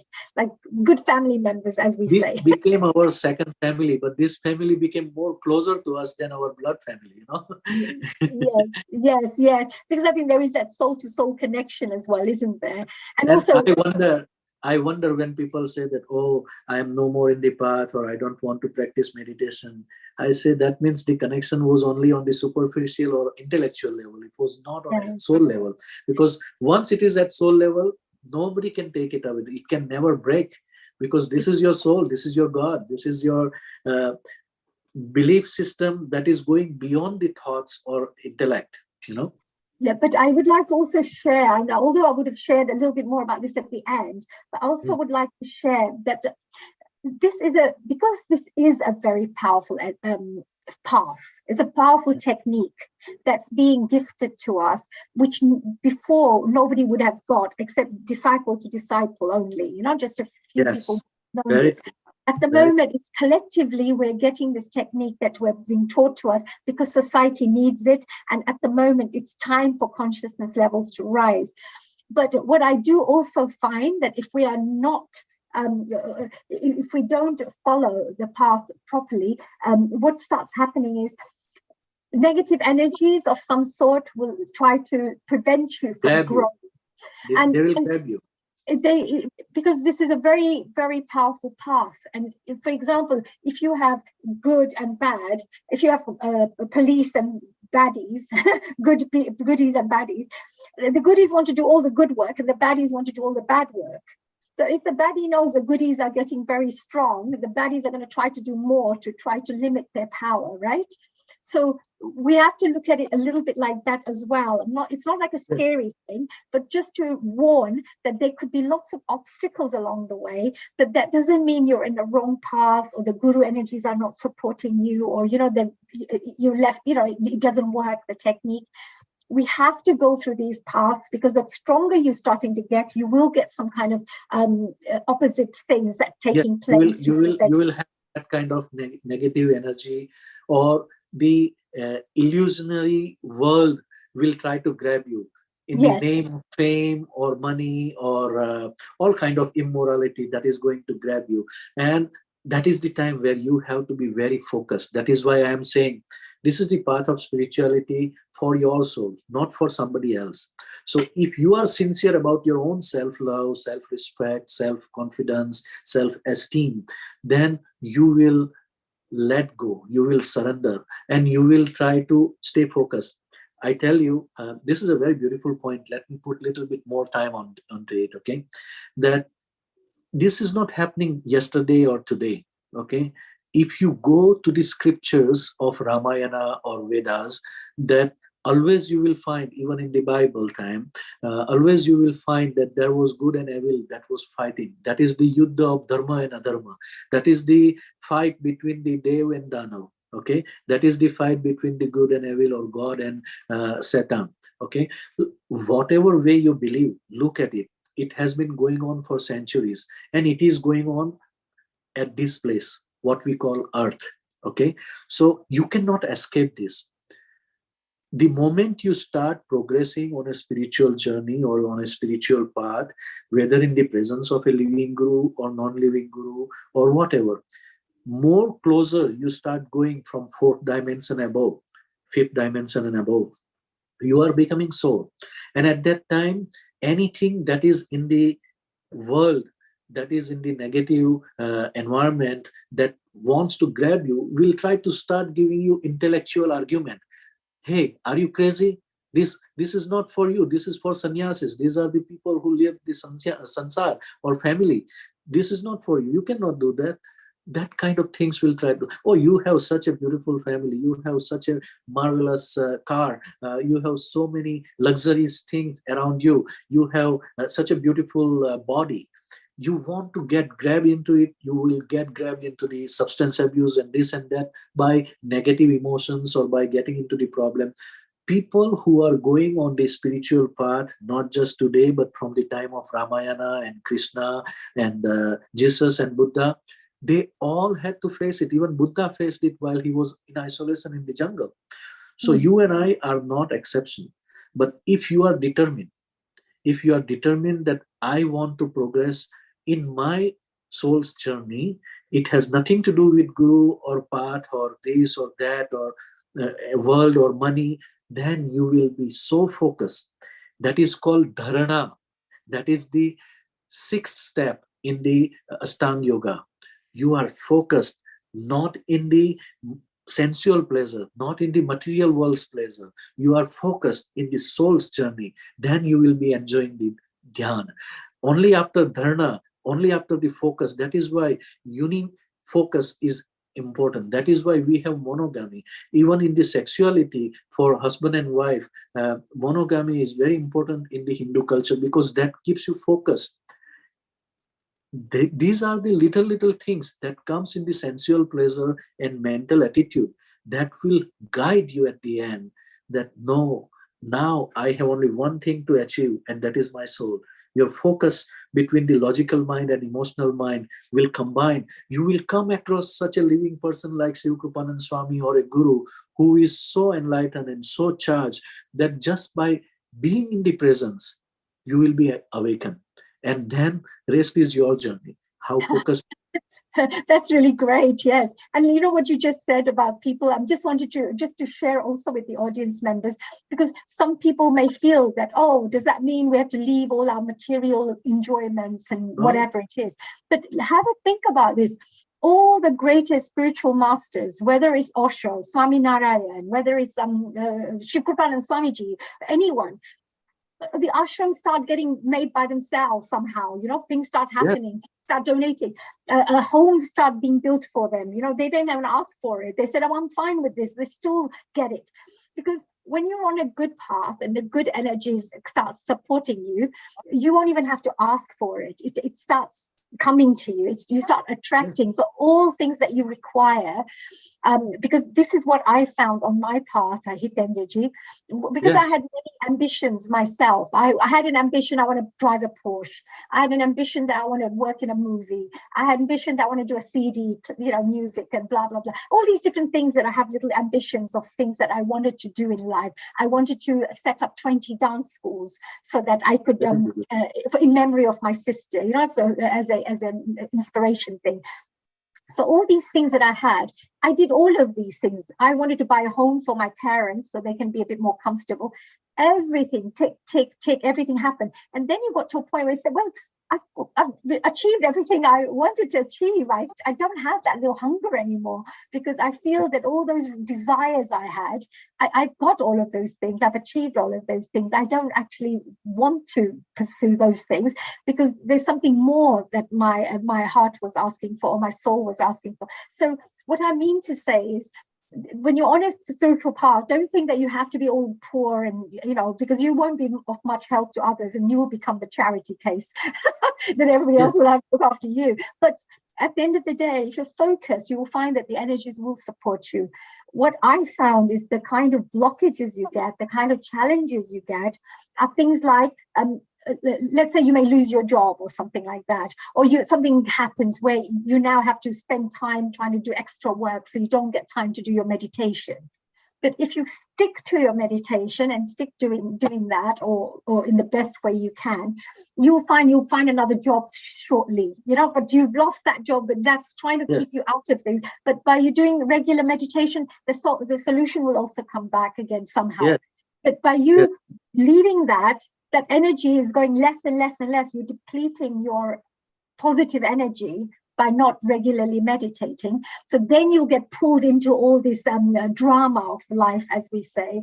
Absolutely. And this is exactly what happens. And I've been through that myself. So and you don't have to take sannyas and leave your family for doing all these things. You have to stay, you have to live in this environment. Lord Rama was in this society, Krishna was in this society, all these gurus and swamis, they are in the society. Swamiji himself is in society. We are living, you and me, we are in the Western world. We have roots with our Hinduism and our culture from our family. We did not leave our values. We did not leave our Hindu belief. And at the same time, we are able to accept Christianity. We are able to experience the divine energy of the Christians, saints and gods also. How can it be possible? Because after fifth dimension, everything is unique. It is unity consciousness. There is no differentiation between your religion, and my God and your God. God is one. Energy is one. Consciousness is one. Why we are divided so much? And that is the reason why more you realize this truth, all the blockages that are holding you and making you smaller will be gone, will disappear. That's why stay focused on the positive. Stay connected with the positive people like this. As Swamiji said, no, the duality you're talking about. So try not to go into the duality. Stay on the middle path. From duality, we need to go to unity, and unity can be reached only after crossing this Agya Chakra, third eye chakra. That is why Swamiji is here in our life, to bring us from this point to this point on the crown chakra. Yes, absolutely. No, fantastic. No, very good, very nice share there. Very good message. Next slide. Let's go. Yes. Whoever is turning the slide is not doing fast enough to get more story from. They're getting into our discussions already. It's like, oh my God, these girls, they're probably having 2 cups of tea in between. I remember, is that Parul Ben? I think right side, that is Parul Ben next to Emma, and Rashmi Ben, I think. Yes. Yeah. So, yes. Vinita is all nicely settled in her Germany, doing great work with her medical. Yes. So she's doing great. From all of these, I actually can't remember this Guru Purnima, but what I do remember, I'll just share with you, was when I was at Rajkot. I went to the 8-day Shabir in Rajkot, and I had the most amazing, very, memorable experiences there. And one of the experiences I had was at that place is I had to go on stage. There must have been about 60,000-70,000 people on the actual audience. And I shared and I said to everyone that, look, in order to follow this path, doesn't mean you have to be a villager or something. I said, I'm a professional. I've got a doctorate. I said, I'm a doctor. And I just shared a few things about my work. But I said, even professionals follow these paths. It's just for the Indian villagers. It's professionals from abroad, internationally are accepting this. So it's something that you should look into a bit more seriously, because there is something special here. So I said, whatever. And then what happened was the next day I went in to the second, the third day or fourth day of the Shabir. And I went there in this long queue, and I'm talking about at least 1,000 people. I'm talking about the huge queue of people. There's so many people were there to meet me. And I'm thinking, why are there so many people wanting to meet me in Rajkot? I was thinking, wow, because I know I'm a Rajkot girl. My family lives in Rajkot. So I said, I said, maybe it's, they just want to say hello. I said, they're very friendly here, I was thinking. So I suddenly sit there, and then my 2 cousin brothers were there with me, like security. Like bodyguard. Excuse me, do you mind if you can stand in a straight line so we can see everybody one by one? I mean, they were so sweet. So they got everybody in a straight line, and everybody was meeting me one by one, like a little Swamini, right? Yes. And the interesting thing is, they were saying to me, oh, Honeyji, Dr. Honey, blah, blah, blah. I was thinking, oh, I have this problem. Yeah, I have this problem, I have that problem, I've got a headache, I've got diabetes. God, there's so many ill people in Rajkot. I was thinking, why are there so many people with health problems here? I was thinking. So in my head, I was thinking, well, maybe, it's health problems here in Rajkot. It's okay. And then that same day in the evening, when I was leaving, I saw a newspaper. Somebody gave me the newspaper, and there was my article there saying Dr. Hani Kalaria from UK has come for the 8-day Shabir and blah, blah, blah. It wrote a little story about me.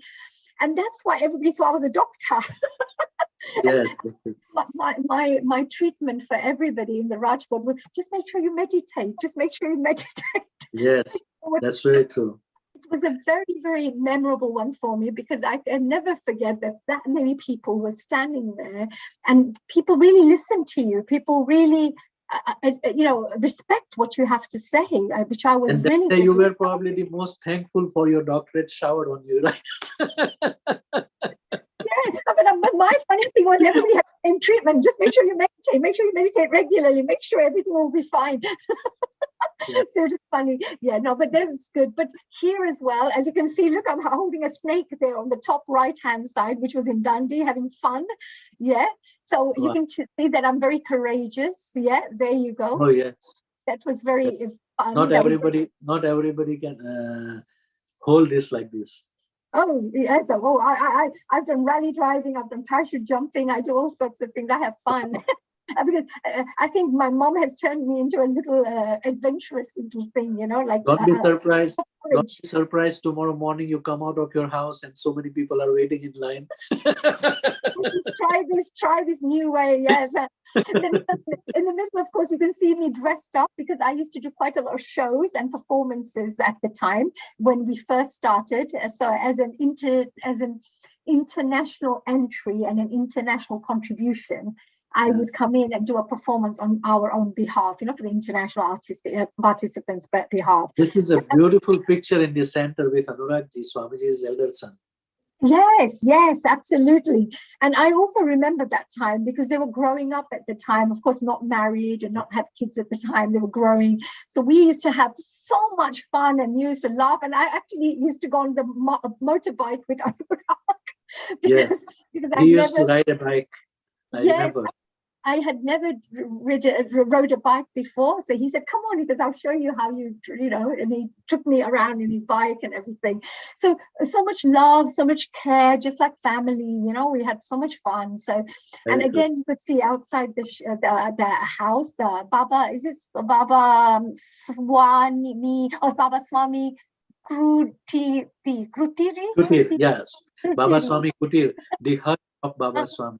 You can see Vivek and all these people from different Singapore and other countries also. Yes, absolutely. There was so much fun, and we had made so many friends as well, didn't we, through our international community? Yes, this is our family. This became our family. Amazing. And from that time onwards, whoever's still here at this moment in time are still, our friends. Still, we keep in touch, and which is great. You can see we were just having fun there as well at the meeting people. They loved meeting international sagas. Yes, the kids were very excited. Yeah, and I used to love hanging out because I love children. I love young people. So I used to hang out with all the young kids, which was fun. And then, of course, I think there was a time when there was some kind of a matka thing that happened for Swamiji. It was a special prayer that we did, or a havan or something. So I think I don't know if I was there somewhere inside there, but we all came with this little. It's a tradition to bring the holy water for the religious ceremony or fire ceremony. So that is the way. It's part of the tradition or procession that comes before starting a new auspicious event. Right. Oh, fantastic. Well, can you imagine, this is 20 years ago, and all these photos that we've kept. And I'm glad you that is Harsha Babi, I think, from Pratap Bhai's wife. Yes, it is Bhabi. Yes. So even recently when I went to India, they were doing very well, Pratap Bhai and Bhabi, they're doing really well with their business. They also came they also came on This is Samarpan. At that time, I was in Mexico. I interviewed them from Mexico, by the way. Oh, really? Oh, they have such beauty. They've got lovely experiences as well, and they do regular, sadhas, Yes. Their regular. story is so inspiring also. Amazing story. Yes, it was really lovely. Yeah. So this Let's is go our on the next. yeah. So this one was fantastic. So as I mentioned, these are all my lovely little. I have had many experiences, but these are some of the fun ones. Yeah, this is Penru. Again, my dad was with me here, as you can see on the top left hand. I was with the blue and this green on in the middle, and Dad's dad there, and all the rest of our friends again who would come and join us. And Ujwala Ben was there as well this time. And Yes. actually, I should share with you what had happened is since we've been traveling to India, there was once or twice times when I thought I didn't have the actual budgets, because if you travel all the time, you can't travel every single year, right? once or twice, because every time you go, there's always expensive. You need to take some time out from work, etc., etc. So I was really wanting to go, I was thinking, oh, I don't want to miss out. I was thinking, but I thought, no, man, I'll leave it to Swamiji. If he wants me to be there, he'll just have to find a way to get me there. I thought, so I said, all right, Swamiji, so I'm leaving it to you. Please, if you want me to be there, you sort it out. Otherwise, I'll just make sure I meditate here. And guess what? I went on my little birthday celebration gathering with for a dinner with all my friends. And one of my friends, who's a sadhak as well, Dilip Patel, who's an amazing friend of mine, a real genuine friend, he said to me, oh, honey, because you really want to go India, I know, because I've got something special for you. And I said, oh, really? I said, what's that? And he goes, I bought you a ticket so that you can go to India. I thought, oh my God, that's amazing. And the same thing happened last year when I thought, should I go India or not? Because Swamiji also had said that you should always give new people a chance to also, come and learn and things like that. So at that time, I started going a little less after then, because I thought other people also get a chance to go for the international things. But again, last year, I hadn't been for a long time because of COVID and all the rest of it. So again, I was thinking, okay, Swamiji, I really want to come to India. I would love to join and celebrate Guru Purnima. And I left it again to Swamiji, and I ended up getting a project all of a sudden, and they wanted me to go to India. Yes. So they paid for my flight, and I stayed there. I did the job for them, and I got them a Bollywood star as an ambassador. Maybe later I'll share a little bit about him. But got them a Bollywood star for the charity foundation. And now they're going to be doing fundraising to raise 25 million pounds, to put a hospital together.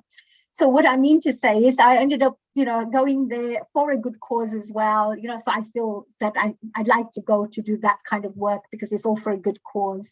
Very inspiring. Yes, it was really, and many times when I've traveled, just to let you know, sometimes, when you go into the planes and you go there, they just keep upgrading you for free. They put you alone, so you're not with too many people around you.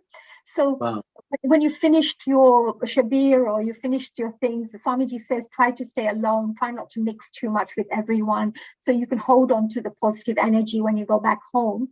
But the energies actually does the work, that when you're sitting, they upgrade you automatically without you asking. And suddenly you're sitting by yourself without too many people, so you can sit quietly without chatting to anyone, etc. So it's, I've had many of those kind of experiences, which have been really, really fantastic to be part of. This is the part of blessings that you should count, and we all should count, rather, that it starts with believing.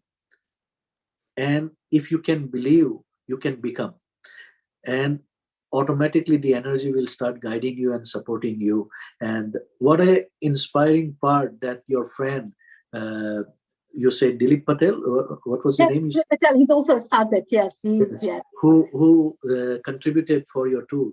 And let me tell you that in America, after I moved, initially I was also, I did not have my job and anything, and I was traveling all the time to promote the Gurukarya and workshop and everything. There have been people from that day till today that silently they will send me the ticket that Hitendraji, come and do the workshop for us, or do this Gurukarya, and we will support you and we will sponsor you. So those things are not done by you. It is the Guru on a subtle level trying to help you, that don't put your energy into the money part or the little things. Put your energy into the greater things, where my energy can reach to those people, those souls who are waiting for it. You see, I take that kind of thanks, I take that kind of blessings from Gurudev and try to use it for the divine purpose, that why he put us in this part of the world, to spread this message, to spread this divine consciousness to the new people, to the new soul who are searching and who are looking for upgrading themselves as a seeker, and they want to grow spiritually. So you are so lucky and so blessed, I will say that. And I also feel myself very lucky and blessed that today we have this interview and sharing these beautiful memories with others. Yes, and looking at that rock at the back there, behind the Swamiji, he used to say to all of us that we can't hold in the energy. So on the right side, he's saying that we can't hold the energy, but rocks and things like rocks can hold in the energy because they don't think, so the energy will stay. So I remember in one of the retreats we did when Swamiji came, and we were looking after, at that time I think he was staying at my place up there actually also, but we went out and whatever society, Theosophical Society. Yes, it was it was a Theosophical Society who held. We had the retreat in that place. Anyway, so while we were there, we asked if Swamiji can vibrate a stone. And my stone was quite a big one, and maybe after the break I'll bring it and just show you what the stone is. But that stone, he vibrated for me, and it was funny because Liz, of course, Liz was also there. Yeah, that's Liz Jordan, and she's also a lovely lady, and onto the path, the Samarpan. You see her standing next to Jayaben in the left side photo, by the way. Yeah, that's right. Yes, that's right. There she is with a lovely smile of hers. She's got a beautiful voice. She's a fantastic singer. She's a beautiful singer. Yeah. So she's a love. So she came in with a stone which was vibrated, and Swamiji vibrated. So I said, Swamiji, I wanted a vibrated stone as well. So it's like, I want one too. So he goes, yeah, bring a stone. I'll vibrate it for you, he said. So I said, okay. So I said, well, Liz's stone is that big. I thought, I want a bigger stone than that. So I went for a bigger stone and brought it for Swamiji, saying, I want the bigger stone, gave it to him. So poor Swamiji was holding with one hand and doing whatever he wants to do. And then he goes, just one request, he said to us, next time when you bring a stone to be vibrated, he goes, please bring one so I can at least hold it, he said. Not as heavy as this, he goes, we can do it with the same thing with a small stone, he said. You have the personality of dream bigger and grab bigger. So get as much as possible from Swamiji. Take it. Yeah. I said, Swami, I want a bigger stone. Yeah. So anyway, so he knows I'm a little naughty child, whatever I have in my heart, I'll ask for it. But yes, I've still got that stone, and I've kept it for this many years. It must be about 20 years almost, 18 to 20 years. I've got that stone. It's next to my altar, and I keep it in my room all the time. So sometimes most of the people have seen the miraculous transformation of the stone that was touched by Swamiji in Dandi at the ashram, and he was vibrating and doing this exercise for the vibration feeling for others. That stone has now on it Swamiji's fingerprints. It has Lord Ganesha. It has Swamiji's face. Wow. Yes. It is in like, one of our. Yeah. You can see it like a little shape. You can literally see as if somebody has carved it, but it happened through energy and on a subtle level with Swamiji. So I tell people, "Patthar jaise bano, makar patthar dil mat bano," meaning that be like a stone that can absorb the energy of a guru or divine, but don't be the stone-hearted person. Always share the love. That's wonderful. No, that's beautiful. But it was nice because, again, we had many lovely memories and good time together. Spending time with Swamiji is very precious because we don't get that time again like the way we used to. So it's a very, we should always treasure these wonderful blessings that we've received. Absolutely. Absolutely. I agree with you. And these are sweet memories with our soul family. Look, what is next? Yes. Oh, yes. I went to Germany. You went to Germany. Yes, it was fantastic. So when Swamiji vibrated the water as well, when he vibrates the water, at that time, when initially, nobody knew about Dr. Emoto. But since that time, of course, a lot of us have heard about Dr. Emoto. And if you haven't, of course, Dr. Emoto did lots of experiments on water crystals. Research, yes. Research. And what he would do is with the words, power of words and power of words. That Negative and positive words. Yeah. So for the negative words, you would see that when he took photographs of the crystal water, it would start being all distorted and you would see these distorted crystals. And the ones where you do the mantras or you say thank you or you say I love you and say nice things to the person or the water, I should say, then you will find that the crystals become so beautiful, really beautifully aligned like little water crystals. And so what we have to learn from that is, of course, that when Swamiji is vibrating these water, it's not just he's doing la la la and here's the water vibrated.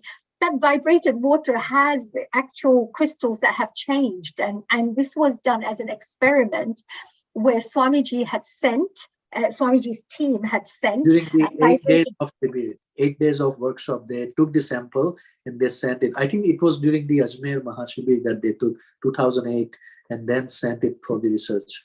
Yes, absolutely. So what I mean to say is that Swamiji used to do this right in the beginning when we met him first, 2001. He would always vibrate water and give it to us. But we hadn't heard about the fact that, there is actually scientific proof that these vibrations are actually changing the water molecules. And if we, as human beings, are 70% water, then of course all the things we listen to, like Swamiji's shabirs or mantras or anything, is definitely having some effect on our molecules of the body.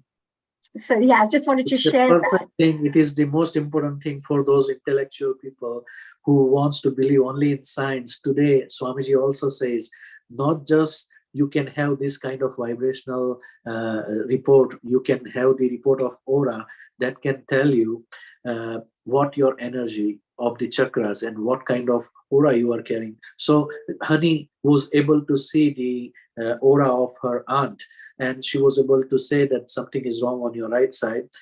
Just that vision, everybody don't have. Healers have that kind of vision.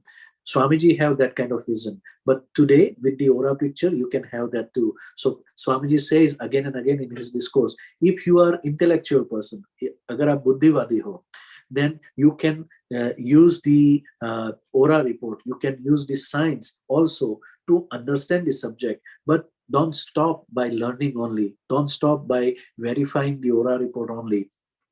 Practice, because at the end of the day, it is inner journey. You have to practice and you have to, because sometimes I feel so disappointed when I am talking to experienced sadhak who lives around Swamiji for so many years, old sadhaks, and their attitude has not changed. Meaning that everything was like water on the stone outside.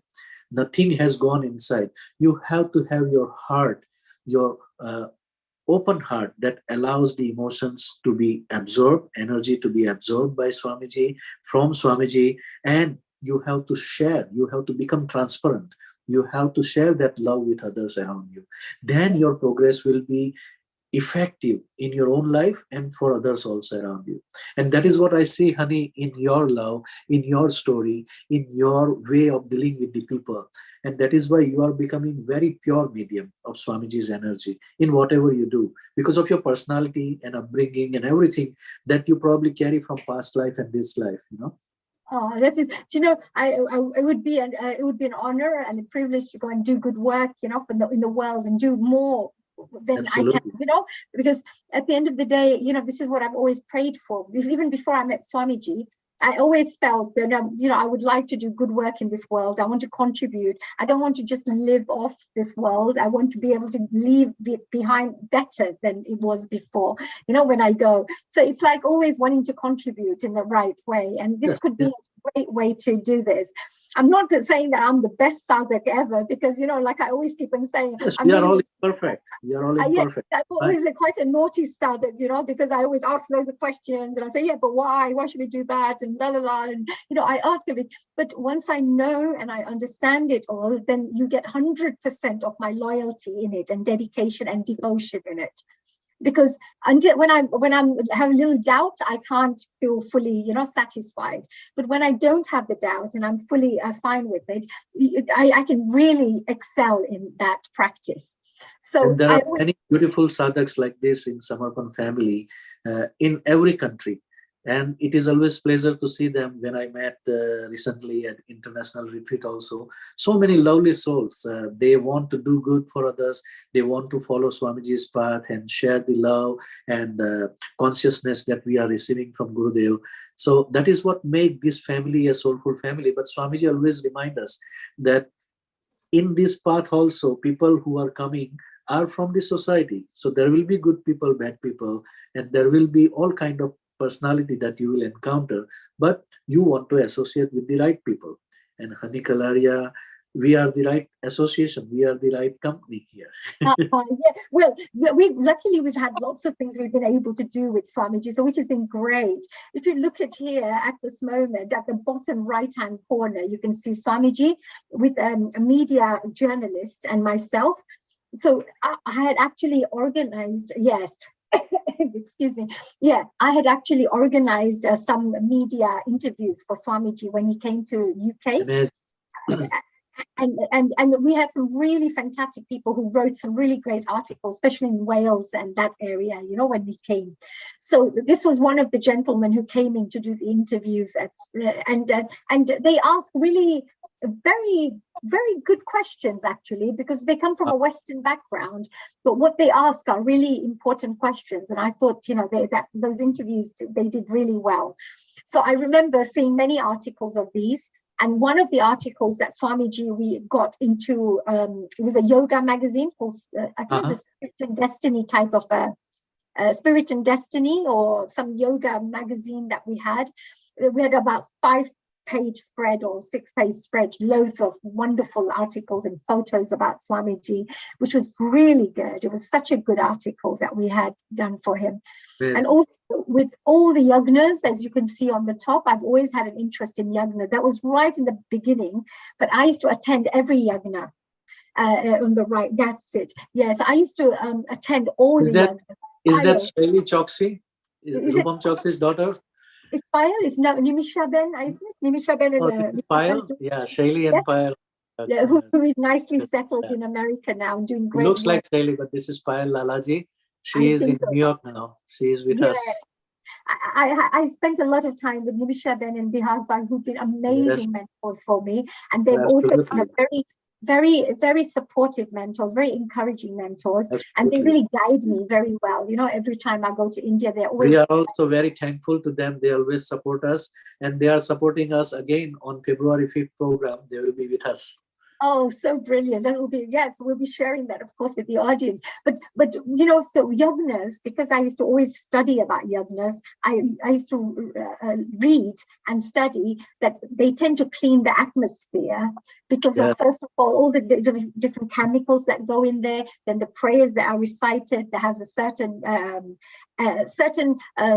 change in the atmosphere, you know, in the because of the consciousness changes because of the mantras. There are a few things that take place like that. So from this first time 15-20 years ago when we were doing all these yagnas to some years back when I went there for 1 month to learn the yagna myself, that was a bit of a journey, you know. It's like being just a participant to someone who can now actually understand more about the yagnas, know the mantras as well.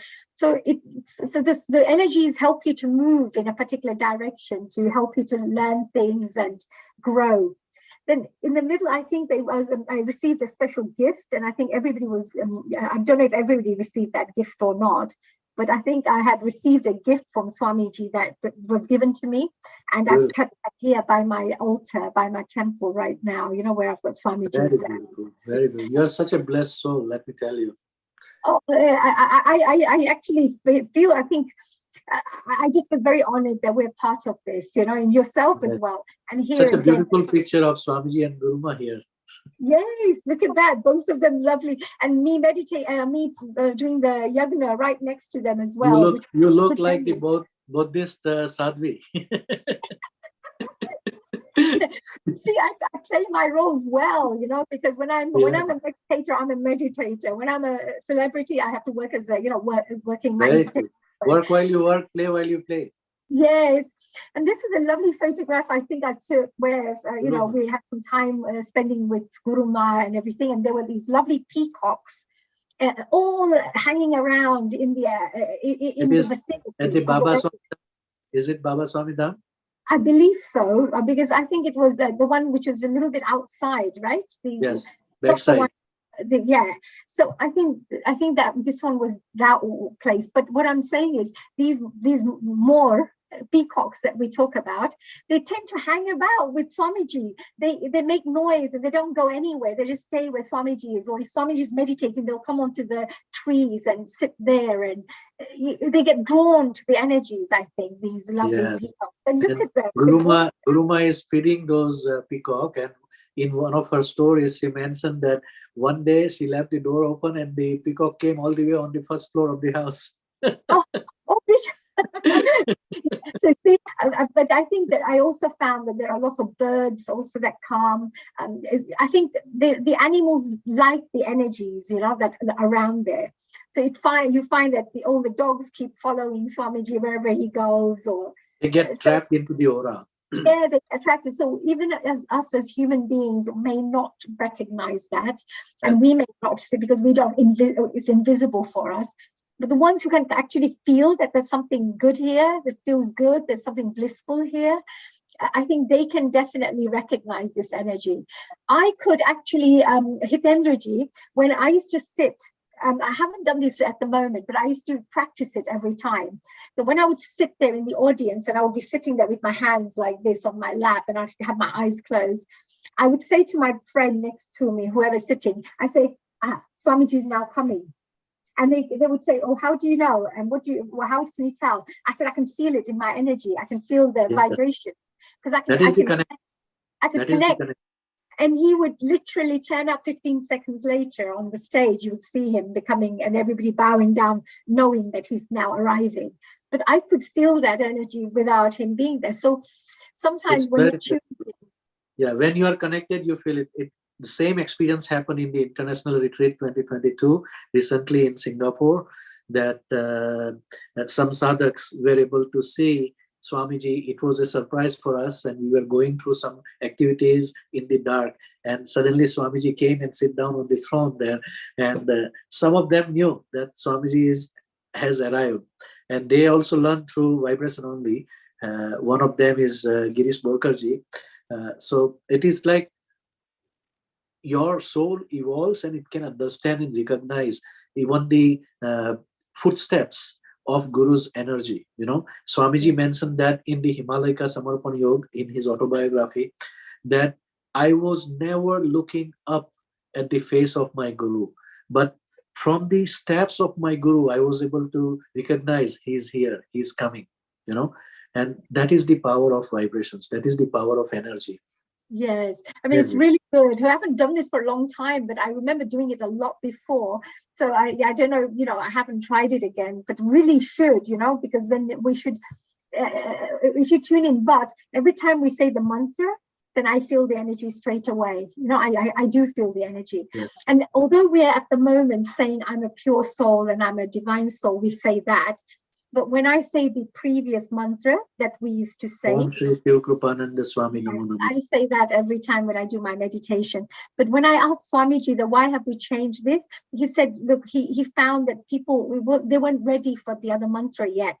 Yes. So you have to give them this mantra first. And then when they're ready, they can move on to that next one, they said. But we were all given that mantra. We were the privileged first batch of sadhaks who did their karma in the past life, ready to achieve right away from Swami. Well, now in the last 10 years, I thought all my karma is being properly cleared. It's like, oh my God, it's like one after the other, dishum. The real laundry going. That bit. It's like my God, they're really training me to be a spiritual warrior. Interesting. What is going on next? What is next in this slide? Wow, this question is over, almost 4 hours, and we have finished only 3 questions. That means you are taking more than 1 hour and 20-minute average per question. Oh my God, we'll go a bit faster for the next one. No, for me, it is not a problem. It is time for us to go on upcoming events. I think that last bit that we just had a little note. Only if you promise me. Only if you promise me that you will not shorten your answer in the next part. Sure. Oh, that's so sweet. Thank you so much. But I really have to share. This is a very important story for everyone to understand. This locket. Stop sharing and highlight this. Let her come on the main screen. Yeah, we want to see this. This pendant was given to me from Swamiji. And it was a really, really, I was so blessed. I didn't realize only 2 people have received this in the whole of UK. 2 people have received some kind of thing from Swamiji, and I'm one of them, and I feel so privileged for that. But at that time, I didn't know what it was. I didn't see the value of it. I just thought, oh, Swamiji's given me a gift. It's like a nice gift. Thank you. So I took it and I put it in my purse, and I kept it in my purse every time. Then next time when Swamiji came, me, I always go and speak to Swamiji, meet him and talk to him about everything that's going on. So he said to me, you're not wearing that necklace I gave you, that pendant I gave you. I said, no. I said, Swamiji, I've got it. Look. And I opened up my purse and I showed him, look, I keep it with me. So he started laughing. And he said, oh, honey, he goes, I've given this to you so that it can clear your heart chakra.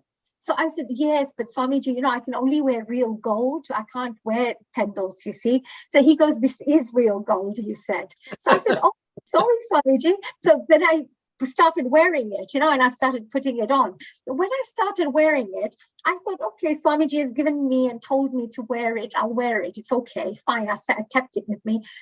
But one day I went to a psychic fair. And in the psychic fair, we were taking the photographs that we're talking about, the Kalaria photography. So we were taking the photographs of all the chakras and how they are and how balanced they are, etc. Now, some of my friends from the East London sector, they may have had maybe something small and then a big and a little, and it was like all different types, right, of sizes. When I went and took the photograph, all my chakras were the same, except about approximately the same, except the heart chakra, which was so huge. And all these people who were taking the Kalaria photography, they were speaking to each other, and they were going gus, gus, gus, gus, gus, gus, And I'm thinking, has something gone wrong? I was thinking, why are they whispering and chatting about my photo? So I asked them, I said, is there anything wrong? I said, is everything okay? And they said, do you know what? We've never seen anyone with such a big heart. They said, a big heart. They said, we've never seen somebody with such a big heart chakra like this. It's like a very loving, very unconditional, and very, very giving heart. Yeah. So in me, when they told me that, I went, oh, really? So I got all like, oh, I've got such a big heart. I said, I'm so good. So I went there thinking, okay, fine. It's a good thing for me, to have such a good heart. And I just took it like that. But then I went home, and as we're getting ready and everything, suddenly I saw my pendant. It was there right by here. And I'm thinking, oh my God, this is exactly where the big focus was of the light. The light had come, the big aura had come around the chakra.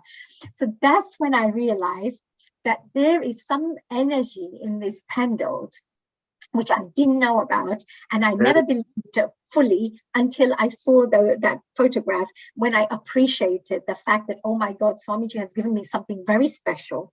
So then I made sure that I started wearing it. So most of the times you'll see me wearing this particular necklace. But the interesting thing is, it picked it up. So if you don't believe, so if Swamiji ever gives anybody a gift, or we have any of our sadhaks, family members of our Samarpan family, or anybody new, if Swamiji is giving you some kind of a gift or which has been vibrated and given to you, do take it quite seriously, because it has got some kind of an energy that's been added to it of some sort.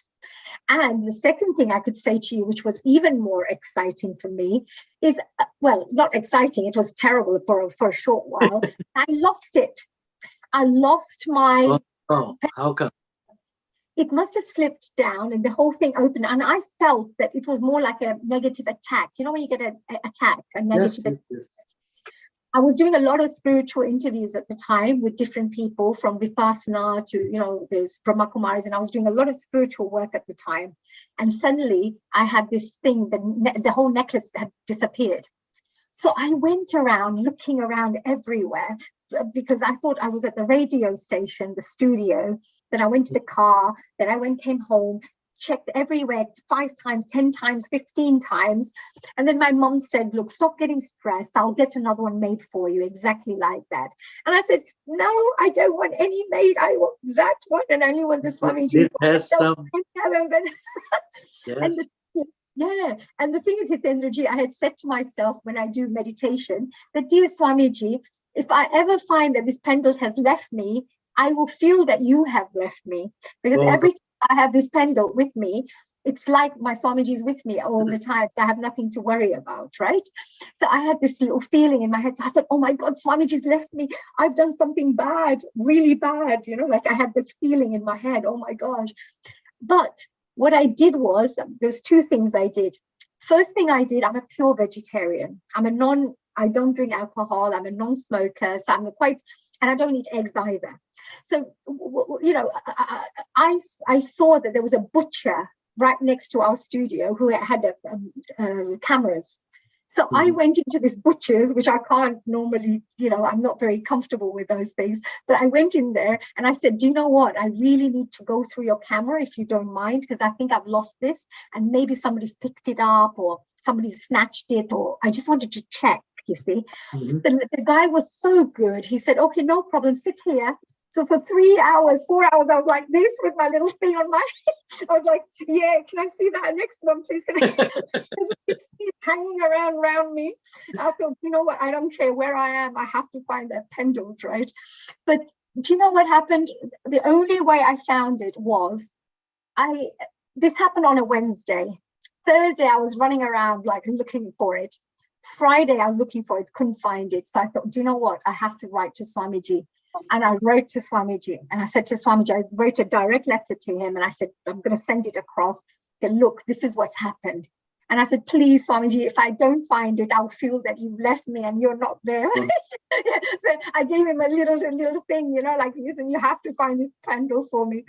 So on Saturday morning, I went to the car. I thought, right, I was quite upset and I was thinking, you know, this is really kind of my balance, you know, my state of my mind wasn't right, because I was thinking I need this pendle back. And I went to my car and suddenly in the bottom of my car, right next to the door, was the pendle and the chain. But we looked 10 times, 20 times. I looked, my mom looked, my dad looked, everybody looked under the car, in the seats, everywhere. Nowhere, but we found it and nobody had picked it up either, because it was pure gold with the gold chain and everything. Wow. And nobody picked it up. It was just sitting there and I found it. That's again another one I just wanted to share. That is the miracle. That is the thing that make you feel Guru is trying to give you whatever you need, but you have to learn to take care of it. You see, there is a moral in your story. Yeah, but also the test of things I wouldn't really do normally, to see that how much faith do I have, how much belief do I have, how much do I really want this pendle, you know, like that some little test takes place. And it's an interesting one, because where I had to go inside this little butcher's place and stay there for 3 hours looking at these videos, for me, it was a very difficult thing for me to do, because I find it very difficult to see these things everywhere. But I actually sat, because I thought that pendle is more important. So what I mean to say is, sometimes with faith, I wanted to share this with our wonderful brothers, sisters, and family members out there, that with full faith, belief, and knowing that the Guru energies will look after you, will protect you, and whatever's right for you will come back to you. It's fine. Even if you lose it for a short while, you think that, something terrible has happened. Just have faith and know that everything will be fine. And this is exactly what took place with my one. So I just wanted to share that. I just thought before we move on, this is a beautiful to make sure this is so I important want to share, for people to understand. I want to share now mine also. I also have Swamiji's pendant that I'm wearing. Since 2003 Guru Purnima, I bought it during the Guru Purnima, and I always wear it. I bought for me and my family. They don't wear it all the time, but I have never separated it from me. This is my guru. This is my God. This is what I believe that is always taking care of me, and is not just clearing my heart chakra, but for my entire existence. I surrendered myself to my Gurudev, and I believe that he is not just a person, but he is my God. He is a God personified in front of me, universal consciousness in the form of Guru consciousness for me. You believe it, it is going to bring transformation in your life. You believe it, it is going to not just give you gift, it is going to taste like honey's fate was tested.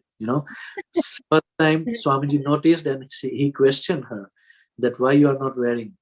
Second time she got the aura report and she was able to understand that it has some influence on me.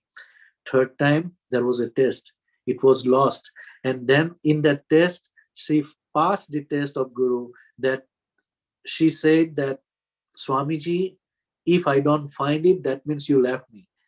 This is the internal relationship of a soul with God, with Guru. You cannot challenge it, you cannot question it.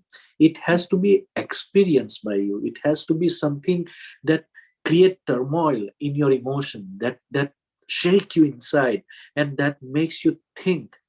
This is not just ordinary thing. But the moral of this story and this experience is, Guru, whatever gives you on a physical level or subtle level, sthul or sukshma rup se, sometimes we may not see it, we may not understand it, but it is working on us. Just like her aura report made her realize that, oh, my heart chakra, oh, this pendant, oh, this. I had similar experience. I was thinking, I have been with Swamiji since 2001, and 8 years have passed. I did not get any major Gurukarya or anything. I did not hold any position because I was telling Swamiji, I don't need post. I will continue doing Gurukarya. And 2009, as soon as the Mangal Murti came for Canada, I left within a week after the Mangal Murti and after having darshan of Swamiji. I told Swamiji, I'm going from here to North Carolina. 2009 August, I came to USA, and similar thing. I was in the Mind Body Spirit Expo fair in Raleigh, North Carolina, and there was another new sadhak, and their faith is not that strong. And I saw the booth where they were taking the brilliant photography of the aura. So I said that I'm going to pay for your aura and my aura picture. I know that you don't want to invest that much money, but I'm going to invest in you.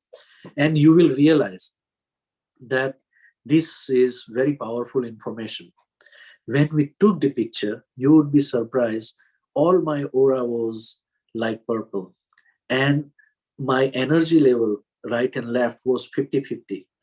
The guy who was reading the aura, the healer, he said that, oh, you are a very smart guy. You are a very enlightened person. You could sit next to me. You can do everything that I am doing and read the aura and scan the aura and explain to people. But you are a silent person. You are not showing your energy. And at that time, I realized my guru has given so much to me. I myself could not know, but this aura report has shown it to me. And this is what I am telling you, that you must be practicing Samarpan meditation, you must be practicing some other meditation or spiritual practice. And your guru, your master, your God must have blessed you, but you don't know because it is happening on a subtle level. Have faith, as we have seen in Hani's case. Have faith, believe in yourself, believe in your guru, have some sort of gratitude, and you will see the life will look different, it will taste different, it will smell different. That is the power of consciousness, that is the power of blessing, this is the power of meditation. Enjoy. We will take a short break and we will come back. Haniji, you have been talking a lot. Oh, Take yes. 5-7 minutes and we will come back. Meanwhile, Sure, we sure. will announce some upcoming events. And one of Absolutely. the Thank you events very much. is with you.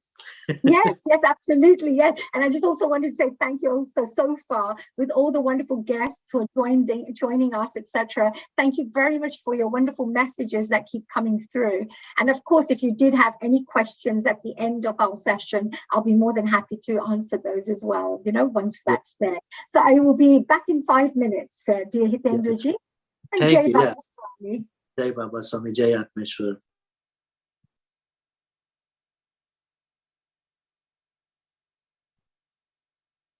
Jai Baba Swami, Jai Atmeshwar.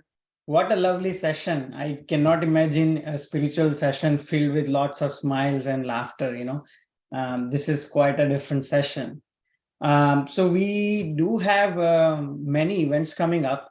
So why don't we talk about a few of the events coming up very soon in the future. So let's go on to the first event. I would like to invite, 1 second. I would like to invite Himali ji or Vishal bhai to come over, talk about the soul bonding session upcoming. Jai Baba Swami. Okay, so after this wonderful interview of the soul, by the soul, for the Supreme Soul, we wanted to announce the continued bonding between the souls through our soul bonding session, which will be on 28th January. It's going to be at in the morning, 10:30 a.m. Eastern time. To join, especially during this time of Anushthan, where a lot of practitioners will come forward and share their experiences, like the one that Haniji just shared. And since this TIS is about Haniji and we are announcing soul bonding, just wanted to quickly share what types of anubhutis are shared here. I mentioned this during our TIS, but when I visited Guru Purnima 2004, when I started meditating, I used to not feel energy on my palms, or I used to not feel anything except for like feeling good. In 2004, Guru Purnima in Navsari, Haniji actually had sung the bhajan, like her song, Thank You Swamiji, from Pure Gift. And I very vividly remember Swamiji like stood up and like he vibrates and energizes the whole place with his hands. Like he literally stood up, and this was like Haniji singing, and then a lot of other sadhaks also came forward and sang bhajans. But that was one of my very early anubhutis of actually feeling energy on my palms. Like I could feel that something really changed during that session with her singing, and then a lot of other sadhaks also sang. But just wanted to share that anubhuti since this session is about her, and those are the type of experiences that we'll hear. We will be having many sadhaks from Americas coming forward and sharing their experiences. So do join us for this session. Back to you, Pranabhai. Wonderful. Thank you, Jai Baba Swami. So now let's talk about what else we have in the pipeline. So I would like to invite Sonalji or Riddhiji, whoever is available, to come and please talk about this global session. Jai Baba Swami, Jai Atmeshwar. Thank you, Pranavji, and thank you, Shalbai. Yes, the session is going so beautifully, and this is just next step to the session with Anubhutis shared by Haniji, and with a big heart, like we just heard. So they have a lot to give, lot to offer to the society and to us and to the Samarpan family and non-sadhaks also. So this is a very special session in collaboration with Healing Our Earth, and also Samarpan Meditation of America, and a lot of sadhaks who are from all around the world, to give us more insight into Samarpan meditation and how to connect and go within. So this is a very special session which is going to be online on Sunday, February 5th. And we are inviting very special guests from all around the world, like uh, to uh, explain how the Swamiji's journey was in Himalayas and all the work being done for the Mangal Murtis and how Guru Tattva channel operates. And also there is what is the science behind the aura, and also there are more scientific experiments like water work. If you have not heard Dr. Emoto's water experiment, how the meditation changes or the water molecule, the structure of water molecule. So those kind of research are there. Then we have our very special guests Bihagji, Lalaji and Namisha ji, who are going to talk about how to detox your mind. And then from Sadak from Singapore, and also from Japan, and our, of course, Hitendra ji, talking about Samarpan meditation and Guru Shakti Dham projects. So this is a very beautiful session, and it can be shared with our people who are not into meditation yet, and they can get to know more about this, how Samarpan meditation works, overall view of Samarpan meditation, which can be helpful for a non-sadhak also to learn about it, and also go deeper into various aspects of Samarpan meditation with help of healing our earth, and also Samarpan meditation of Americas. So hope you all I would like join to add. this. I would like to Yes. add a little bit to that, Sonalji, if you. Yes, please go ahead. Yes, so this is a very unique program. We are doing it for the first time. Healing Our Earth is one of the channel where Haniji is providing this kind of program that we are doing, and they bring a lot of people from around the world. They have the network of more than 100 countries, and they are offering us the platform to promote Swamiji's mission of Vasudhaiva Kutumbakam, and everybody from our global family of Swamiji is coming forward and sharing little bit of their expertise, their experiences, and their way of promoting Samarpan meditation, which is, of course, the sanskar or values of Himalayan gurus. What we are planning to do, I want to explain you, is this is just the beginning. First, we want to reach to the international audience on 5th of February. Next Sunday, which is February 12th, we are going to have the introduction session for 1.5 hours, where we will be giving you more in detail workshop for introducing Himalayan Samarpan meditation. And the Gandhyan Anushthan, or Deep Meditation Practicum, that Swamiji is running right now for 45 days, will end on 18th of February, which is Saturday after. So in 3 weeks, we are going to continue this. And as soon as Swamiji ends his Gandhyan Anushthan, we are going to kick in the immersion program internationally. What we have been doing so far only in Americas will be kicked in for the entire world, and this is a greater opportunity for all of us. I believe Gurudev have blessed our global Samarpan family to do this collective Gurukarya and continue the energy that we are getting from this Gandhyan Anushthan for next 45 days and spreading it to more people, to more new souls. And that is what this program is all about. And we are very thankful to Neil Kumar, Riddhi, Hani, and their entire team from Healing Our Earth for giving us this opportunity. Thank you. All right, beautifully concluded, Hitendra ji. Let's go next. What is the next upcoming event, Pranamji? Go ahead. Thank you, Jai Baba Swami, for describing the global event that is coming up. So let's talk a little bit about who's our next guest. Our next guest is very famous and pure soul, Giriraj Sharma. So we actually asked him for some introduction on him and his Gurukarya activity that he's doing, part of the channel, and so he responded actually with this. So let's hear what he has to say.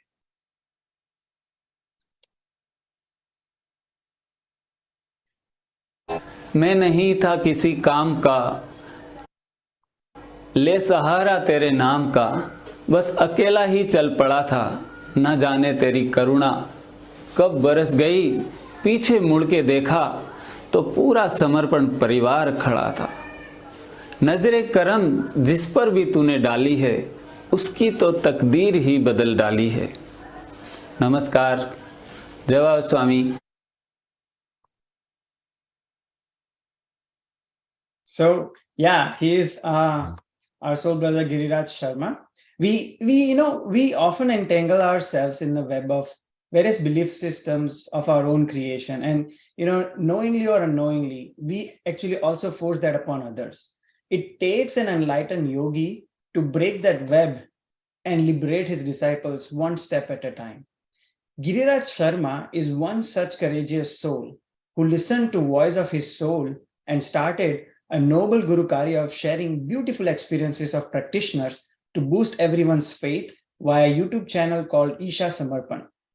Even with many hurdles and challenges in the beginning of this Gurukarya, Giriraj ji listened to only his soul and continued until it was recognized and very well received by Swamiji himself and then by the whole Samarpan family. With medium of his work, Swamiji did not just break the belief system of others by sending special message on Telegram, but also invited Giriraj ji and his team for personal meeting to encourage his work, something which Giriraj ji never expected.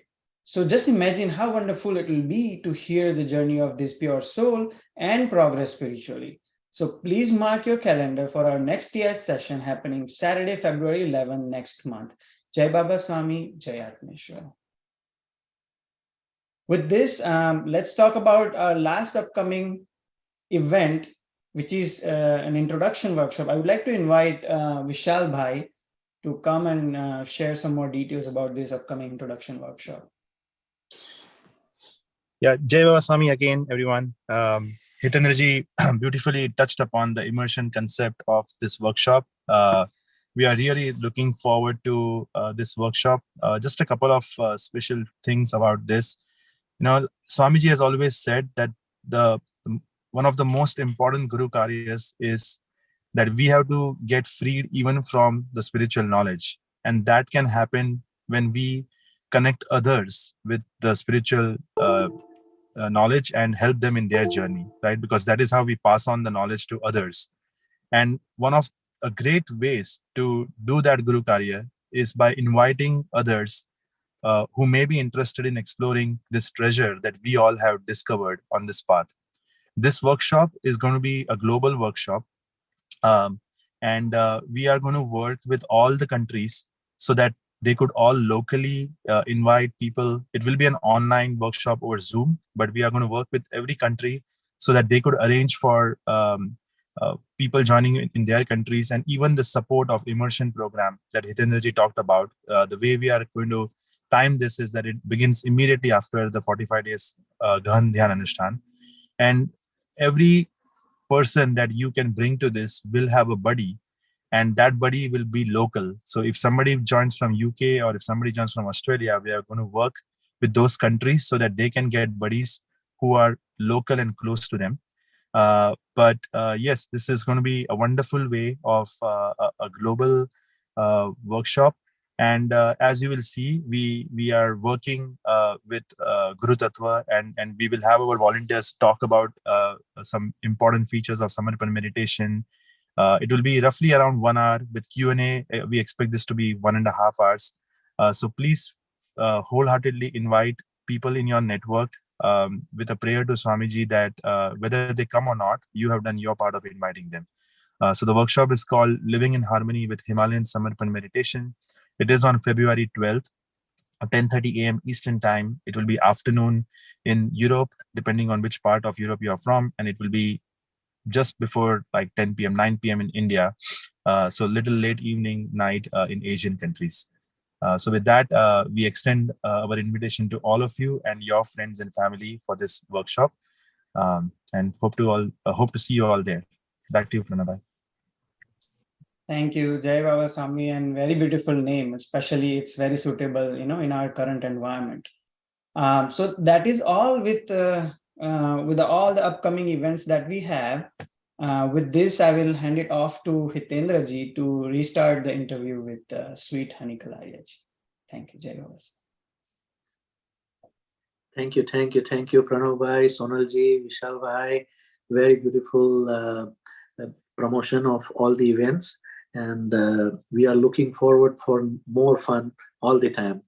So while Honey ji is on her way, let's watch a small video and try to see that no matter when and where, she's always busy doing some community service, doing something very creative, something very powerful that influence not just one person, but the entire creation, the nature.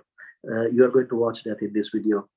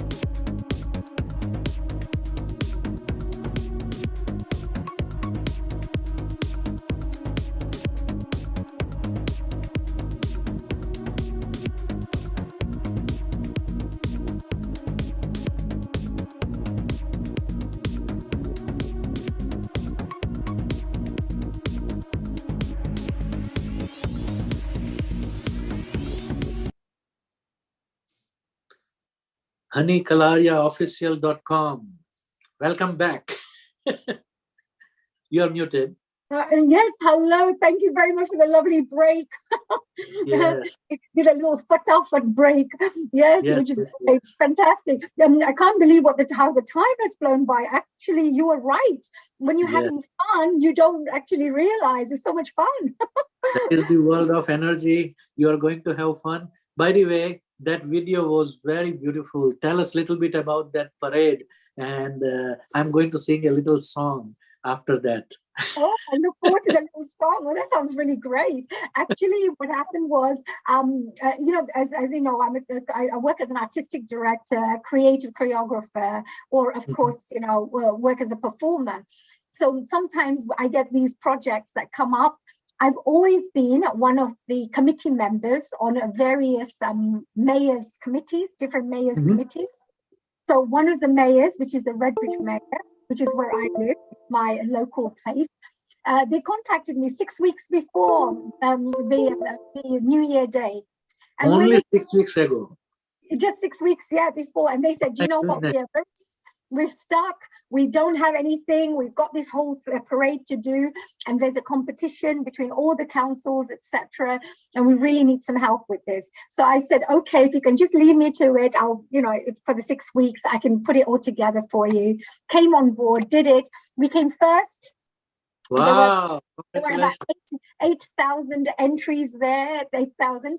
So all these things you see with the birds and there were participants. We had Latin American participants, Spanish, Indians, people from Africa, all sorts of different people came together. about 65 participants I had to coordinate. And we had a little team. And the great thing is we raised £15,000 for our mayor of Redbridge for his charity, which are 2 hospitals, King George's Hospital and Queen's Hospital. Especially after COVID, we've been a lot of our hospitals have been suffering a little bit, with the finances and things. Yes. So the mayor decided to help with that.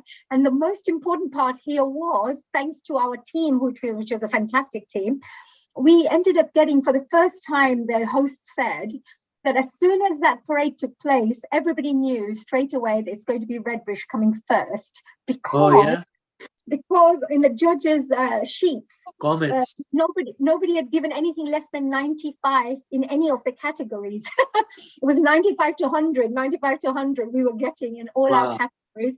Very beautiful. Choreography, which is costumes, the idea, like the environment theme, all the rest of it.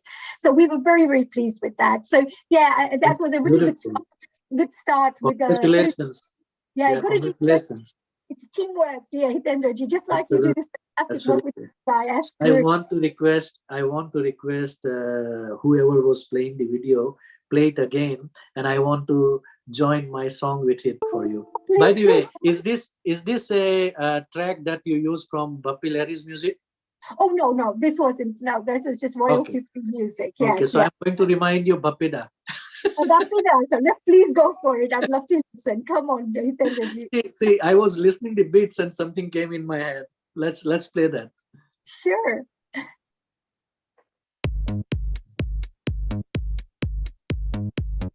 यार बिना चैन कहाँ रे,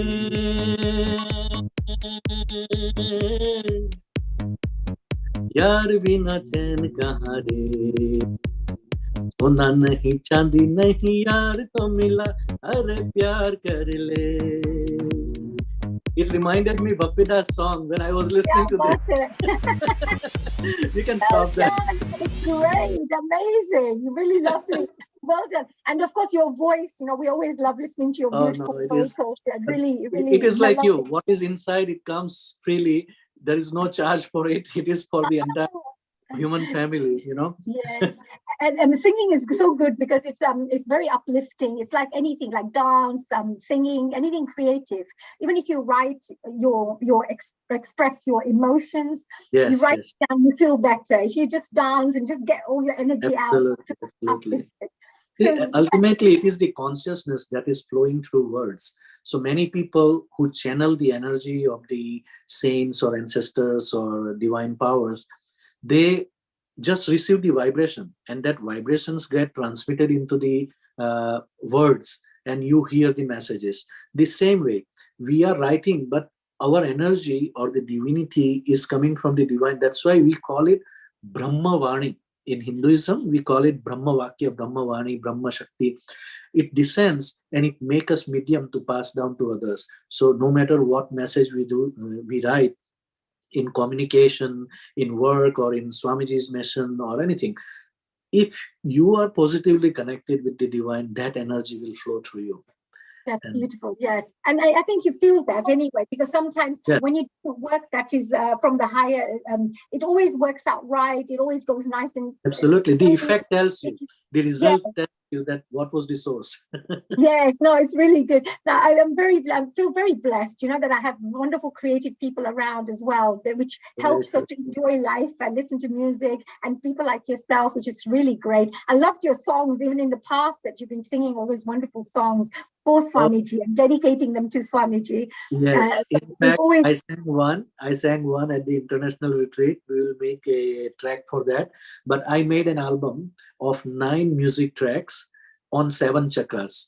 And Swamiji literally blessed me during this international retreat, not directly, indirectly, saying that all the social media that is published for Samarpan is mostly from India. 70-80% of the things, 90% is India, Swamiji says.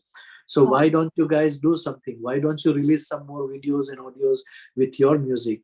So I say, okay, we will try to do that. So my music tracks that I wrote on the chakras, one song I released in our USA retreat last September. We are going to start with every month I will release one track.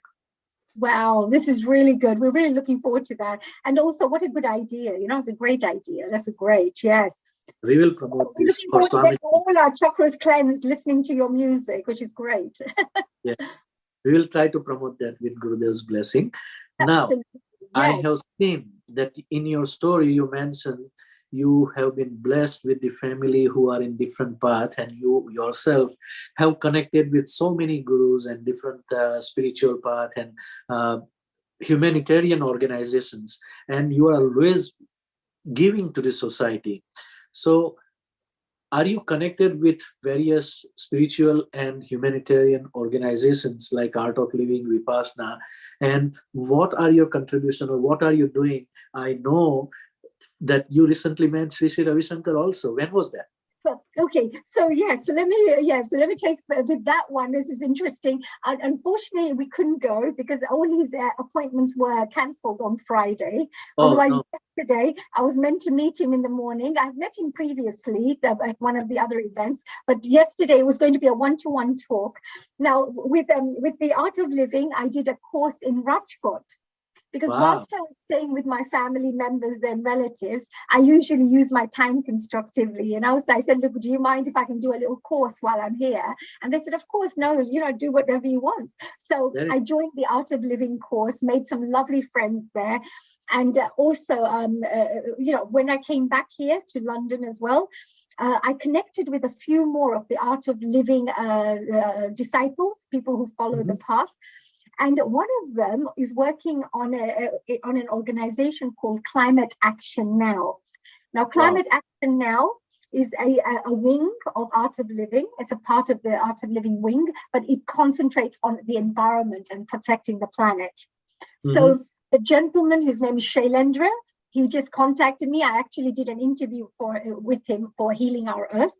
And since then, we partnered up. And now Rotary, which I am a district chair of, so I'm a district chair of the Environment Committee for Rotary, for which we look after 40 clubs, around 40 clubs. So my job is to encourage all these 40 clubs to get involved in environment-related projects. So that's the reason, as you saw the video with the parade, we use the environment theme as well to raise awareness of protecting the planet. And for this one, now that we are going to be doing with this, we want to plant 1 million trees every single year with the Art of Living group, which is the Climate Action Now. And on top of that, I have found a way, which I can't say right now until it happens, but we have found a way of raising enough funds to plant 4 billion trees in the world. So these 4 billion trees that we need to plant, which are really important, so that the carbon, the CO2 that we have emanating, in the atmosphere, we need to dissolve that. There's too much. What is happening is, as we all know, when the plants are there, they take in our carbon dioxide, and they give us the oxygen back. We take in the oxygen and we give the carbon dioxide back. Now, if there's less and less and less trees, less plants, less everything, there's carbon dioxide is not being dissolved, it's not being absorbed by somewhere. So it starts getting, placed in the atmosphere. And when it starts doing that, you start getting all these unusual weather changes and heating ups and all sorts of things happening, droughts, floods, all sorts of things. So our job is to protect our Mother Earth by maybe just planting many more trees. And of course, there are many other things that we have to do, but this is one of the projects. So with Art of Living, that is what we're working on right now. And my aim is, when I meet him in the next 1 or 2 days, when they give me a new meeting time, we want to discuss if he can bless our 4 billion trees project, and maybe introduce us to the right people so that we can get it all going as part of the organization. So being part of Samarpan doesn't mean that we close doors for any other organization. Being Samarpan means you are a good human being to do as much good as possible. Absolutely. And being a good role model, so that Samarpan can also be proud that, oh, you are a Samarpan sadhak, you know, that you're Yes. so it's a better to do that, because when they ask you questions, that's when you can say, well, this is the path I follow, etc., etc., and then they get interested to find out more. With Vipassana meditation, that was a really interesting one, because with the Vipassana meditation, I got introduced to Vipassana again in Rajkot with my mummy, a lovely lady called Nalini Mami, who is also a very devout spiritual seeker. She introduced me to the Vipassana meditation. Now, something very interesting happened there, because I was regularly meditating, sometimes even twice a day with our Samarpan meditation at the time. And I was really, really quite deep into my meditation. When I went for the Vipassana for 10 days, around the 6th or 7th day, I was lying on my bed, because of course you have to wake up at 4 or 5 in the morning, and it's quite long days. So I was lying in my bed, just having a quick rest. And suddenly I opened my eyes, and you won't believe this. When I opened my eyes, I saw the ceiling right next to me, you know, like the roof right next to me. So I looked at the thing, and I was thinking, oh, this light is very close to me. I was thinking, this, you know, ceiling is very close to me. So I thought, and I just kind of looked down, and suddenly I saw the bed on lower down. And I saw me as a body sleeping on that bed. Wow. And I had come out of the body. So my spirit or soul had come out of the body. And this is what the Swamis do, actually. They learn how to do this all the time. They out of body experience. Yeah, and then they come back. But I had this out of body experience. But what it again told me is, when you're meditating on a regular basis, especially doing Samarpan meditation regularly, your body will start, lightening up. Your energy. It won't be so dense. It'll start lightening up your energy. You become more light-bodied, as they say. Your body becomes more light energy. Pure conscious. Yeah, you go into conscious level. Yeah, absolutely. So that's one thing I experienced when I did the first time the Vipassana.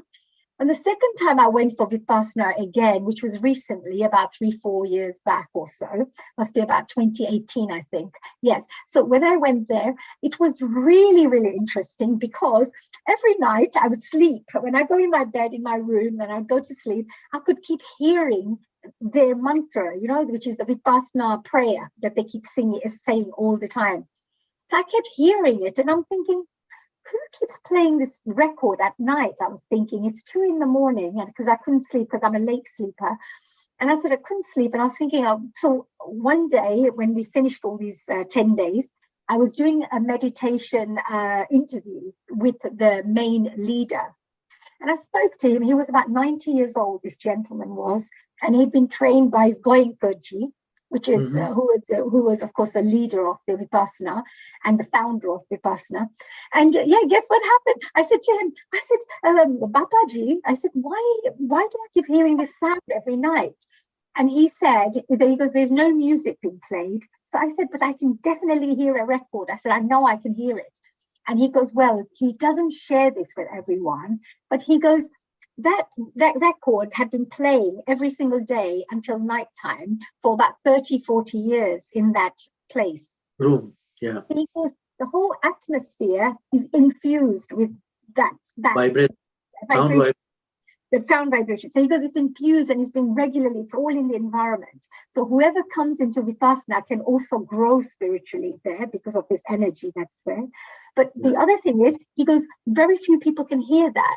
But because I was doing the Samarpan meditation regularly, I was opening up another sense of mine where I could hear the actual atmosphere sounds. Very true. Yeah, I kept asking everyone. Nobody could hear it. It was just me who could hear it. So I just wanted to say that was a really interesting, again, experience that I had in Vipassana, but also a double confirmation that when you're regularly meditating, you start getting, I would say, not a sixth sense, but a different sense that starts activating in you as you do this. And of course, on the right side, I have the life energy enhancement course that I went on. That was really good because the wonderful teacher that you see here, he comes from the Western world. He comes from actually, where was it? Albuquerque, not Albuquerque. He comes from, oh, where did I come? Oh gosh, I forgot it. Brazil. What's the next to Brazil? Peru. It begins with A. Oh gosh, how could I forget? I always know this. Not Argentina. Yes, Argentina. Yes, how could I forget? Yes, I went to Argentina to do this particular course. It was amazing. The enhancement course was fantastic. It was a different style. It was a different style. But what I found is I started seeing all my past lives. So when I was doing this particular course and whatever we had to go through, I was there for 1 month. And I was doing this course, and again, because I'd been meditating regularly, I could connect very quickly in the meditation when I was doing that. I could also travel through whatever he was telling me to travel. This is it's a psychic ability type of a program, which is a little astral travel. Exactly. Yeah. So there's a lot of slightly psychic ways of working in this project. But what I found here was I was building so much energy in my body that when Swamiji talks about the energy, and he talks about he comes into a room where there's computers and suddenly the computers stop working or the lights start, flickering. Yeah, because it's connecting with some kind of vibration there. When I went into my hotel, back in my hotel, and I pressed the lift, suddenly I heard something in my finger go like that, and all the whole hotel, all the lights went off. Oh my God. I could see was everybody running around and trying to get the generator on, and this, and then I quietly went slowly up the stairs, went in my room, and sat there thinking, "Oh my God, I've been the naughty one." Yeah, just blew up all the fuses of the whole hotel. So sometimes, you can, when you're doing regular meditation, the energy starts building within your body. Yes. So this is what I found here in Life Enhancement. But the energy enhancement course, it's not very good either, because you should have a good spiritual teacher that can help you guide that energy as well. Mm. Because sometimes, that's why spiritual gurus are very important for you. That's a very wise advice that you are giving. That is very, very true. Yes, because when you're growing, it's a different energy that you're developing in your body, and it's a spiritual energy rather than a physical energy. So it's very interesting. So that's what I got. Then I'll have many other, courses I've done. So, for example, I went to Chinmaya Mission as well. The Chinmaya Mission was really good. I went with, Bihag Bhai, Nimisha Ben, Shaswati, and 4 of us went and had a really fantastic course there. We learned about Vedic studies, and I learned how many young people, so many young people in the whole of Chinmaya Mission who are so actively involved, helping, yes, volunteer. And it's such a good atmosphere for young people. I think sometimes, we also need to create that kind of an atmosphere for ourselves too in Samarpan, because in Chinmaya, they tend to stay because it's like friends now, it's like peer groups, and they come together, right, they work together, they volunteer together, etc. So we did a really good course there as well. So Chinmaya Mission, I always support as well. There are also other things like Swami Narayan Temple, where I've been involved in helping to promote the 100 years celebrations and speaking some productions for them, etc. For them. And with the Brahma Kumaris I mentioned, I go for courses, Raj Yoga courses. They have a really fantastic courses, especially psychological combined with spirituality. So if you're somebody who's not so spiritually inclined, you can still go in and learn a lot through the psychological route with the teachings. So that's really good. I also had a chance to, of course, do some interviews, being a presenter myself. So I went in and did some interviews with Sister Shivani. And she was a real beautiful, very, very, very highly evolved soul. Yes. And she was a pleasure to interview, and the things she spoke about always made sense, very wise.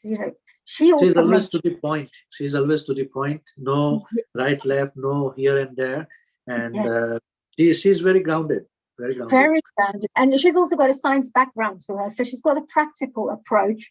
And Yes, she's I got think she is engineer. She Yes. studied engineering.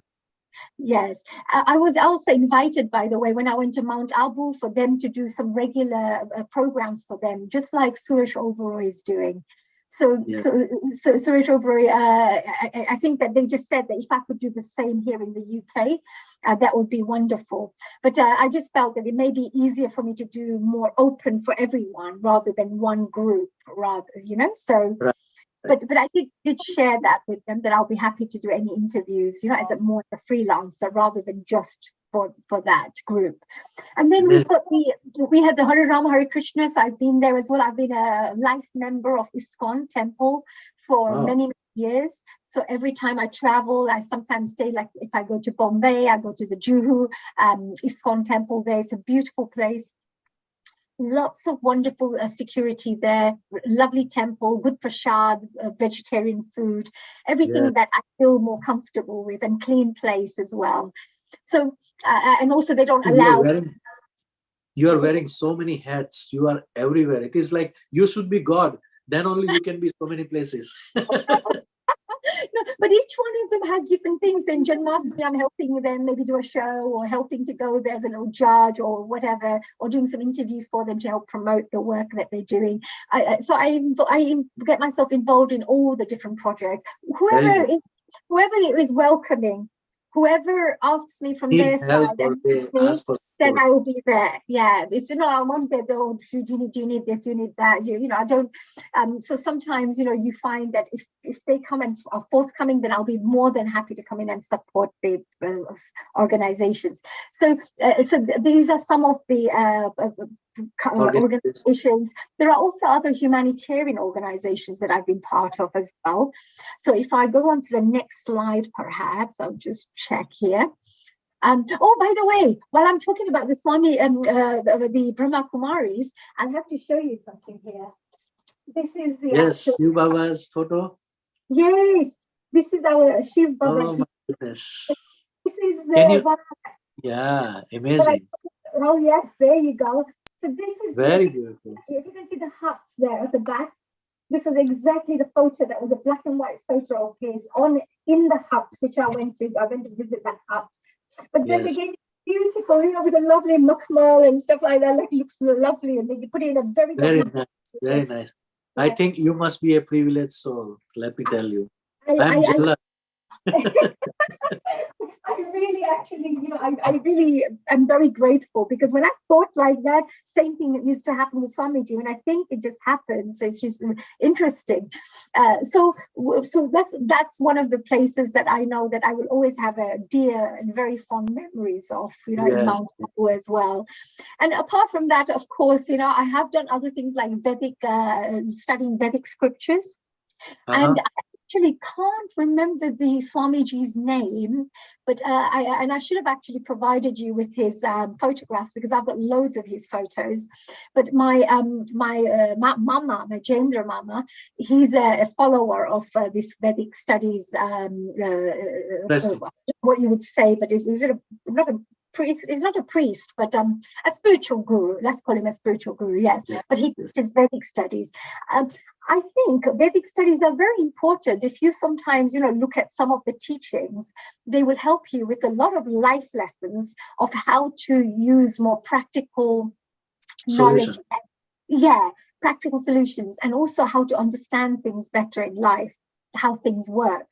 So if you understand the deepness of Vedic studies, then I think you can get a lot of good wisdom from there as well.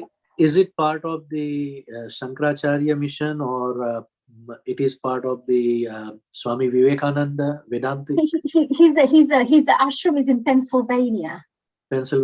Yeah, so you should. Yeah, he's very famous. His ashram is based in Pennsylvania, and then he goes to India quite regularly to do all his wonderful work. Okay, interesting. Yeah, so I went to Pennsylvania but didn't get a chance to meet him, but then I met him here in the UK. Luckily, because I do a lot of interviews myself for different, like the radio stations, etc. So I get a chance to meet lots of wonderful people through that as well.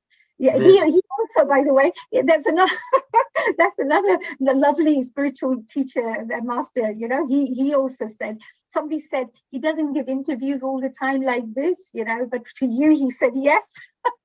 Wow. Lucky you. Lucky you. Yes, again, it's lovely, good positive vibes everywhere I go.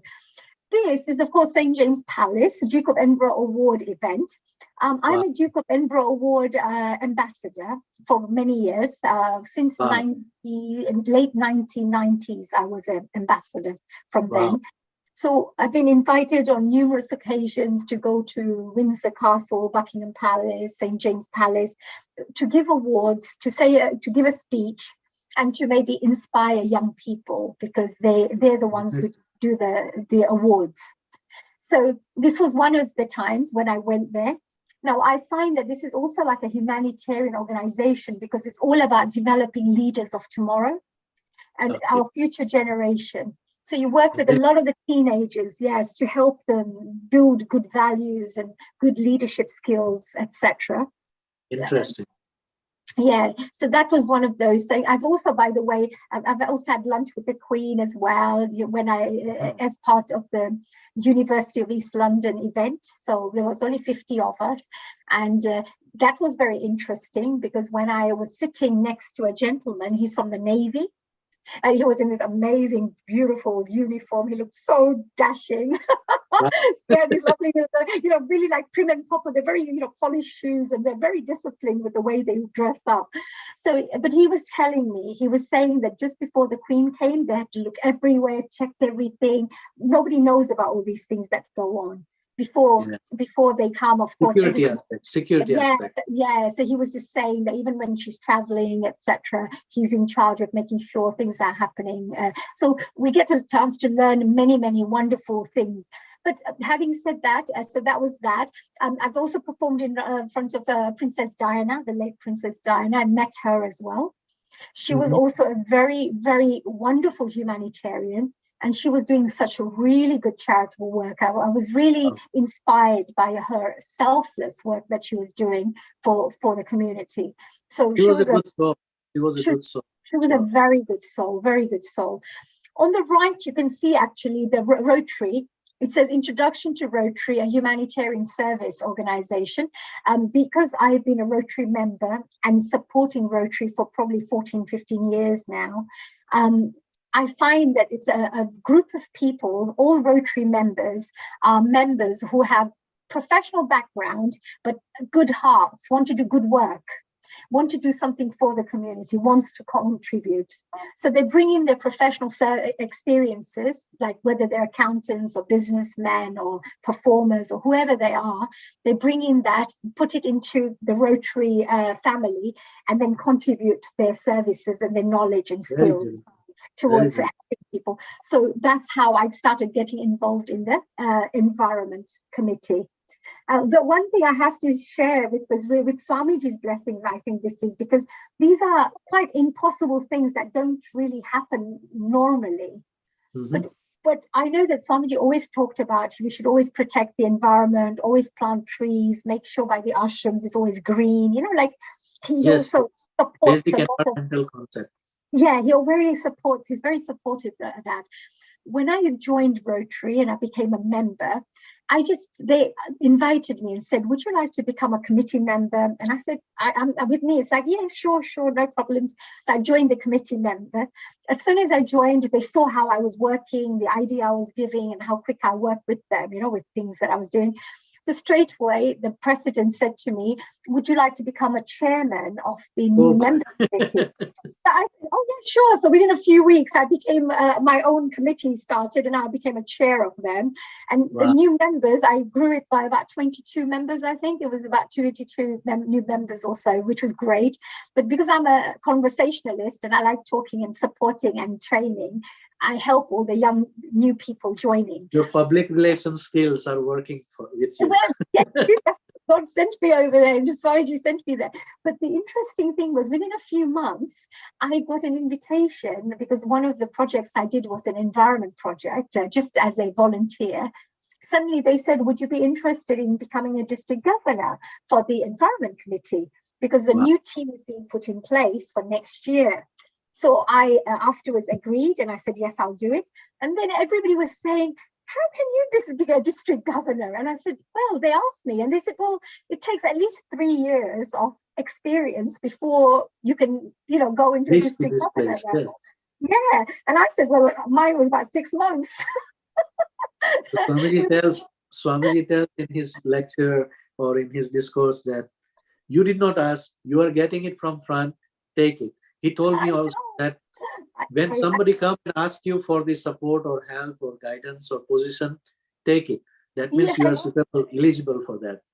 Absolutely. Do you know what? That's why I always remember that. And thanks to that words that Swamiji has taught us, that if you haven't asked for it, it just comes and it's flowing to you, just take it and just go with the flow, go with it. So you're going with the universe and wherever it's taking you, you just go with it. Because it fits in the selfless category.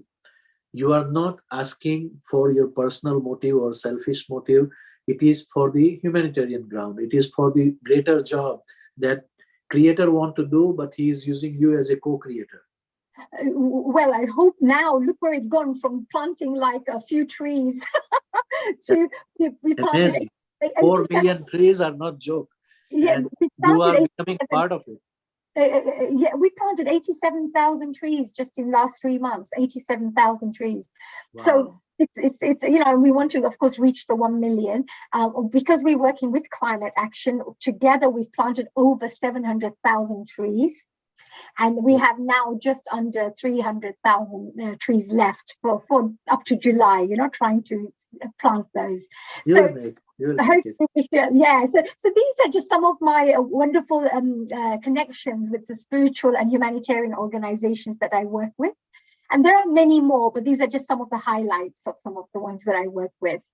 Very, very interesting story. And I will go back to the first slide where you have Vipassana, Goenkaji. And so it was amazing to see how you connect and you take out time. Because many people have dream and wish that I want to do good for others, I will do this, I will do that. They talk big, but unfortunately, they are not able to give time. You are putting your time and energy into everything. Because every time you come with the creativity, some solution, that means you are putting your own energy, that creative vibes or the divine energy that is descending through you and reaching to the humanity. This is very powerful. This is very inspiring. My son is very much into this kind of things. His heart chakra is very big. My elder son, Sajan, he's a graphic designer, but he wants to do projects only that he loves and enjoy. He is not worried about money and position and this and that. But that is the artistic heart. That is the giver's heart. And those who have that big heart chakra, these are the great teachers, by the way. You have the love and heart to give and share because you can become a good teacher and give much more to the community, to the humanity on a greater scale. This is what I have learned by understanding the chakra and the effect of energy that you release through different chakra. When you were talking about the out of body experience, this is again, many people in the Western world are very much influenced by, I want to have that experience, I want to do this, I want to do that. Again, chi, immortality, prana meditation. Okay, the name is so powerful that it appeals to the people that, oh, I can live for longer life, I can have this, I can have that. Most of the things in the Western world, I have noticed, they are good marketers. They go in the East, they learn the things, our principle, our wisdom, and they market it in such a way that the same people from the East will come and learn from these people. Whether you talk about yoga, you talk about meditation, you talk about Tai Chi, you talk about anything. But here, if we connect the Occidental and Oriental wisdom and experience and knowledge, we will be a totally one family. We will be able to work together and create total new synergy in the world. And that is where the world is going now, Absolutely. So, absolutely. Yeah, and more you understand the actual benefit of self-realization or Kundalini awakening or prana. By the way, Kundalini or Chi or prana, it is all the same, what we call life force. So many people who are watching this, don't get carried away by different name. It is Chi in the more China and Japan. Japan they call Ki, Ki. Okay, and some of the Mayan or Hawaiian people will call it Hara. From the Nabi chakra, it raises above and grow. So this is the same principle. Humanity or life force has not changed. It is our knowledge that diminished. That's why we find it new, we find it attracted, and we want to do this. But after going through all the experiences, what you said is the core principle, that because you are doing meditation, that you learn from Shiv Krupanand Swamiji for free, and here you are paying for big prices or whatever. I think Vipassana is also freely available. People are given the free courses for Vipassana. They are. You just donate whatever you want, so Yeah. whatever you choose, So right? I love that concept, and I love that part, because Swamiji has taught us God has given you life, which is the most valuable thing. If you cannot put value to your life, how can you put value to meditation, the life awakening? This is the thing, and this is the gift you have to experience, and what you can learn from so many different sources. Himalayan Samarpan meditation or Shiv Krupanand Swamiji's soul meditation with the mantra, I am a holy soul, I am a pure soul, is going to give you the same level of spiritual experience and awakening, provided you are sincere and you are ready to practice, not just talk and not just express the knowledge. This is the path of experience and practice. That is what I want to share.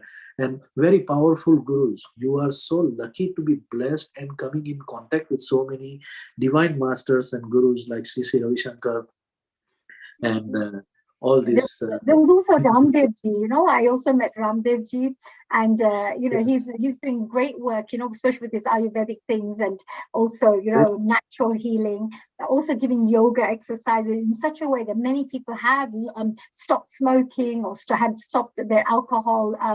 I don't know, because I think there were some alcoholics, who was drinking alcohol, etc. Alcoholic Anonymous, that is what their organization is, AA. They also teach the meditation to quit alcohol. But yet, In but USA, they started doing the yoga of course Ramdev Ji. They just started quitting it themselves, because I think just like Swamiji's one, if you remember the story with Swamiji, where. This is the same. So, even with Ramdev Ji is doing good work out there, but it's more on the physical level, more yoga exercises and things. But again, I've had a chance to meet all the wonderful people, and you always find that they're very humble people. Absolutely. All the spiritual masters are very humble. And they are loving and compassionate. As I was saying, that is the quality of a guru. They don't complain, they don't criticize, they don't condemn, but they love, they are compassionate, and they are caring, and that is the power. By the way, you were mentioning about that Vedic study or the ashram. Is that Ars Vidya Gurukulam in Pennsylvania? Probably, yes. Ars Vidya Gurukulam. That is the message I got from Himalaji, one of our sadhika in Pennsylvania. Said that it could be this place. And amazing. It's a Guruji who runs all the and he's the head of it. And they, of course, are based also in India. They do a lot of work there. Yes. I heard one of his videos on YouTube, and he constantly travel. He is spreading and he is teaching this knowledge to many people. And to be honest, I personally believe that most of the spiritual wisdom that we have today in the world has some roots somehow with our Vedas. Okay, Vedic knowledge and Upanishad or the next level of Vedantic knowledge, what we call, has a lot to offer to the world. And in the late 19th century and early 20th century, if you will notice, there was a great spiritual revolution just before the First World War.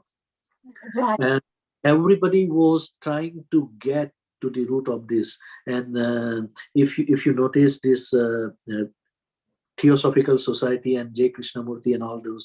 These are the people who were trying to establish some sort of stability in the world by establishing Theosophical Society, that let's go back to the roots of our wisdom, and then we can try to create the stability. But J. Krishnamurti did not want to become another Buddha, and he did not want to be part of the established religious organization. So he continued giving this kind of one-on-one or personal talk, rather, that you don't need guru, you don't need this, you don't need that. His philosophy was so well appreciated by not just Indians but Westerners also. And this is the kind of revolution we have witnessed. But again, with the Second World War, it started getting doomed, and then people who are learning today, they find it is new. It is not new. It is the old wine coming in the new bottle for all of us. Yes. Well, it's been there for 5,000 years or so. So, that knowledge is there. And they say there's the Akashic records around everywhere. So we say the Akashic record stores everything. So even if you're trying to connect and you're bringing out the files, as we would say, you're sort of connecting with some of the files of previous information out there, which is already there. And Yes. they also say that when you come out with some kind of a new invention, you will find that somebody else has thought of it somewhere else anyway. Only difference being that you've had maybe the money to go in and put a patent forward or something. But somebody else may have also thought of that, because the energies and the thought processes are all around in the atmosphere. Yes. And that's why when you're creative, you pick out on the highest level of creativity. Exactly. Comes through. Yes. It is Yeah. on the level of consciousness, how far you can travel, how high you can travel. It is more about that. And those who think that I am the one who created this patent, or I am the one who invented these things, this is not your invention. As I give you the example from your own experience, okay? My wife had the similar experience at the Malaysia center when we went to Malaysia, that she started hearing the dhun of Swamiji, Om Swami Namo Namah, Sri Swami Namo Namah. Yes. That was being played in the center, and as soon as it was upstairs, but we opened the gate from the ground level. As soon as we stand there, we open the gate, she started hearing this. So when you are connected, when your soul is so pure, you connect with the energy vibrations, sound vibrations that has established. The same way, thought vibrations are existing on the planet Earth. Okay, any guru or any saint or any scientist, whoever lived in that place, whenever you go, you will connect with that energy. That is why Swami, when he came to UK, he was able to connect with the Saint David's energy when he was in Pendu. When he was in Nagpur, he was able to connect with the Sai Baba's energy. So these are the vibrational frequency that once you vibrate at that frequency, you resonate, and you will be able to connect, and you will be able to absorb, and that energy will start getting transmitted in the form of thoughts and words through you. You think that, oh, I have no idea, oh, I wrote poem. No, there are so many things that already happen. Of course, you must be also doing that. But once you enter into the spiritual world, and once you reach to that height of spirituality, the ego part, that I did it, this is my, and or this is mine, will be gone. It will be evaporated, because you become a pure absolute consciousness. That is what soul is. We've become one, because that's why, because then you realize everything's one. If I do this, it's going to affect someone else. If I do this, like a butterfly flutters, and they say there could be a tsunami in another part of the world, because every little thing has another some effect. Yes, so and we know every that we're all connected. Yeah, every human form or life form is directly, indirectly connected. So as you said, the law of thermodynamics or science, energy can neither be created nor be destroyed. So we were cellular form in one life or other life in the past on the earth, and that cellular form was probably that of Buddha, or that of Jesus, or that of Christ, of Krishna. Whatever you were today, when you are taking birth, because of that connection, because of that energy on the earth, you will be inspired, though that was a full body and this is only one cell that came in your luck this life, you will be little bit of spiritual, not that much spiritual as Krishna or Jesus, But Funny. from Yes. logical point of view, Yes. I just try to explain this with how energy works and how consciousness has its role to play in the material world. Because if you don't mind, it doesn't matter. But if you mind, it matters. For example, when you have the pure intention, automatically the positive energy starts helping you. The same way, those who have malintention or bad intention to hurt somebody or to rip off somebody or to cheat someone, that kind of negative energy will start coming to that person and make them victim or medium to do wrong things.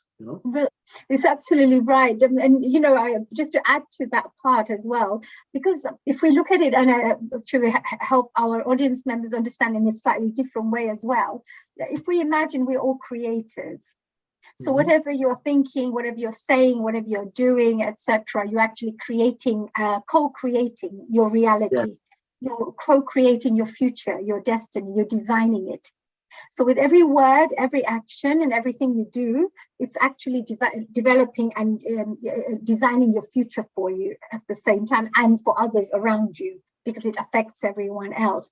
So that's why you need to be pretty responsible to, if you can imagine that you yourself are God and everything that you're doing is actually manifesting, then you will start becoming much more responsible with the way you think, the way you act, the way you do, because you know now that everything's going to have an effect because you're actually creating things. You're the one who's, if you join everybody and help to raise the consciousness level, it's you doing it. If you're pulling people down, you're actually causing all the problems in the world.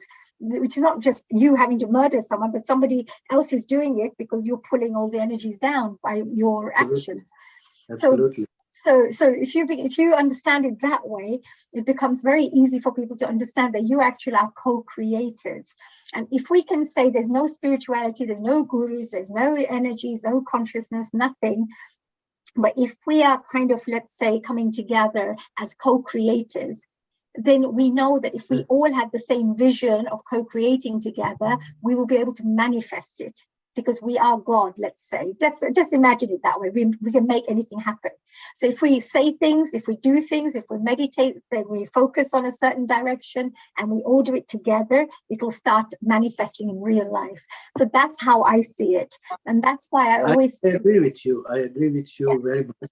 Because if you remember in this session when we were offering the tribute to Queen, and at that time we were talking about the rituals that we carry for Shraddha and all that. I was mentioning these things that Mongo Manushya De Fari Fari Ne Now Mare Nahi Varumvar Bhai Tu Bhajile Ne Karta. I was singing that bhajan. Human form of life is very precious. It is not easy because only in the human form, human body, our consciousness is highly elevated enough to become God as well as to become animal. You decide. Man is the only one between Dev and Danav, between God and evil forces. So human is given 50-50% possibility. What you use will stay with you. So humanity is humility plus responsibility. You have to take responsibility of what you are saying, what you are doing, what you are thinking, and what you are creating. Because every time you are thinking, you are releasing the vibrations in the atmosphere, in the environment. That energy is creating the ripple effect in your life of happiness or non-happiness. So most of the time, Swamiji says, "Aapko problem hai, yani aap mein problem hai." If we are creating problem with other people in our life, we are getting into argument, this, that, meaning that somewhere is stuck something, your chakra has some sort of blockages. That is what is not allowing the energy to flow.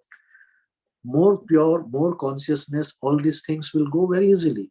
This is becoming a very interesting discussion, and you and me, when we talk, we cannot stop. Let's go to the next one. It's very, very good because it's very important. I just want to finish off with that, Hitendra, if that's okay. Just the one last bit here. Please. And if you look in quantum physics and you study that, then you will find that all these things that we study from different perspectives, somebody will look at it in a scientific way, somebody in a more personal experience way, some more spiritual, sacred scriptures way. Everybody has a look at it, things in a different way, right? But if you look at it in a quantum physics way, the way life is working and the way things work, then they say in quantum physics, everything manifests based on what you're observing. What that means is there could be millions of possibilities of what could happen tomorrow for you. Yes. Millions of possibilities.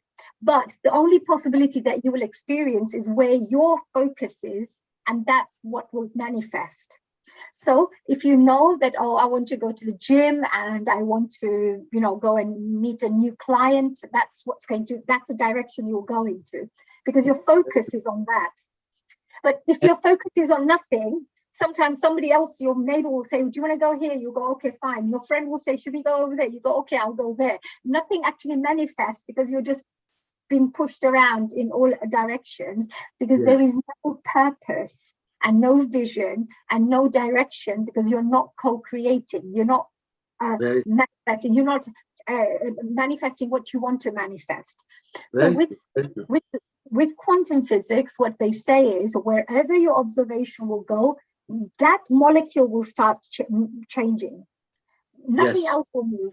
Only the molecule, the way you're looking. So if you look at the water bottle, then you'll start seeing the water bottle, but you won't see anything else. But there could also be the cupboard that's sitting there. There's a carpet there. There's a flower vase there or something. In your mind and your memory, it's only the water bottle at that time, because that's where your focus is.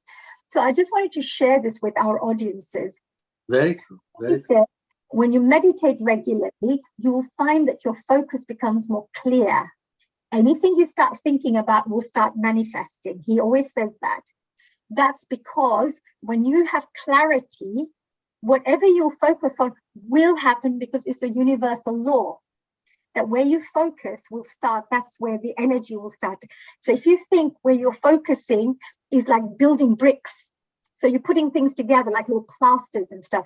But if you then think of something else, that hasn't been completed. Now you're thinking somewhere else, and there's a little bit of bricks and energy is coming, consciousness is coming to build something, and then you go into something else. So nothing gets finished, nothing gets completed. But if you continue focusing in one direction and keep growing, all the energies will then start coming in that direction to build that and complete it. So then it manifests in real life. That is very, very true. That is very, very true.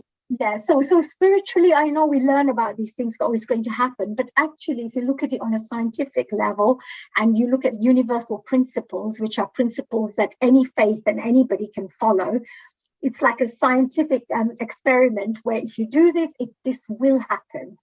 Absolutely. And that is why, in fact, this is all Vedic wisdom, I tell you.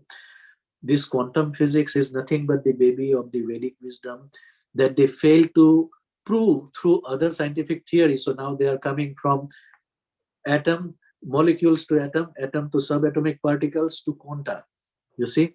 So this is science. What it does is divide. Go to the smallest. But this has already been told in the Vedic wisdom.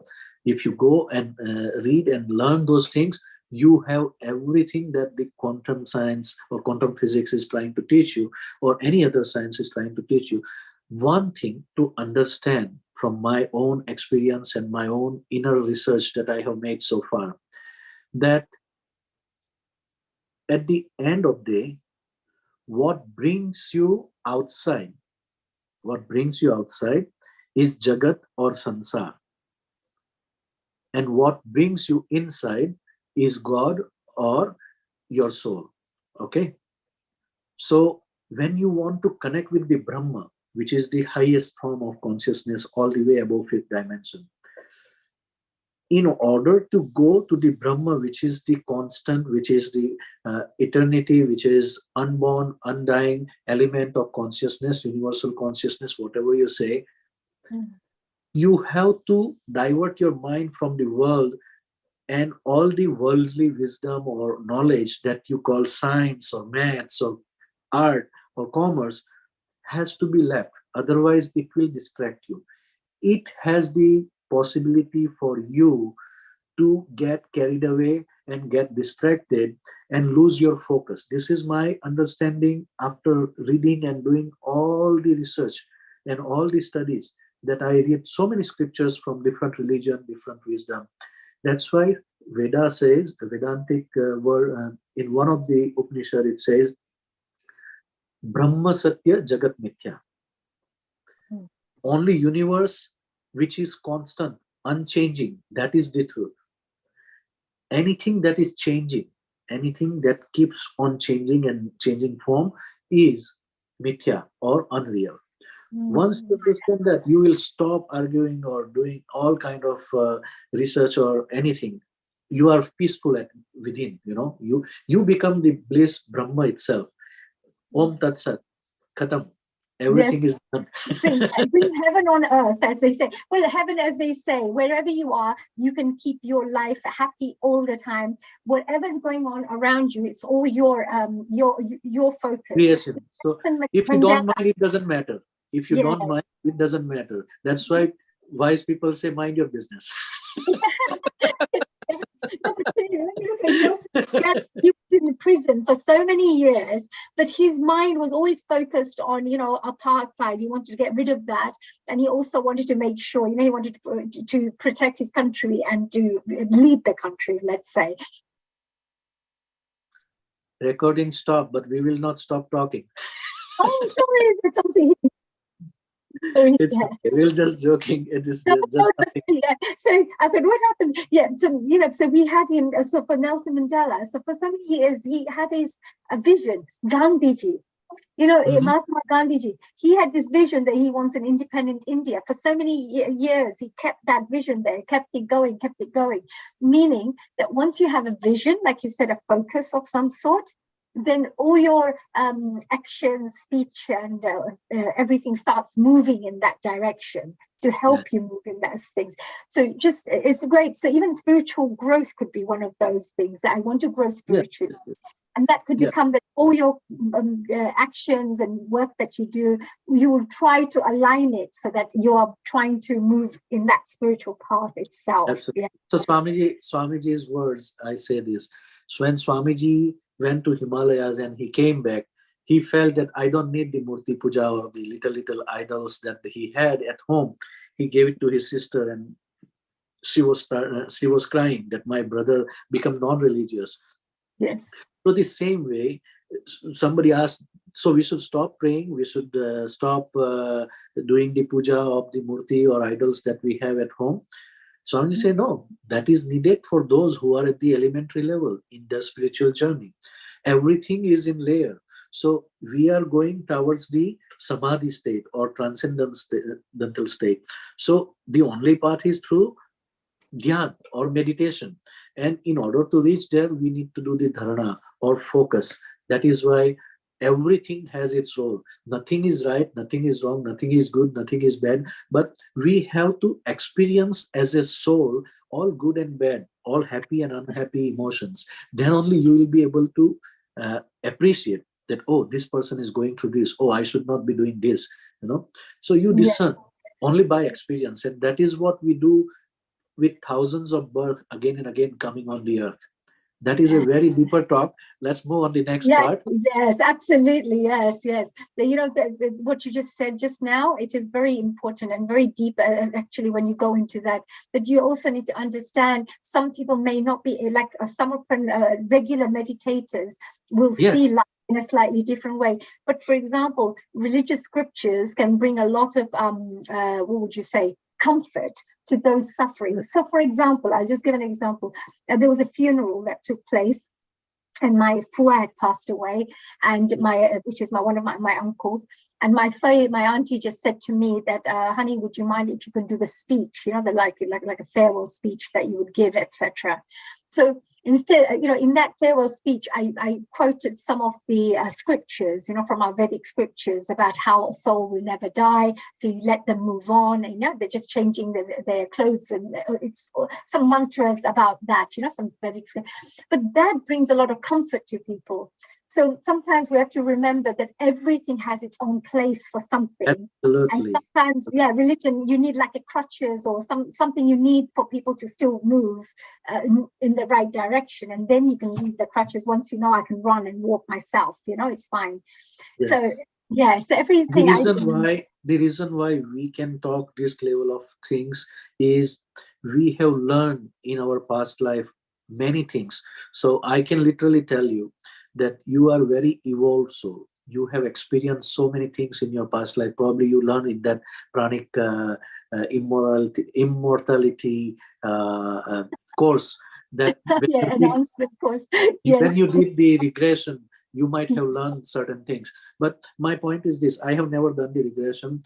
Only through Samarpan meditation, I came to know where my soul was, who I was, and who are these people around me. I was able to understand their personality. I was able to recognize their soul's quality and their personality, that what was my relation with them.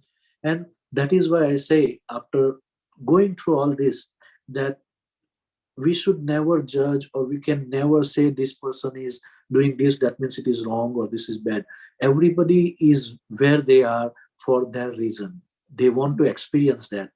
I don't want to take away my son's experience of making mistake and learning from that mistake. I let them do the mistake, Yes, I think Swamiji does the same. Yeah, Swamiji does the same with us. He says, you have to go, you have to walk the path. So in Samarpan meditation, he teaches us that, look, he can't take the actual pain for us. He can't take the karma for us. He can't take he just says, you have to walk the path.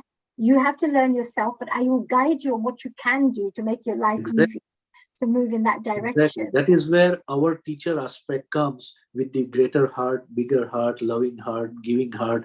That is what old wise souls. And right now on the earth, there are thousands of such souls living, and they are trying to lift the energy or vibrations of the earth by giving this kind of programs and by giving this kind of podcasts, and trying to awaken the humanity, to inspire, because you can buy all kind of things by looking at the TV advertisement or web advertisement, but these kind of discussions are very less.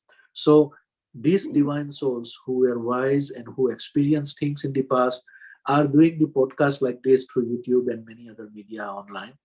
They are trying to pass down their wisdom and knowledge, because in order for us to have liberation, we have to give it back to the world. We cannot carry it over. It is like when you are taking the flight for longer distance, they say that put the heavy luggage in the cargo. We don't want it to go in the plane with you. That is the same. Moksha, liberation is nothing but give, share, and be free. Yes, absolutely. Well, we've already agreed with that, haven't we? We're all connected to each other. So Swamiji also says he can't move on until all of us have also grown, right, spiritually. Yes. So Swamiji is teaching us to throw away those toys, the worldly things. That I like this, I don't want to give this. Don't hold on, leave it, let us go. Even share the knowledge. Yeah, absolutely. Well, some of these things that leads us to this part, where you just asked me a question, which was, I thought, a very interesting question again, about what kind of anubhutis that I've had, which I won't forget. So some of these things keep kind of come up for me, and one of that is, if we go on to the next slide, perhaps I could just show you a little bit about the kind of things that have taken place. First thing I just want to slides, wake up. We're going to the whole. Well, thank you.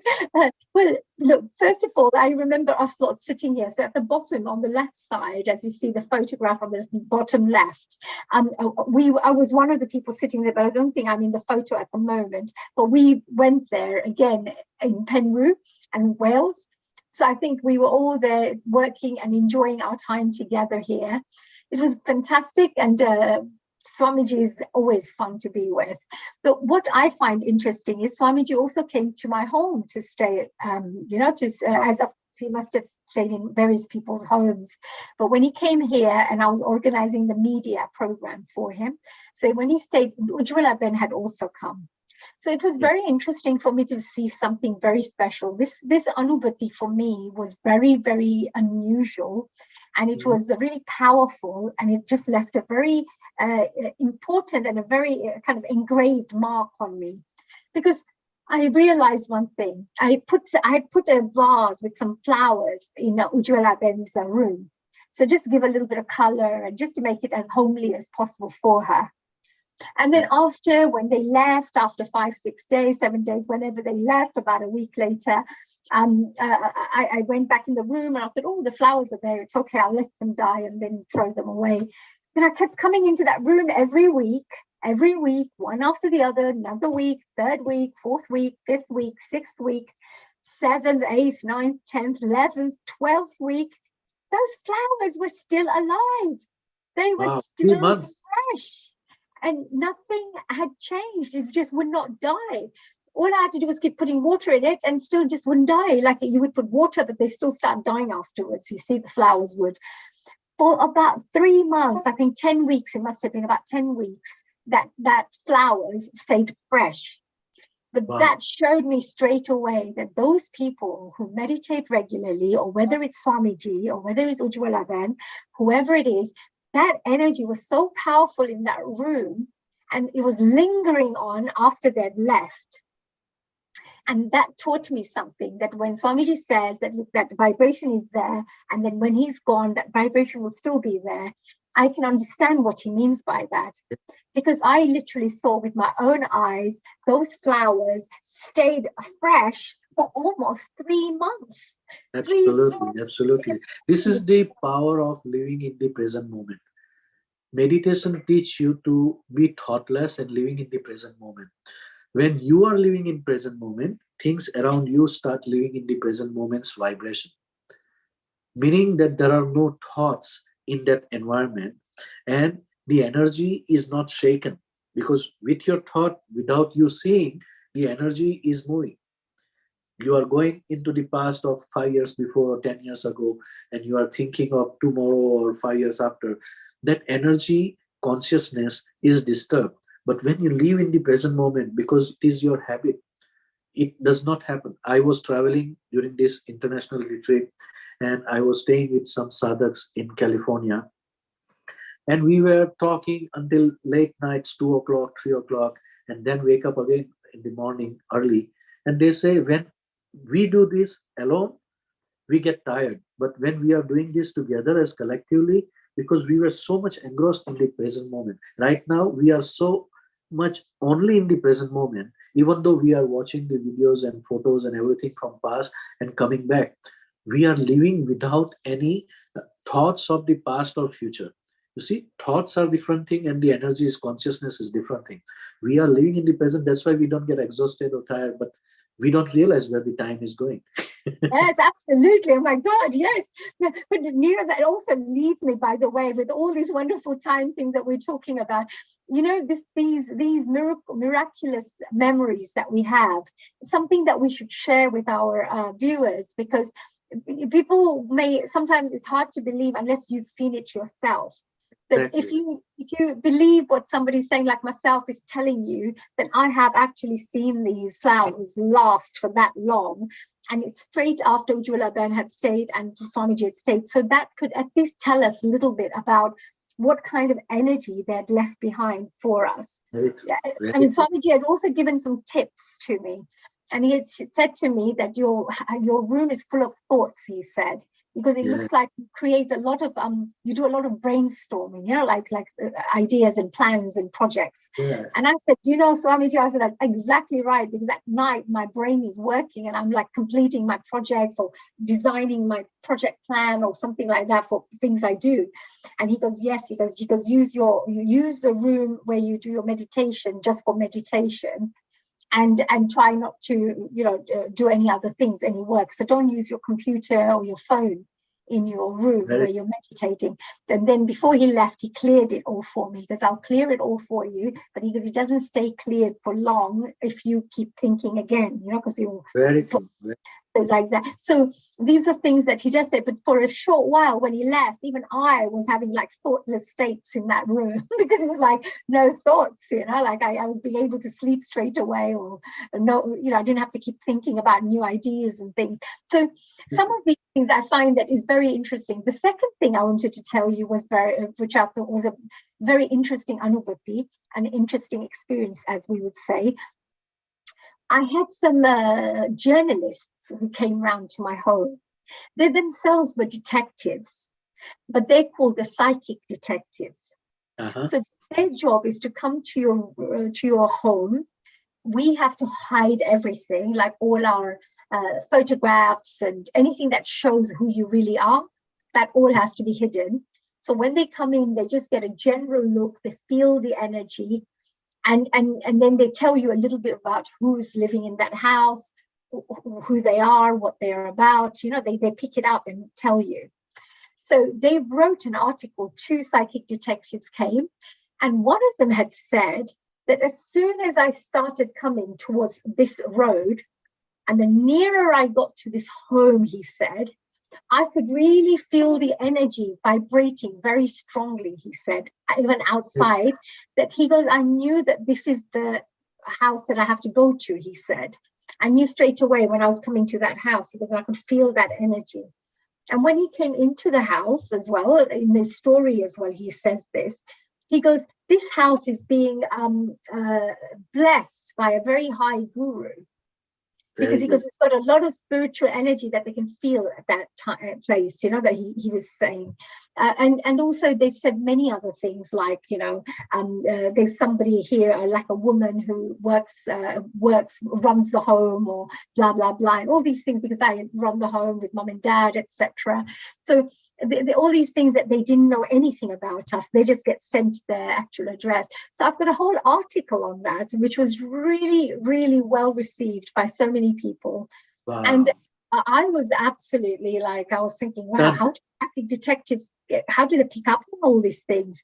Because I had given them no idea whatsoever that all Guruji's, Swamiji's photos were put away in a little cupboard thing. So nobody could see what this place was, but they could still feel it. Isn't that amazing? That is amazing. And in fact, I can connect these dots with Swamiji's words, if you allow me to.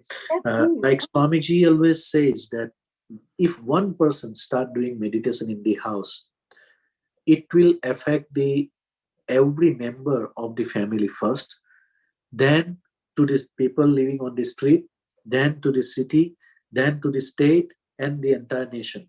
And I am firm believer of this because I have experienced this in my own life. Swamiji came and stayed with us without we knew who he was and all that. Exactly 1 month in our house when we were in Montreal, Canada. And after that, he left. But today, by the grace of that energy, we have Mangal Murthy, Guru Shakti Dham, Ashram in Montreal, Canada area. Okay. And today that energy has traveled with us all the way to USA, and such a huge Samarpan family that we have developed, not because as a person I have something more or important or valuable. It is the invisible energy of the divine Guru, Yes. I believe it very strongly. And this is what Swamiji told us, if you remember, in 2000, 2001, that after 15, 20 years, the time is coming where people who are spiritually strong enough and those who have pure consciousness, they will be the one, Chitta Shakti. They will be the one with the pure Chitta Shakti who will be ruling. And that is what is happening in our life success. It is the most driving force, most powerful driving force in our life. Absolutely. No, that's really true. But then be also aware of the fact that nowadays, if you study of what's going on in the world as well, there's a lot of counter actions being taken at the moment. Because when you become very soul conscious, what tends to happen is people can't control you very easily. they can't cover up lies, or, you know, because what happens is, as a soul, and if your soul is very pure, you see through them and you feel this, something doesn't feel right here, this doesn't sound right. You know, something tells you inside that don't fall for this, that there's something not right here. So, you know, there are many times when you become very soul conscious, people can't actually control you. Like sometimes you need mass control to make certain things happen in the world. So sometimes there is always this attack, as we discussed earlier, of negativity. And that is why one thing that I would warn the meditators who are new meditators, or those who are in this spiritual journey at the earlier stage, you have to first very clearly decide that I want to walk on the path of spirituality. Divine energies will guide you and support you. But if you say that I am going on the path of spirituality and I am joining this group or that group just for the fun, just for showing off to the people that I am a spiritual person, then that hypocrisy is leaving the window open for you to bring in the negativity from outside.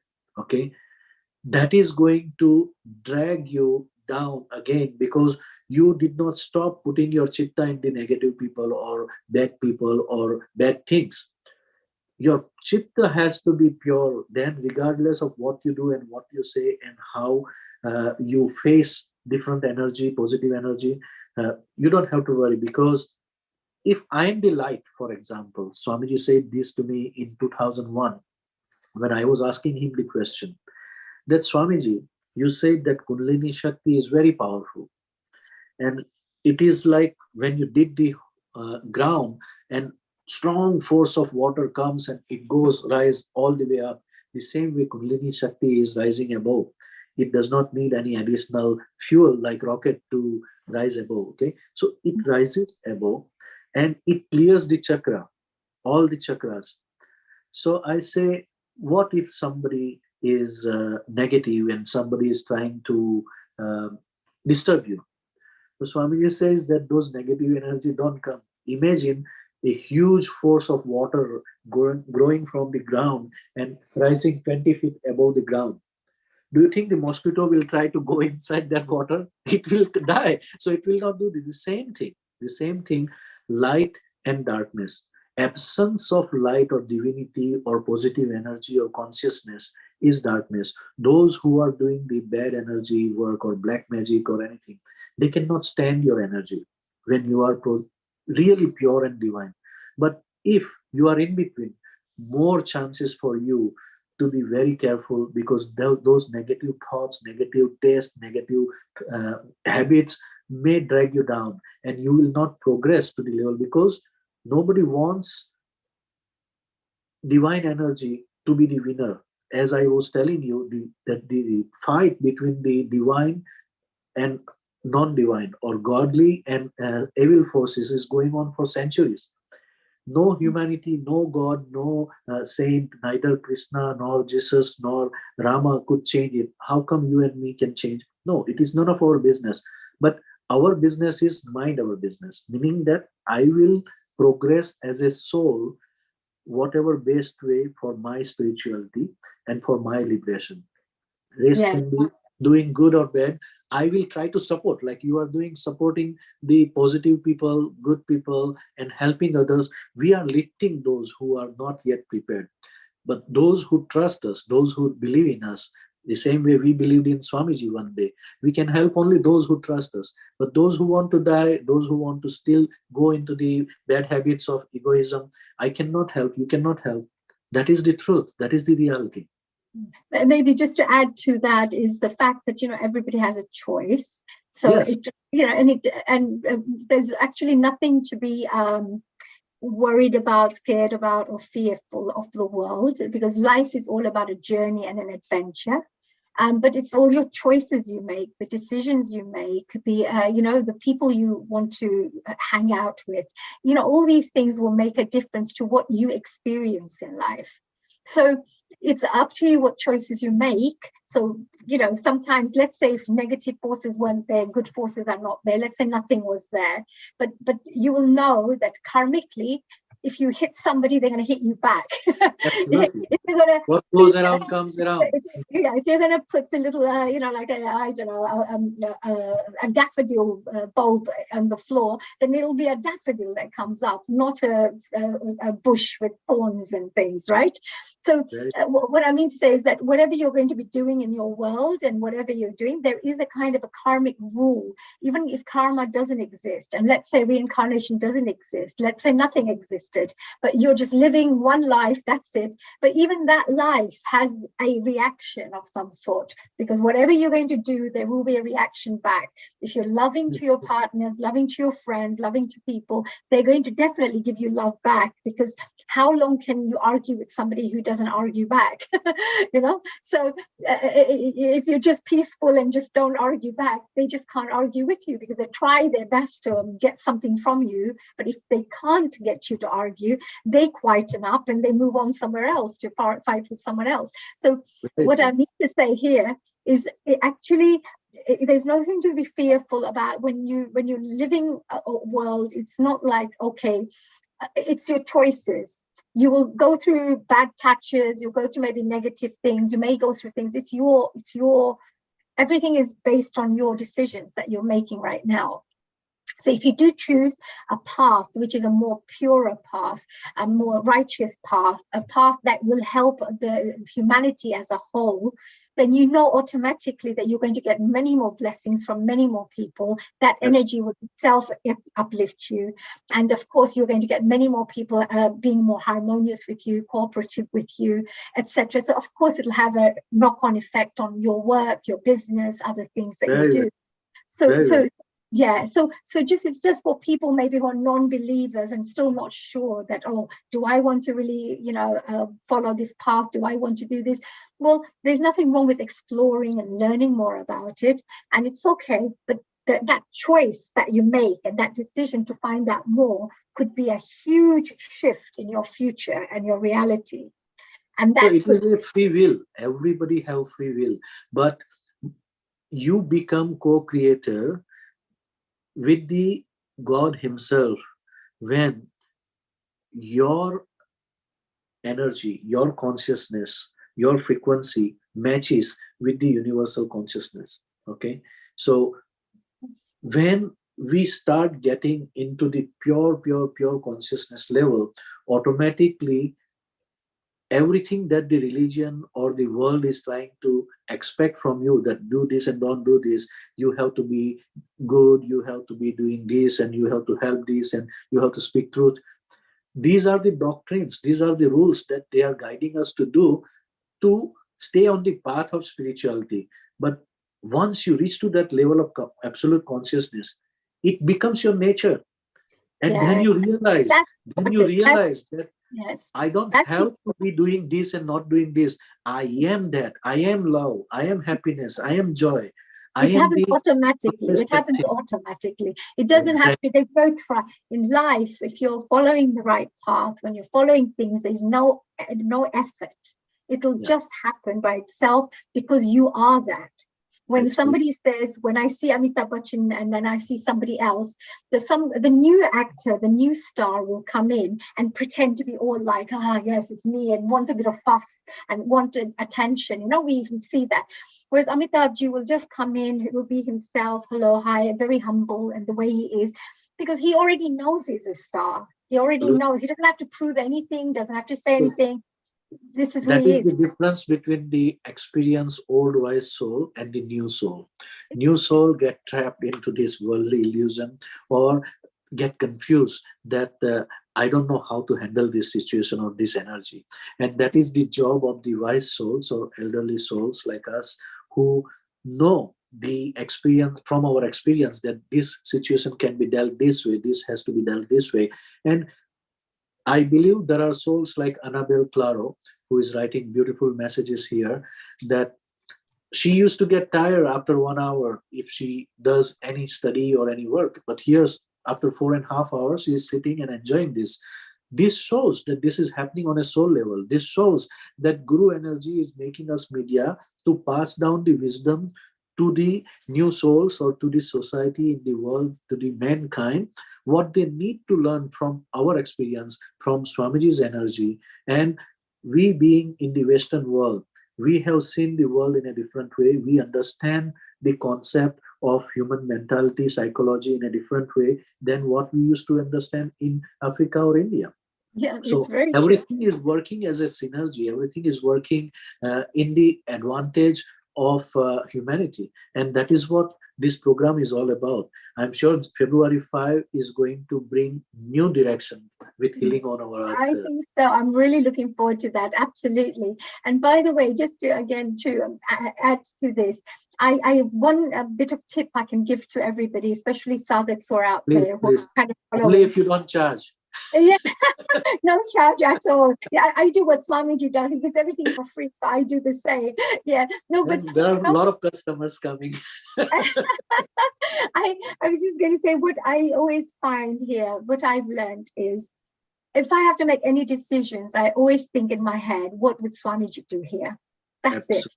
Because Swamiji, all I found him to do is to uplift people. So he doesn't scare anyone. He doesn't put fear in anyone. He doesn't tell you what's right or wrong. He doesn't tell you do this, don't do that. If you do anything wrong, he says, don't worry, because maybe next time we can do this, and he doesn't make you feel guilty for it.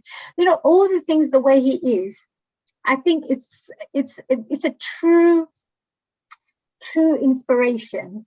And people like who want to follow a righteous path has someone there to maybe use as a role model until you become that yourself, you know, to move in that direction. Absolutely. But just that little question will help you deal with many things in life. Like, what would Swamiji do? Because sometimes if I got angry with somebody inside me, I'll think, oh God, I really should tell them, you know, like, you know, but I'll control myself. I'll be graceful about it. But sometimes, then I think, hold on a minute, what would Swamiji do? And I'll say, you know what Swamiji would say? They will learn in their own time. You know, they'll evolve in their own time. When the right time comes, they'll understand. So don't worry. So that's what he would say, something like that. And I would think, you know, why am I stressing about this? Yeah, they'll understand in their own time. Let me move on with my other project thing that I have to do. So I just wanted to share, because that's, I think, would help a lot when you're trying to make decisions and trying to do things. Yes, very, very true. And you see, I have the responsibility of running the Samarpan organization and guiding and leading others. So I make my team members come forward with the ideas and how to approach this, and then I will put my comments or my ideas later. I have the complete vision. This is the direction I want to go. This is how we want to manage. For example, this is Samarpan. You know where we are going and what we are doing. But I had my vision. I make them feel that yes, they contributed, and that way we grow together, because there are a lot of intelligent ideas and creative ideas that come from other people, not just me. And Swamiji said, you want to work with other people who are smarter than you. And that is the true management. You don't want to limit yourself with your knowledge only. And that is how we grow together as one team, one family. And I believe Swamiji has blessed.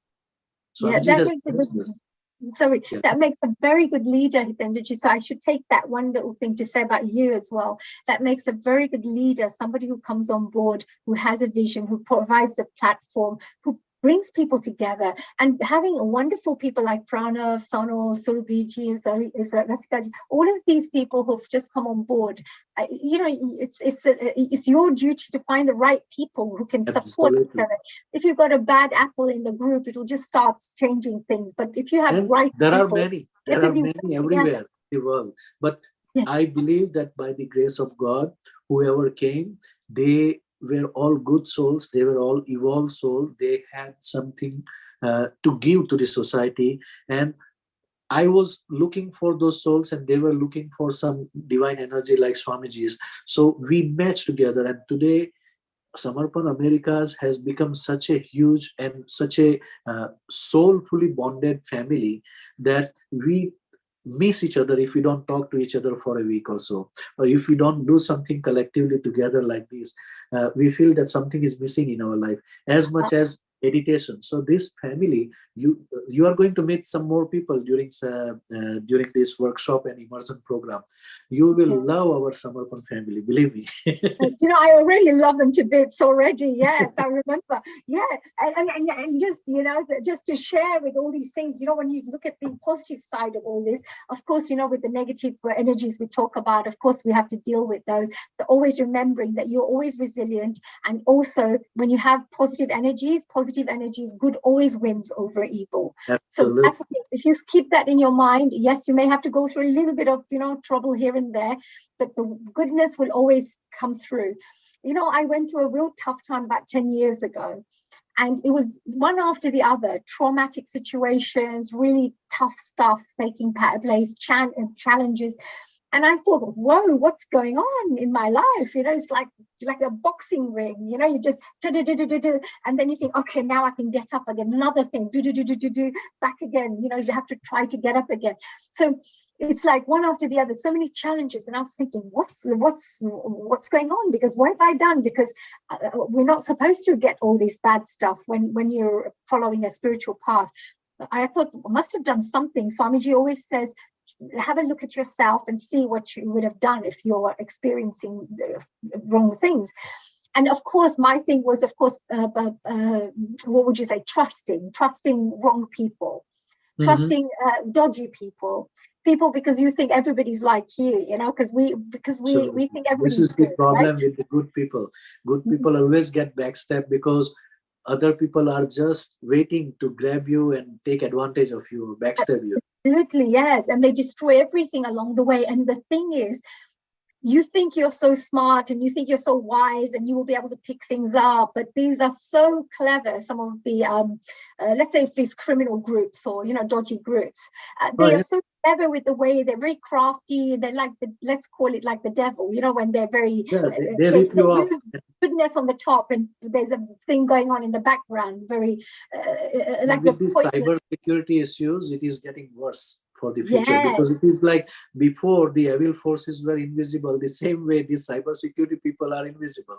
yes. So the cyber attacks that are being done, etc. But the cyber attacks is people coming into your business, is people maybe who are planted around you as friends, pretend friends, etc., or associates. So they're all working together, and you don't know that they're all working together as teams, etc. So there's lots of funny stuff that goes on in life, right? But then you always ask yourself as well that why did I have to go through all of this?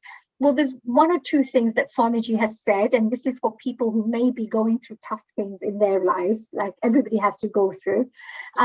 If it was, he said one thing could be the case is when there's a lot of karma that needs to be cleared.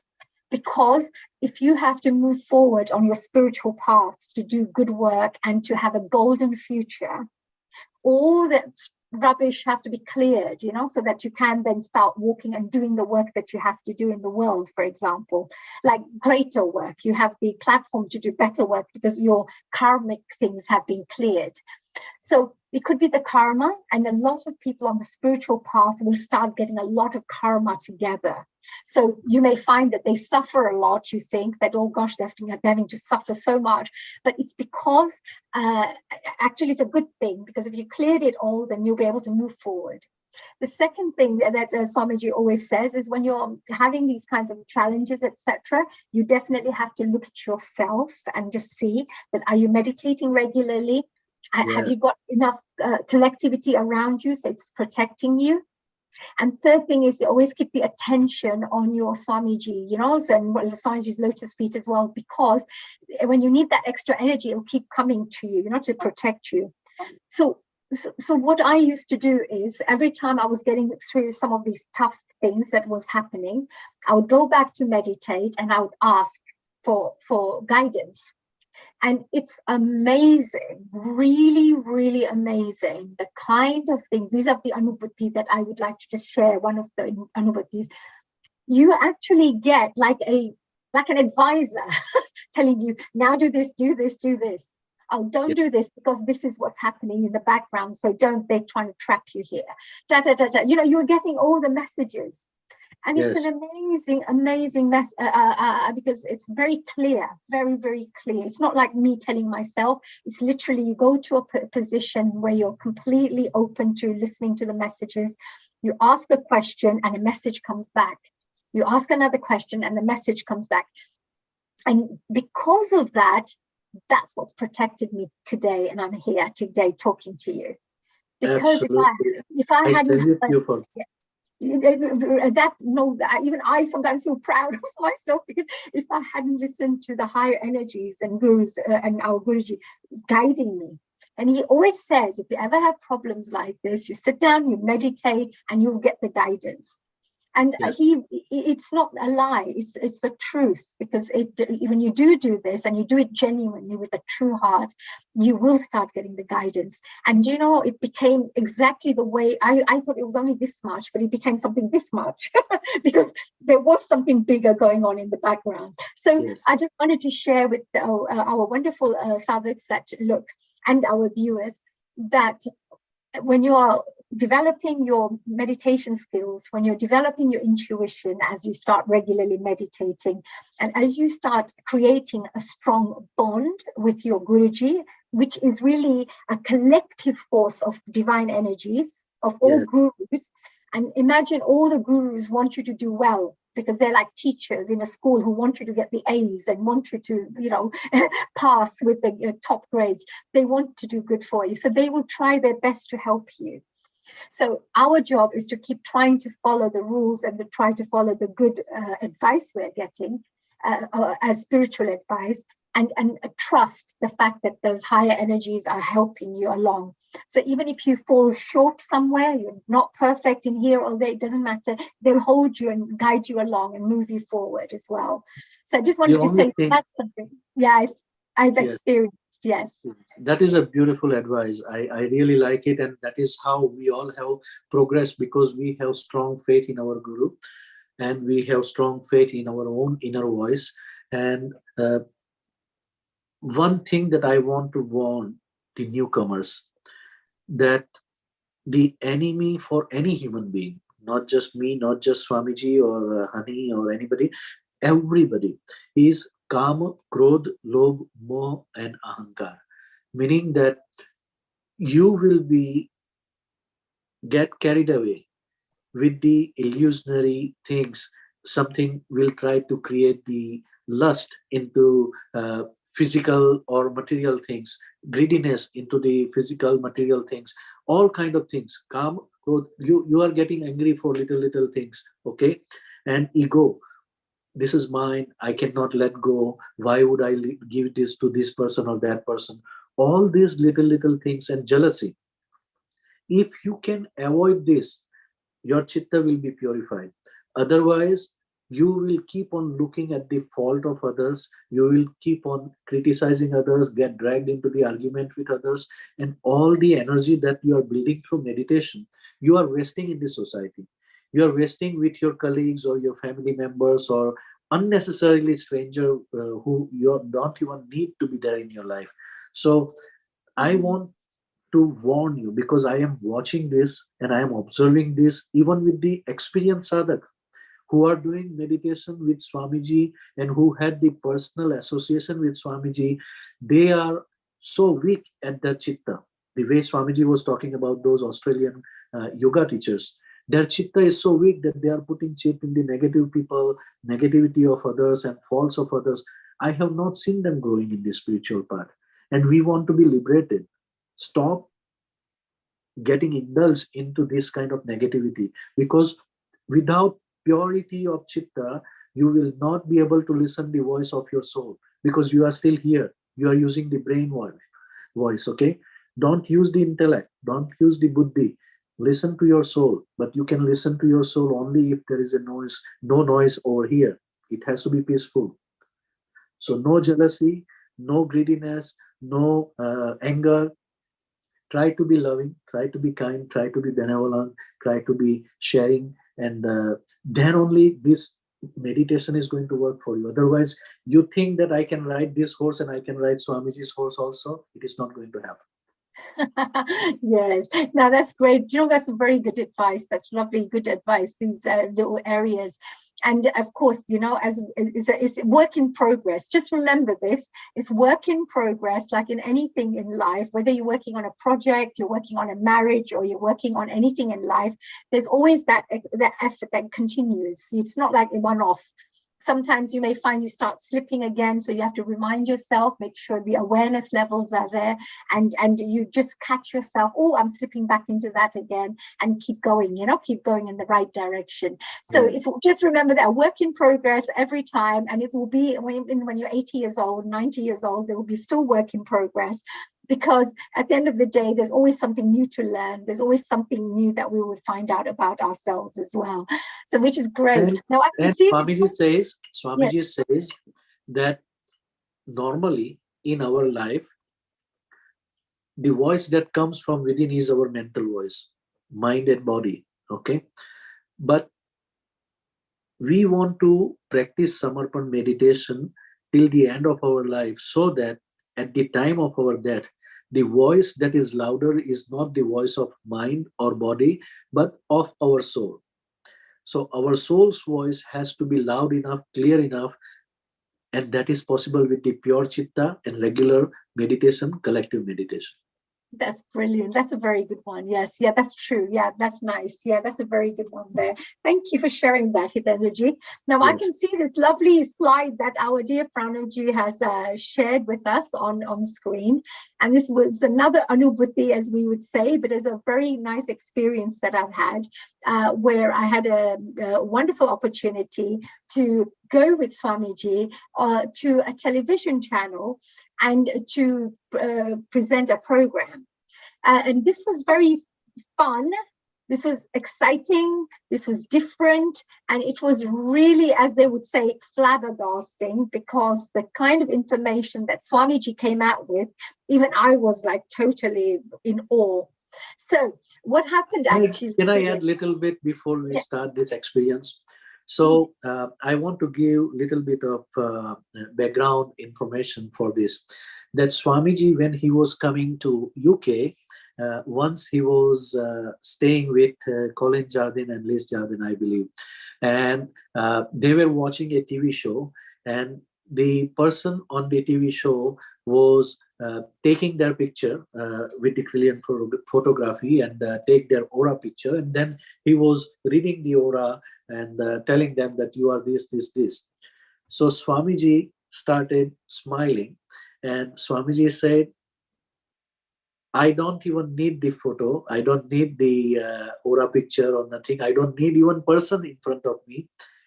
If they put me on the TV without even seeing the person, I can bring the solution for them, and I can tell them that what is the problem, how you can come out of it. So based on that, this interview eventually happened. And when it happened, what is the background, Haniji will tell us. Thank you for that. That's nice to put it all into context there. So, yes. So actually, you know, to our wonderful audience members and people who are listening right now, it was a really very, very amazing opportunity for me, especially because Swamiji wanted to go and tell more people about Samarpan meditation. Of course, I was really keen to get him on TV, saying, what about, you know, doing television shows? We tried to speak to various television networks, but nowadays, you know, at this moment, Swamiji wasn't known here in the UK as much. People didn't know him as much, and even in India, he wasn't as famous and as popular as he is at the moment. So people didn't know the name. So they just said, look, we don't know who this person is, but honey, if you're there, then, you know, based on what you're asking us to do, we don't mind doing the program for you. So, of course, Swamiji said, well, honey, then you make sure you come with me, you know, make sure you're there with me. And I said, okay, I'll be there with you. So we did this program. It was all about calling in live. So all the viewers who are watching this program, they could contact Swamiji, and Swamiji would give them advice over the phone about any of the problems that they have. So everybody thought, oh, he's an astrologer, or he's some kind of a spiritual mappa, you know, like there's some mappa. But when we did the actual program, what was really, really interesting and different was Swamiji would just say before the phone came through that, you're calling regarding your son and you're worried about his exams. And the lady would say, oh my God, yes, that's exactly what I was phoning for. And Swamiji said, okay. And then he would then give the advice of what to do, etc. But people found that really, really different. And so did I, because I was sitting there and I was listening to him and I was thinking, wow, he's like just telling people things. How would you know? It's like we've planted people to phone us and we know exactly what they're going to ask. But because I organized the program, nobody can do that. So no one can plant people just to pretend to ask these questions, right? So it was absolutely real. And Swamiji was coming out with these answers. Now, what was interesting is a couple of things happened. The TV channel said, first of all, nobody has called this much in any of their programs. The whole lines were completely jam-packed. The lines were like, going haywire because there are too many people trying to phone at the same time. So that was one thing very good. It was very popular. Second thing is, when I was sitting there with Swamiji, it was a very unique experience for me, because while I was sitting there, my eyes kept on closing like this. And I'm like trying to keep my eyes open, and it would go like this. My eyes would just keep going because I could feel so much energy next to him. I don't know what it was. I don't know. I thought to myself, have I not slept enough? What is this? Why is my eyes kind of closing so much? But it was later on that I realized that it must be the fact that there was a lot of energy being opened up by Swamiji. His aura may have been open so he can connect with these callers. Maybe that was the case. But I definitely felt that. So that was my second thing. And the third thing that we had was quite a few people who called in ended up coming and joining our centers. Wow. They actually came and joined our centers, and they were there for years and years and years for them to join, so everything worked out tick, tick, tick, tick for us. First of all the callers were really happy because they got some great answers from Swamiji.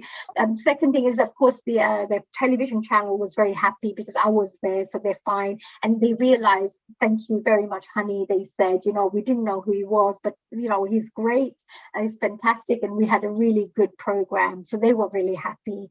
And of course, everybody else, who's our Samarpan new members, they were very happy to be part of this wonderful organization, because they believed the fact that Swamiji seems to be a really good, Swamiji. It's not just a Swamiji, it's someone who has some additional spiritual powers that are there. We wouldn't follow a guru just because they've got spiritual powers, but it does help when you're a non-believer. So when they see these things, it definitely automatically makes them believe. So it was a very good experience, really, really good. I was so pleased. Going towards, I learned one lesson with Swamiji, which I thought I may share with everyone. Going to the studios, and while we were driving in the car, we were chatting about various things, and especially he was asking me questions about the TV channel, what kind of people are there, what kind of things do people like in the UK. So he was just asking me some questions. But as we would pass a few places, I would kind of get distracted, and I would say, oh, Swamiji, on that road is my other academy, my dance school. There's on the end of this road. Will you be able to come there one of the days and bless us with this, for you to come along, etc. So he would say, okay, he goes, we'll discuss that afterwards. He goes, let's focus on this. He goes first. So what he would do, he was gently bring me back, because I'm like here, here, here. He would bring me back and say, let's talk about this and let's get ourselves ready, prepared, so we are fully ready for this program. So I learned that from him. I said, oh my God, I have to learn this from Swamiji. He's so super, he's very super focused. Whatever he does it really well. And when we finished the program and we were on the way back home, he then asked me, he goes, where were you saying that the actual dance school was? Because he goes, somewhere here, wasn't it? He said. And I said, yes, Swamiji, it's coming up very soon in a couple of roads. So I said, would you mind coming and visiting and, blessing the actual class and blessing our students? He said, yeah, let's go, he said. So when he finished when he finished the program, he was more than happy, and then he was ready to try other things, you see. So I learned. Those students were more luckier that Swamiji agreed and he blessed those students in the dancing class. Yes, the ones, because it was just finishing, and all the ones who had to go went, and the ones who were left were the ones who were the lucky ones. Probably those souls were meant to get the blessings of Swamiji, and the rest went off, you know, because it was just finished the class when we arrived there. So, which was amazing again. So I think that these kinds of anubhutis and experiences are definitely very memorable. They stay with you lifelong, and it's things that you will always remember and learn from as well. So nowadays, whenever I work on any projects, I do the same with others now. That let's focus on this. Let's get this done. Then we'll just that afterwards. So this is what I call that before going into dhyan or meditation, we need to have dharana or focus. Once you have the unified focus, attention, then automatically we will be able to absorb that energy and take advantage of it. But there is one thing that you are hiding from us, honey. Yes. I see that you are wearing very beautiful dress. Is there any secret about this? Oh. On the TV channel, Venus channel. Oh, in that one. Oh, I thought, oh, well, you know, here, let me yes, this is beautiful too. Of course, this is beautiful. Oh, that's lovely. Well, yes, there is something very lovely secret about my outfit, and you are very good. You've got amazing memory. You must be eating a lot of almonds, I think, badam. Yes, no, right? I'm Badam. eating the raisins. So they say if you eat a lot of almonds, you remember things, right? No. Yes, I'm a low budget producer, you know. Your low budget production, it's the results that count. It's the results that count. No, this green outfit that I was wearing, the interesting thing was I wasn't sure what to wear on the day. So I went to Swamiji, like as if he's my dad, you know, like, hello, Swamiji, please, can you just have a look at this and this? And I showed him two outfits. One was a purple one was this green one. I said, which one shall I wear? And he was so sweet. He said, yeah, chalagega. He goes, yeah, chalagega. You know, that's what he said. He goes, yeah, chalagega. This will be good. Yeah. So which means this one seems a good one that he said to me. So I wore the green one because he chose it. So now it's my little favorite one. So I've always kept it in my cupboard. So again, green is the color of the heart chakra. And that is your prominent chakra. That's why Swamiji made you wear that. Let's listen to what Swamiji is saying here in this audio clip. Sure. मैंने उसको बताया, एक मेरा स्थूल शरीर है, एक मेरा सूक्ष्म शरीर है. उस सूक्ष्म शरीर से मैं दुनिया में किसी भी व्यक्ति के साथ कनेक्शन कर सकता हूं, किसी भी, वो साधक हो, नॉन साधक हो, परिचित हो, अपरिचित हो, दृश्यमान हो, अदृश्यमान हो, शरीरधारी हो, बिना शरीरधारी हो.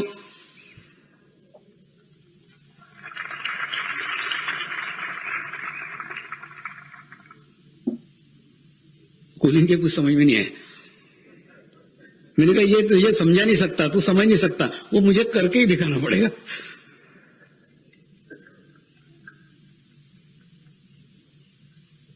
तो अभी हाल ही में टीवी पे हनी ने कार्यक्रम आयोजित किया. मुझे कोई नहीं जानता था वहां.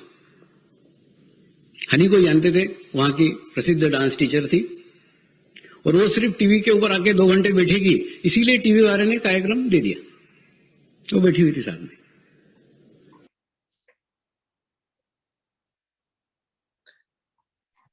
That was beautiful. Swamiji praised you. See, he is so proud of you.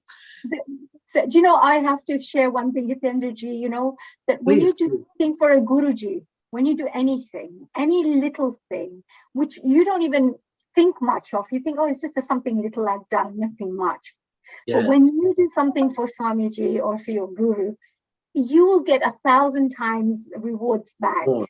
Because after I did this, I know, because I didn't actually mention to him because I had some work and things, I've cancelled it all. And, you know, like other things you have to do as well. When Swamiji's there, I don't say, oh, I'll see what I can do. I've got this, you know, to cancel. And I just did it. I just thought, oh, Swamiji's good work is going to go out. Let's just change things around and I'll do this properly. And I didn't think anything of it at all. No expectations back at all. But by doing this particular program, there's so much respect I get from so many people around the world who have seen this program, and they said, "Are you Haniji? You're the one who sat with Swamiji. You're the one who met and you worked with her. You're so close to Swamiji." Or whatever all the different things that they share. But they are so happy at the fact that I was with Swamiji, and I get so much love, and also from Swamiji. He has mentioned so many times when he's done Shabirs and things, he's mentioned so many times, he's mentioned my name in many, many occasions. And Yes. I haven't actually done much, I wish I could do so much more. That is your humility, I would say. That is your kindness, and that is your respect for your guru. But you have done a lot of things for Swamiji as well as for Samarpan family and entire humanity, I would say. From your story, I tell you, from today onwards, people will know you more deeper, more better, and they might probably want to come and talk to you and meet you, because now they know the other side of Honey, who is the inside person, who is the soul. And I want to translate a little bit of the audio clip that we heard from what Swamiji says. As I was giving the context of how this program came into picture, Swamiji was talking to Colin Jardim, and Swamiji says that what you see is my physical body, but I have a subtle body, which is the body of my energy, my consciousness. And that body is so powerful that I don't have to see a person, physical or non-physical, with body or without body. I don't have to know if that person is a devotee or non-devotee. I can literally connect with that person and that person's energy, and I can tell you what is the problem of that person. And that is exactly what he demonstrated in this Venus channel's call that he was getting from the strangers or totally new people. And that is what Haniji witnessed in this interview.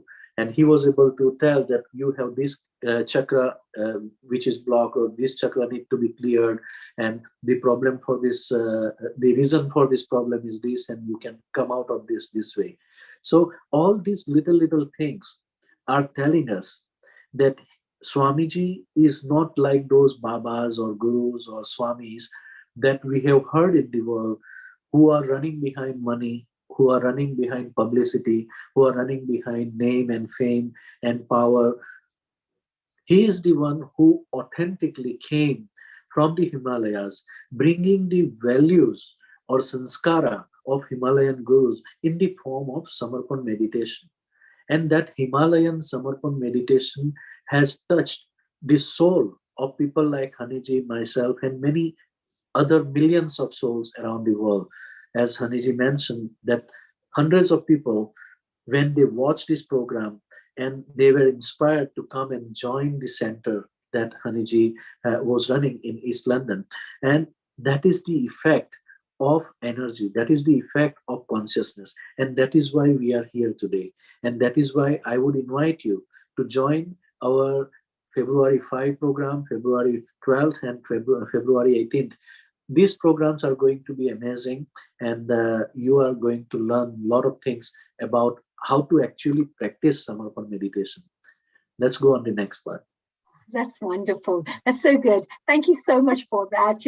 There was many things, of course, we can share with about our journeys, but these are some very nice highlights that we are sharing at the moment, which is fantastic. But you have a wonderful question here, dear Hitendraji. Yes. So let me ask you, to give you a little break. When and how did you decide to get involved in Gurukarya? That means doing something for Swamiji, like you have done for the Venus channel. Please tell us more about Gurukarya activities, either in India or in overseas, that you have been part of so far. Oh, it's so beautiful. Well, first of all, Gurukarya has become part of my life, actually. Wow. I do it all the time, and I don't really see it as Gurukarya anymore. It has become part of my life journey, So whenever I get a chance, I just I just add and do it, and I don't even think in my head that I've just done some Gurukarya. I just do it. First of all, the first time when I started the 45 days with Swamiji, if you remember, when I mentioned, after that finished, and I thought, wow, this is fantastic. And I asked Swamiji, what should I do about, how do I keep the meditation going, etc. So he goes, just set up an East London center. So at that time I'd said, where do I do it? Because I've only got a studio. He goes, start in your studio, he said, So I said, oh, okay, fine. That's not hard work. Let me do it once a week. So I started setting time aside every Sunday, and I ended up getting a lot of my students' parents and some friends and people coming along, which was great. So for that, from 2001 till today, I've been running those sessions every Sunday. So it's been over 20 years. So that's been running. And anytime, of course, every now and again, if we've got some big event happening, or Christmas break or wedding or something, then we would, do it ourselves in our own home, etc.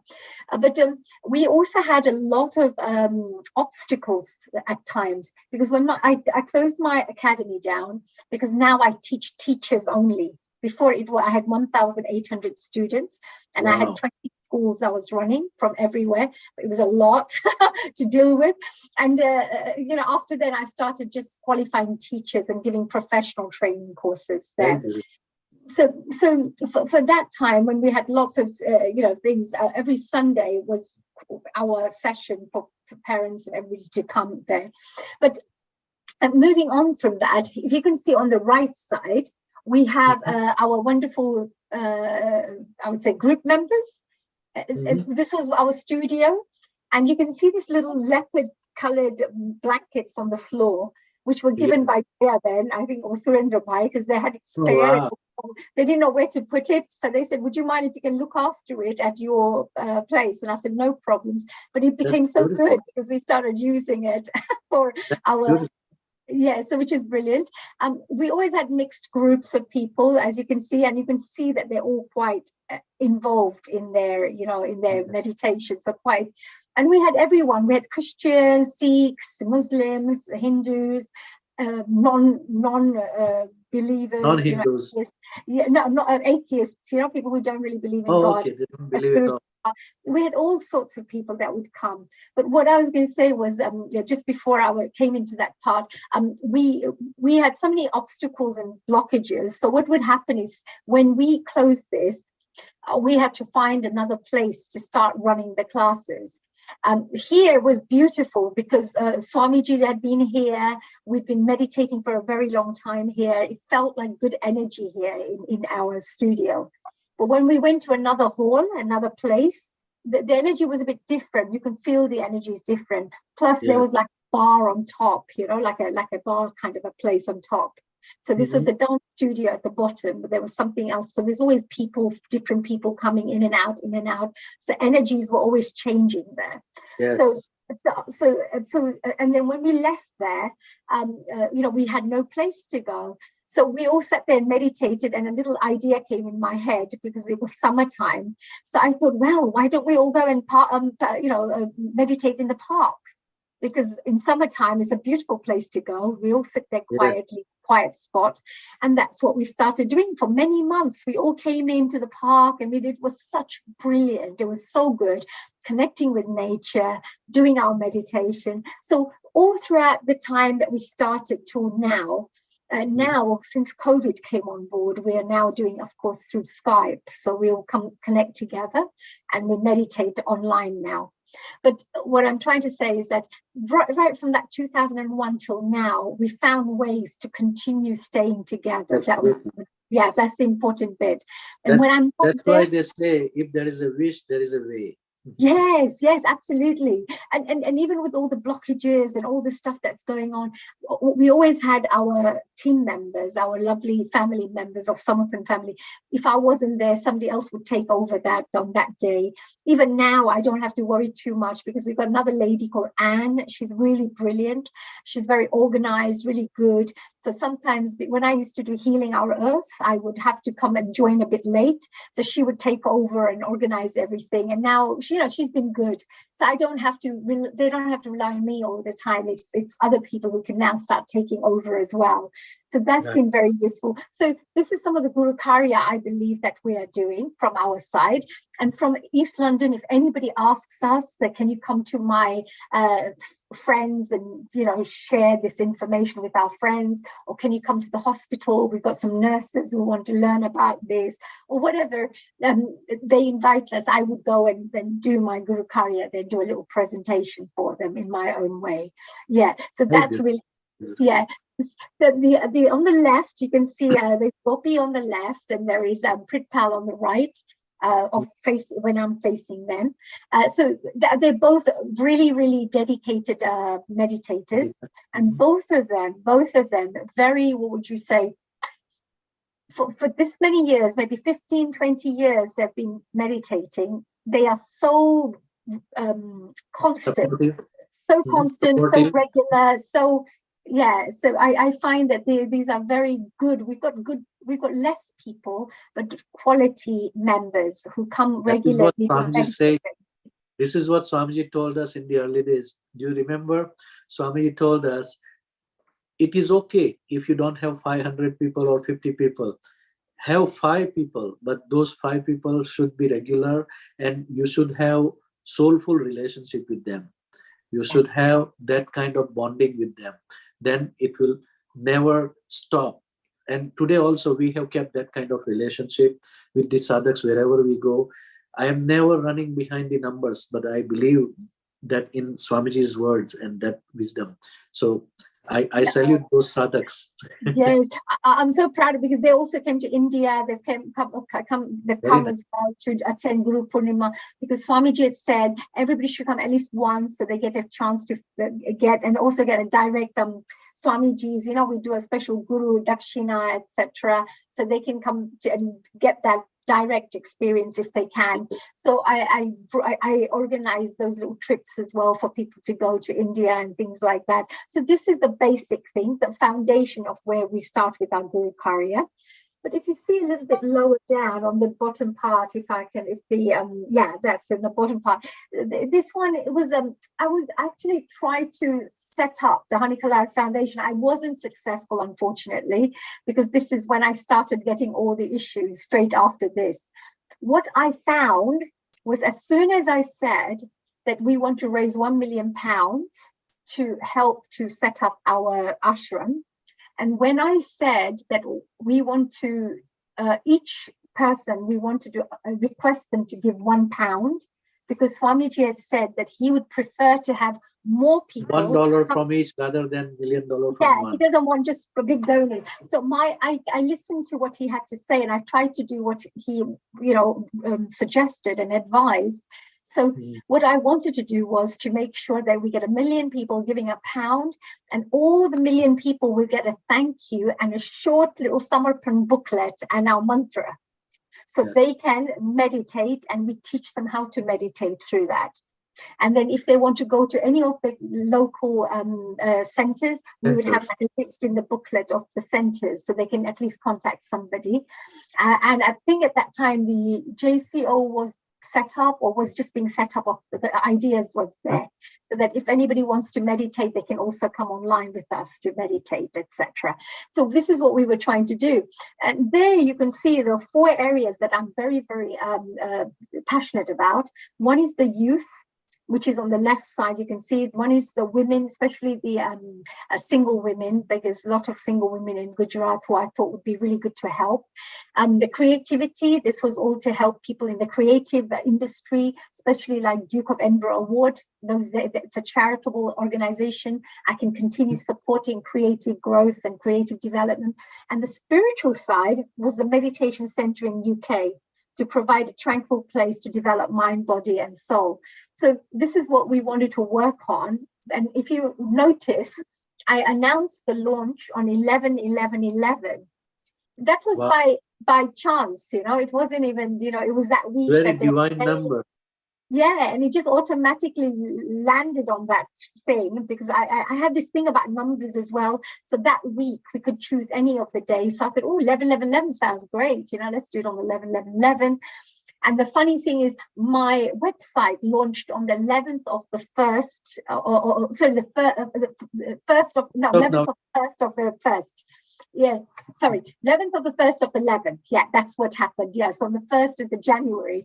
So on the 11th of Jan, that's when it launched. And on the 11/11/11, the foundation was launched. So there was some kind of a indication. They say that the numbers ones are angel numbers and spiritual numbers, where higher energies are guiding you for some reason without you realizing. Yes. So Twin flame is 11/11 too. Twin flame, meaning that your soul has counterpart that is helping you, guiding you, and directing you on the right path in your spiritual journey. That is 11.11. Oh, brilliant, beautiful. Yeah, that's really good. So so I did work on that. So we just tried to do Gurukarya like this, where we wanted to do this. But what I realized when we're talking about these negative energies, because if you get 1 million people, just think about this, every person who's listening right now, if we had 1 million people who are all meditating on Samarpan meditation, quality style, like regularly, properly, consciously doing this, the whole of the humanity, the whole planet would shift. Yes. And it would change.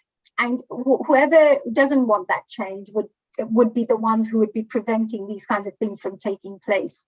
So if you realize UK Ashram has not been able to set up for so many years, they've been trying to set up here, but it hasn't happened because very dense energy and dense vibrations are sometimes in some of the Western countries. Whereas Eastern countries are used to the spiritual energies there, but sometimes the Western countries may have a lot of all kind of blockages you can expect or you can understand, and it is as we know and we discussed that we are not here to point that out, but it is something that is blocking our progress to some extent in some areas, you know. Yes, but if there's enough people who meditate together, then the energy gets strong together, you see. So the energy is enough for you to dissolve those blocks, and if you just carry on. So that's what Swamiji is teaching us, and he keeps on repeating this over and over again to us, that you mentioned that if you've got a fountain of water and there's a little mukhi, you know, a little mosquito just flying around, it doesn't affect, it doesn't just, it's gone, right? Nothing will affect. But if you don't have that fountain yet, right, then you'll be hanging around and moving around and buzzing around and really disturbing everything, right? Yes. So we need to ensure that if there were enough people who are meditating regularly, even if it starts off with 100, 200, 500,000, you know, and then build it up, that's how we could work on this. But this is what I believe. So this is my Gurukarya that I've started, and I'm sure that in the future I will finish it somewhere here, because once we get the ashrams ready, there are many ashrams that need support, and it'll need ongoing support as well. And if we create an ashram like the Brahma Kumaris, it's very high level, very clean, very good, well structured. If it's like Swami Narayan ones, for example, very beautiful, like the Navsari one that's being built and has been built, it still needs the money and the funds and things like that, so you can create something which will be there for many generations to come. So if we all came together, and I have a song called Unite Us. It's called Unite Us. It's a song that's been written by myself, again, through creative energies. I was sitting there in Ajmer, and while I was in Ajmer doing this meditation for 8 days, we would keep going into my room, you know, after the Shabir time. And during the day, we would sit inside and I would just keep meditating to connect. And I started getting this song that came through, and it was about bringing all the religions together. And that's what the song was about. And it was also in English. So the verses are in English, and then it's got mantras, 6 of the most powerful mantras of Christianity, Hinduism, Jainism, Sikhism, Islam, and Buddhism. Six of them. So all of them are incorporated. And with God's grace and with Guruji's blessings, I ended up getting 120 musicians to record that song for free at Yash Studios, at Yashrad Studios. Wow, that is amazing. I ended up meeting, I ended up meeting a director, music director. We discussed and moved the project forward. It was fantastic. And he was so talented. Your divine purpose has been blessed and got supported by the unseen, invisible divine energies always, whenever and whatever you wanted to do. And that is where you have to be very proud and continue doing what you are doing, because you have this unseen hand always guiding you, protecting you, supporting you. That is what I can see from your story. Thank you for that. But that's why, we've continued doing so, but that didn't work. But I always say to people, if you're trying to do any kind of Gurukarya and you're getting blocks and you're getting blockages, don't worry. Doesn't mean that you have to stop doing the Gurukarya. Just do something else. It doesn't matter. When the right time comes, you come back, flow back into it, and it'll start when it's ready. Before the end of this program, we are going to request you to donate to our UK ashram, and we will share with you some information also. So don't worry, that project has never stopped, and we will continue raising the funds. We need right now 22,000 sterling pound to complete the roof and the project of the ashram in UK. And with your cooperation, with your love, and with your generous heart, I'm sure that we will be able to complete this very soon. So this is the details. And we request you, as you have seen, we already started the foundation, we already started the roof, and now it is in the finishing stage. Your generous support and your love will make this possible. What Honey has started, let us use today's meeting, today's program as a catalyst, as a booster to make sure that this project get completed and we become divine medium to support in this mission, so that next 7 generations will take advantage of this. Swamiji's mission is the Mangal Murti, or living energy statue that has been given over here, will have the power, and it is already working, to enlighten any soul who want to get self-realization, as if they are sitting in front of Swamiji. And that is the power of this place. That is the beauty of this place. We urge you to support us in this mission. That's so beautiful. Thank you so much, Hitendraji. What a lovely appeal there. Yes. And look, along the way, as we're doing this kind of work, like you said, I'm sure that our wonderful friends will be supporting us and family members out there. Yes. But along the way, there are also other things that, okay, maybe you may not have, let's say, funds to support. Let's say if you didn't have, there are other things, other ways you can support as well. For example, the other Gurukarya work that at the moment we're doing is like Guru Tattva. I spoke to one of my radio stations where I used to present, and we've arranged a 1-hour slot every morning from 7 o'clock to 8 a.m., which is UK time. So you will find that every hour, for an hour every single day, you will hear a little bit of the Shabirs. Wow, very interesting. Yeah, so every and it's also on 92 FM, and you can listen to it online as well from global, wherever you are in the world. That is the New Sound Radio? Yeah, New Sound, but it's spelled as NU Sound, so not NEW, but New Sound Radio. Oh, here are some of the wonderful people that have been working on there. There you go, New Sound Radio. Yeah. So yeah. And actually, this on the top right, left-hand side is Peter Fleet.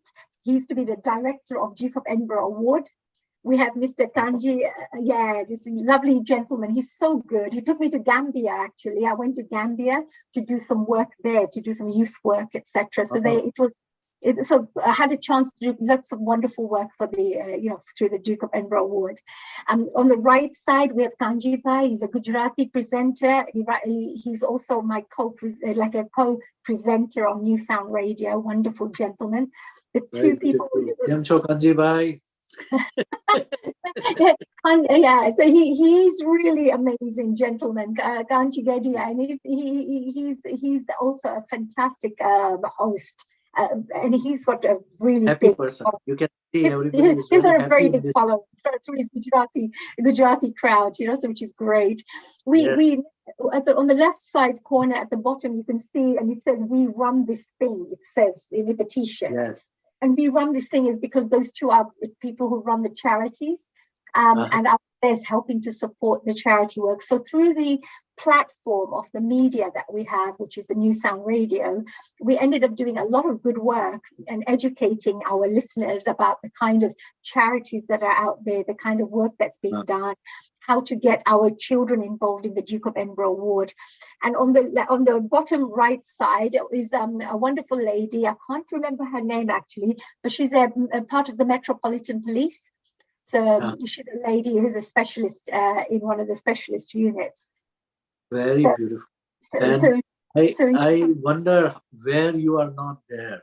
You are everywhere, and you have been continuously doing the Gurukarya, and it is very inspiring. I am like that too. Whether somebody comes or don't come, somebody join or don't join, they support us or not, we will continue making our effort, and this success is very inspiring. If you can do it, anybody can do it. We can do it. We can do it together. Now, having a team together makes it so much more fun as well. Absolutely. And here, like the Healing Our Earth at the bottom, you can see right at the bottom, it says yoga and meditation. Now, Healing Our Earth is another one, another platform I think I was blessed to be part of, because I think Swamiji sent me there. So when you have very lovely team there, Neil Kumar and Riddhi. I love them. They became part of my life, my friends. Oh, you haven't met the rest of them, because just like Neil Kumar and Riddhi, Neil Kumar is a great leader and a fantastic, he's got a great vision, and he's got a very good approach to bringing out the best people. Very kind, very visionary. He's always very friendly, gives a platform to people, gives you the kind of the room to maneuver in the way you want to produce your programs, and up to a point, but he helps to let you be a bit creative. Very supportive. I found him very supportive. Without his support, we will not run this program. And Riddhi as well, she's a very, very talented presenter, so we're very proud. And then there are many more as well. We have like Seema is another lady there. We have Lalit as well. So there are some presenters who are very, very good there. But Healing Our Earth, I would say with the blessings of Guruji, I've been able to become from being a guest, straight away became a host. And from a host, I became a senior host. And from a senior host, I became a production director for the Healing Our Earth. So it's always, I think when you do work and you do it with your heart and your soul, and you just do it, not asking for things, but just doing the work, I think it automatically from people come and help to move you forward.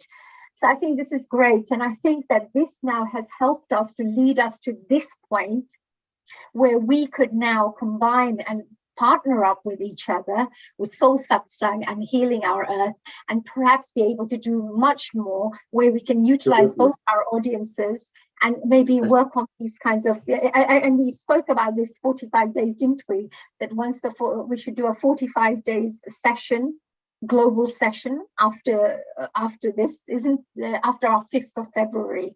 So I'm so looking forward to that. That's going to be so exciting. So this is yoga and meditation. And of course, we do many, many other subjects, but we have invited Samarpan as well to come on board and be interviewed on a few occasions. And Hitendraji, you are one of the ones who came on board. And I think you impressed Neil Ji so much. And he was so happy with you, your attitude, your way of being, the way you explain things. And he straight away said that if you ever want to organize a Samarpan festival, like a little, like you have everybody coming to one place and you have a nice little festival, a weekend festival.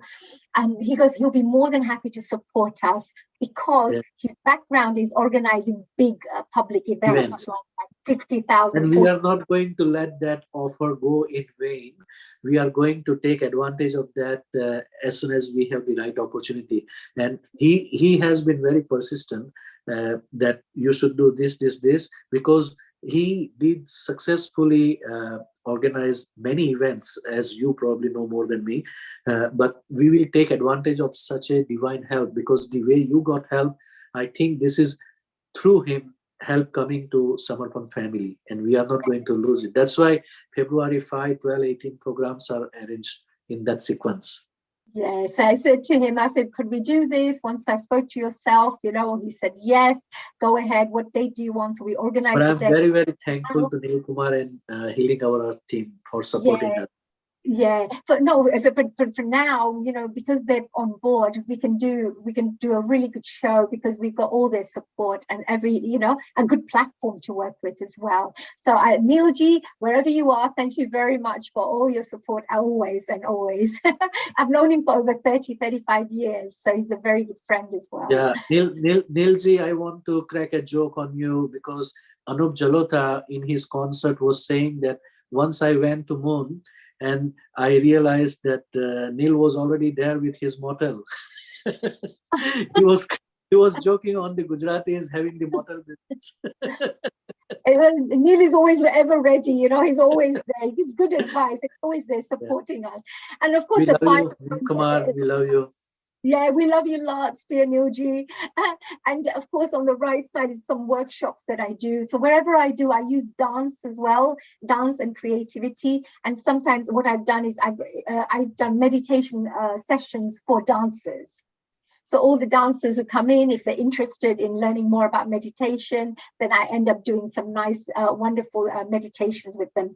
This one was a chakra meditation. It was like a dance performance, dance teaching routine, but using some of the various areas of your chakra system so that you can move certain body areas to help you to generate energy, to activate the chakras.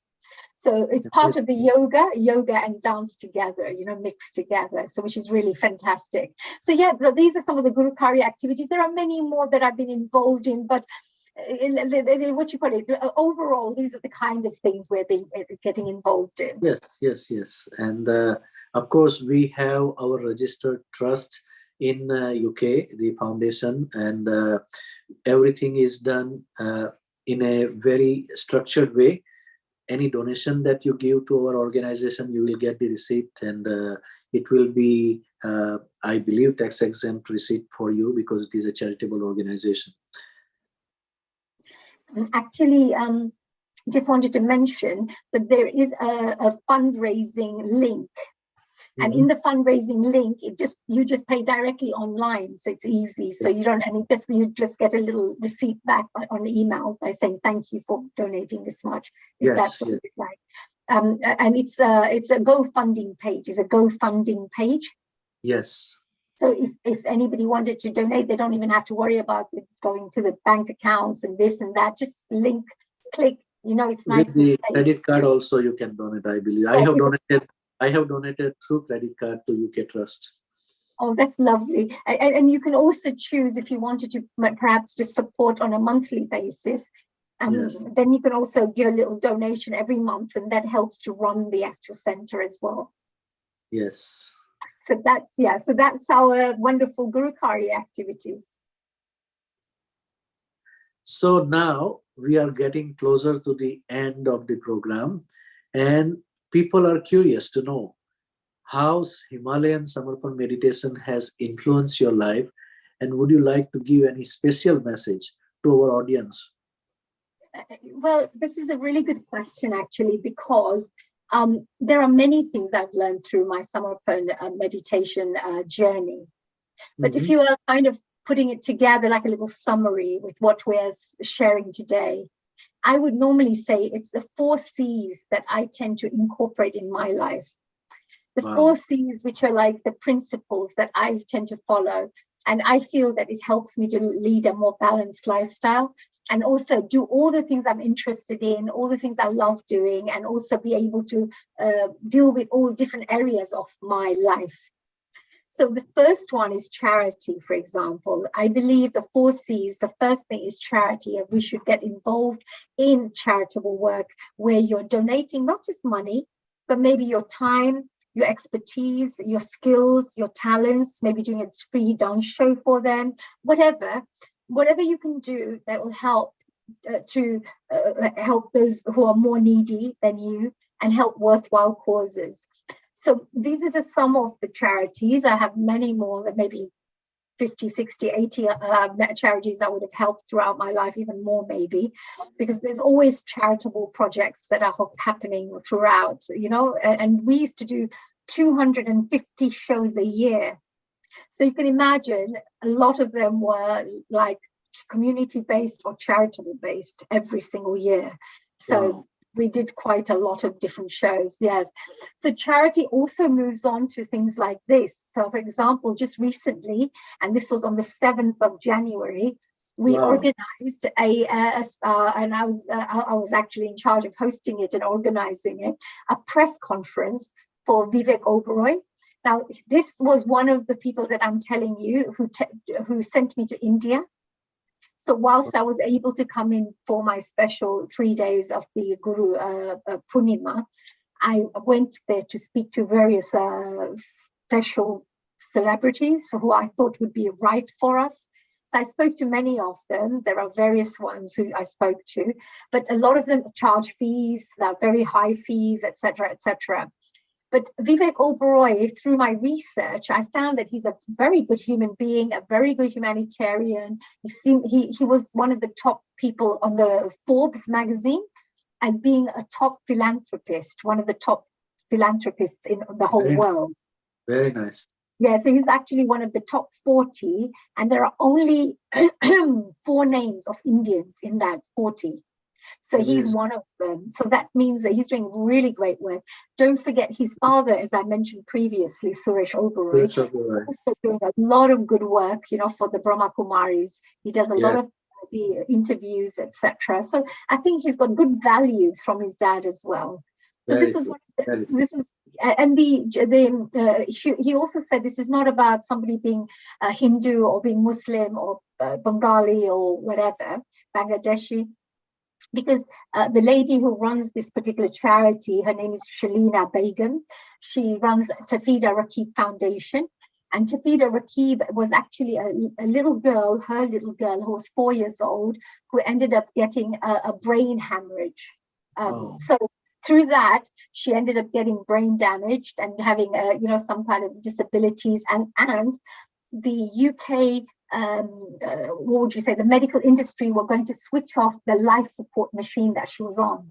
So her mother fought and said, I do not want to, close that, switch the machine off.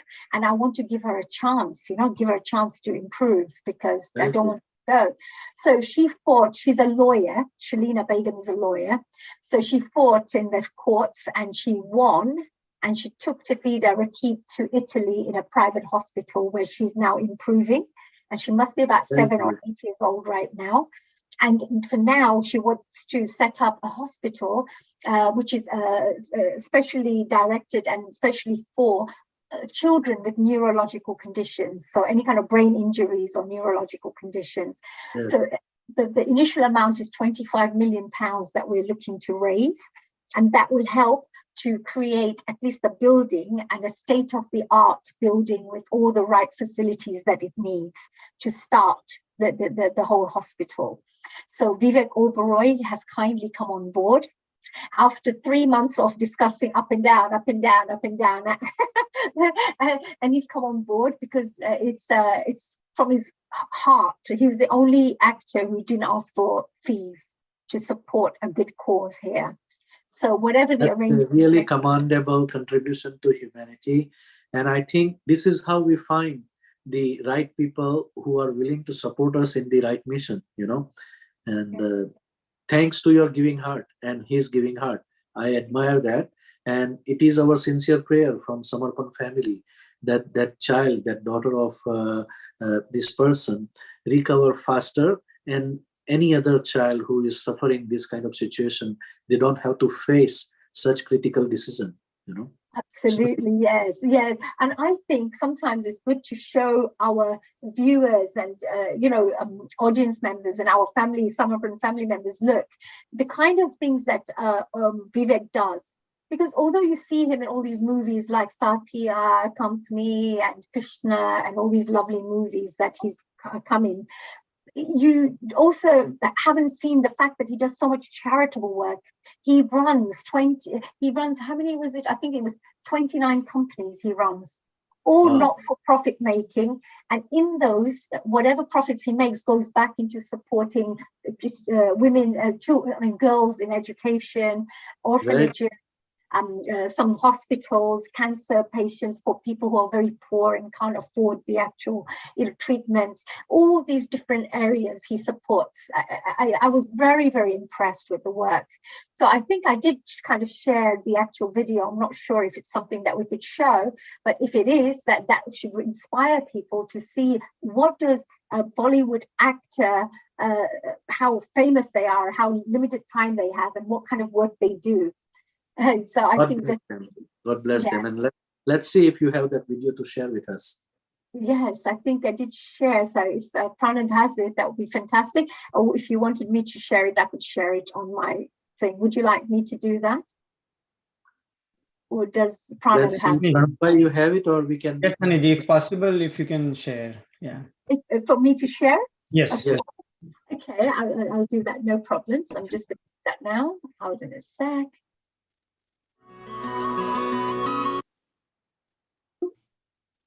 Okay, so I'm just going to share at the moment, so you guys get it.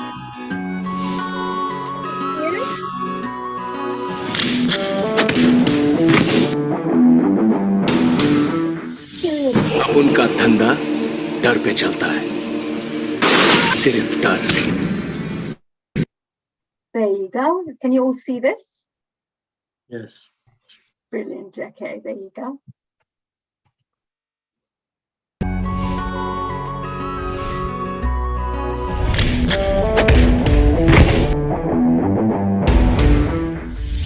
अब उनका धंधा डर पे चलता है, सिर्फ डर।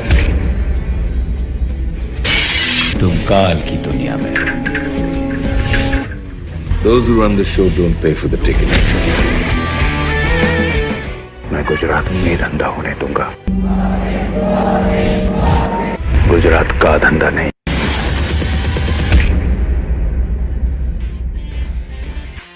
From the very first film, Vivek Anand Oberoi swept the critics off their feet, winning awards after awards while also achieving massive commercial success. One of the only actors to have received phenomenal success across all genres in Bollywood, Vivek is also the only actor to have blockbuster success in every one of the 4 southern language films. He's the trailblazer in India with first ever Amazon Prime original Inside Edge that went on to achieve global success and Emmy nomination. Off screen, Vivek is just as passionate about helping the less fortunate and being a good role model for his younger fans. From the past 17 years, Vivek has been the ambassador for Cancer Patients Aid Association, helping over 250,000 underprivileged children fight against cancer. Forbes named him as one of the top 40 philanthropists in the world for the social impact he has created with Project Devi. Under the and empowerment of Vrindavan Girls Initiative, Vivek has rescued thousands of girls from child prostitution, empowering them with education, nutrition and healthcare absolutely free. His journey in philanthropic work started when Vivek donated his entire earning of rupees 3 lakhs from his first film, Company, for the surgery of a 12-year-old girl, Pooja, the daughter of a poor gatekeeper at the film studios. It was from here that he founded Save a Child's Heart, Such, and so far funded 128 heart surgeries. In the deepest crisis of the South Asian tsunami, Vivek Anna proved to be a real-life hero when he went and lived in a tsunami-destructed village for months and reconstructed the entire village, building 650 homes, temporary shelters, a primary healthcare hospital, an orphanage for over 200 children, and a secure home for 150 young single women. He was awarded the Red and White Bravery Award for the same. Vivek has also been bestowed with the Sailors Today Award, Citizen One Award, Rashtra Shastra Award, as well as the prestigious IFA Global Green Award for his social work and contribution to society. He is the Goodwill Ambassador for the World Health Organization, United Nations, Habitat for Humanity, Wild Aid, the Ministry of Social Justice in India, and the Global Ambassador for Ekal Vidyalaya. Vivek Anand Oberoi is a very successful actorpreneur who has achieved great success in real estate and infrastructure, building more than 22,000 homes under the Affordable Housing Scheme, and is involved in sustainable waste management and clean energy projects. Vivek is a well-respected educationist with his university in Gujarat, now having more than 3,000 students across 16 colleges. With his unconventional strategies and disruptive approach, he has positively impacted a number of startups globally across fintech, defense technology, and healthcare as co-founder, chief strategy officer, and mentor. From fundraising to strategic partnerships, Vivek has helped a number of companies grow exponentially. अखंड भारत के लिए जीवन समर्पित है मेरा। अपनी नींद गंवानी पड़ेगी। आंखों में देश के लिए इतने सपने हैं कि नींद के लिए कोई जगह ही नहीं। Here's for you, Vivek Anand Oberoi, the star, the entrepreneur, the philanthropist. Amazing, amazing. So much eye-opener message and information. This is something. Such amazing work. I'm just like you as well, Hitendraji. What was your thoughts, your initial thoughts of somebody like Vivekji and Vivek Oberoi, who's really a superstar, yet the kind of work he does, he finds the time to do this work. He came to London for this press conference to make sure, to support the Tafida Rakib Foundation. I feel that ultimately it boils down to the same thing, what you have, I have, Swamiji have, or every human being have. Willingness to be supportive with humanity. If you have humanity in your heart, you are willing to be supportive and well-wisher of others and contributing any way possible for you. See, he has that opportunity and background to support and progress at that level. You have whatever opportunity you got, you are supporting to your level. I am doing whatever I could contribute. And to our audience, I want to say, if you cannot contribute on a financial level, if you cannot give the seva on a physical level, at least today, one act of good you can do, and that is pray for people like this who are doing good for the society. God bless them, give them energy and organization, whoever is trying to bring good things for humanity and bring spirituality on the earth. May they progress and fulfill their dream of making their project successful. That is the best prayer you can do. But even by doing that prayer, you are building good karma, you are creating good vibrations, good energy. And that kind of prayers, that kind of good intention is going to bring positive energy in the world. So salute to Vivek Oberoi, salute to Haniji, and all those people who are doing good things like this in the world. Oh, thank you so much, Hitendraji. You see such lovely things in everyone, but because I felt that Vivek Oberoi can definitely make a huge difference by supporting these kinds of projects. Yes. And of course, the prayers that we can at least pass on so that he can continue doing more good work like this, more humanitarian work. And I would also add to that, inspire others to do more as well, because some people have positions that they can utilize to do more humanitarian work. And and he doesn't do it for he really doesn't do it just for publicity money or publicity really, or profit. He just does it because I think he just is a very good human being. When I met him personally, he was a very, very humble gentleman, a very good and a very graceful one as well, a very gracious gentleman. So this is where the value plays in its role. When you have parents who are dedicated, who are connected with such divine organization like Brahma Kumari, of course, that is going to bring good values. In your case, we have seen from the beginning of this interview, good values coming from the family, and then Gurudev's entry in your life. Same thing with me. My parents, I consider them my first God, and then Swamiji. But without three of them, I will never consider myself to be happy or successful or complete, And of course, my wife is my better half, but by the grace and blessings of our elderly and our gurus and God, we cannot, without that, we cannot progress. So I salute and I pray for Vivek, you and many others who are in Samarpan family or any other organization like this, trying to do good for others. May God keep them healthy. May God give them strength and energy and success in their mission, whatever they are doing. Oh, that's lovely. Thank you. I'll see if I can get this message across to him as well. That there have been such wonderful people from the Soul Satsang who are praying for your good work that you're doing, and for him to continue doing such great work. And of course, that we mentioned about the charity side, the 4 C's come to the community side. So as you saw, we spoke about this wonderful healing our earth. And you can see there's a vegan kitchen. There is various different dance programs.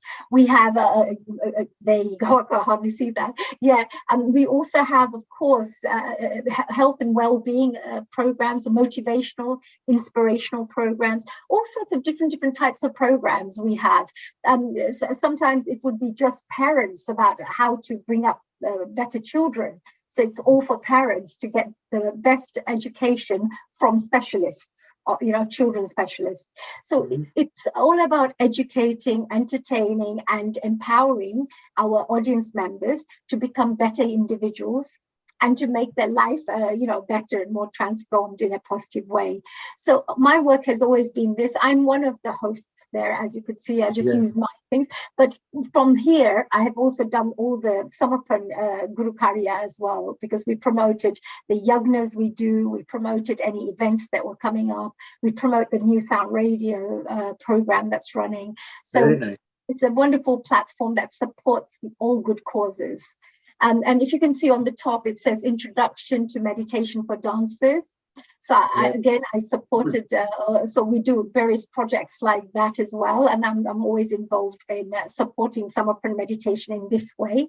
And then the 8 days mega meditation online, when there's something happening online, I then utilize my own flyers, design something, and then send them out so that people can at least, because sometimes we get only the text messages, so if you send it. Very beautiful flyer that you created here. Oh, thank you. Love it. Yeah. Oh, thank you. It just helps to get people to, if you share it on the social media, it captures more attention than just text messages. So I did both of them. Yeah, both of those ones I've designed, but because I enjoy my little creative work. And then you can see at the bottom when it says the spirit and destiny, which although I've put it here as a community thing, I believe that somebody has just added this on. This is the one which where we had the psychic detectives who came in. Okay. It was this particular magazine, and it had a 94-page program. So I just thought I'll just share that. Again, inspiring the community that, hey, if you have a Guruji. There is so much to learn from you. My goodness, there is so much to learn from you. And I'm sure God gives you more and more energy and creativity to do such interesting projects. I think God just keeps giving me these opportunities because I think I'm meant to do something there. So I just keep doing things. Yeah. So here, this is about helping the whole world and the planet, of course, to try to protect our planet. And one of the projects I brought to the Rotary is the 1 million trees planting campaign, so that every year we would work towards planting 1 million trees. And we can get more and more Rotarians involved afterwards. At the moment, it's just London and the 40 clubs, as I mentioned, Rotary clubs. But as we grow, because I feel it's when you're a humanitarian, it's not just about looking after the human beings, but also our planet, which is our home. because we won't have a home left in the future if we don't look after our resources.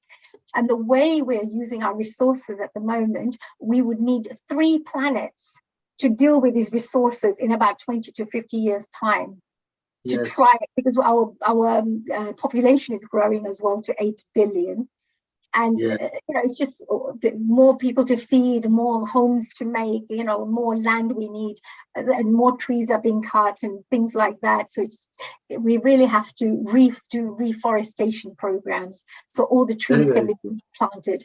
And this one on the left, you can see it says that Rotary Club of Stratford, for example, invites you to attend a presentation on the environment. Guest speaker, Annie Kalaria, Rotary District Environment Chair. So I do some of my voluntary work like that as well, to go out there and to talk to various people, whether it's in person or through online Zoom meetings. And I speak to different clubs to educate people, to answer any questions. So the community work for me is not just about, let's say, just people. It's also about the community itself, the environment and everything that we should be considering. So lately, although I haven't added this, my latest project I'm working on is in a school. I've written a program which again came through my meditation. Thank you to Swamiji's blessings. It's called 24 Master Keys, and it's all about how to live a really happy life, but through having the highest ideals and highest values in your life.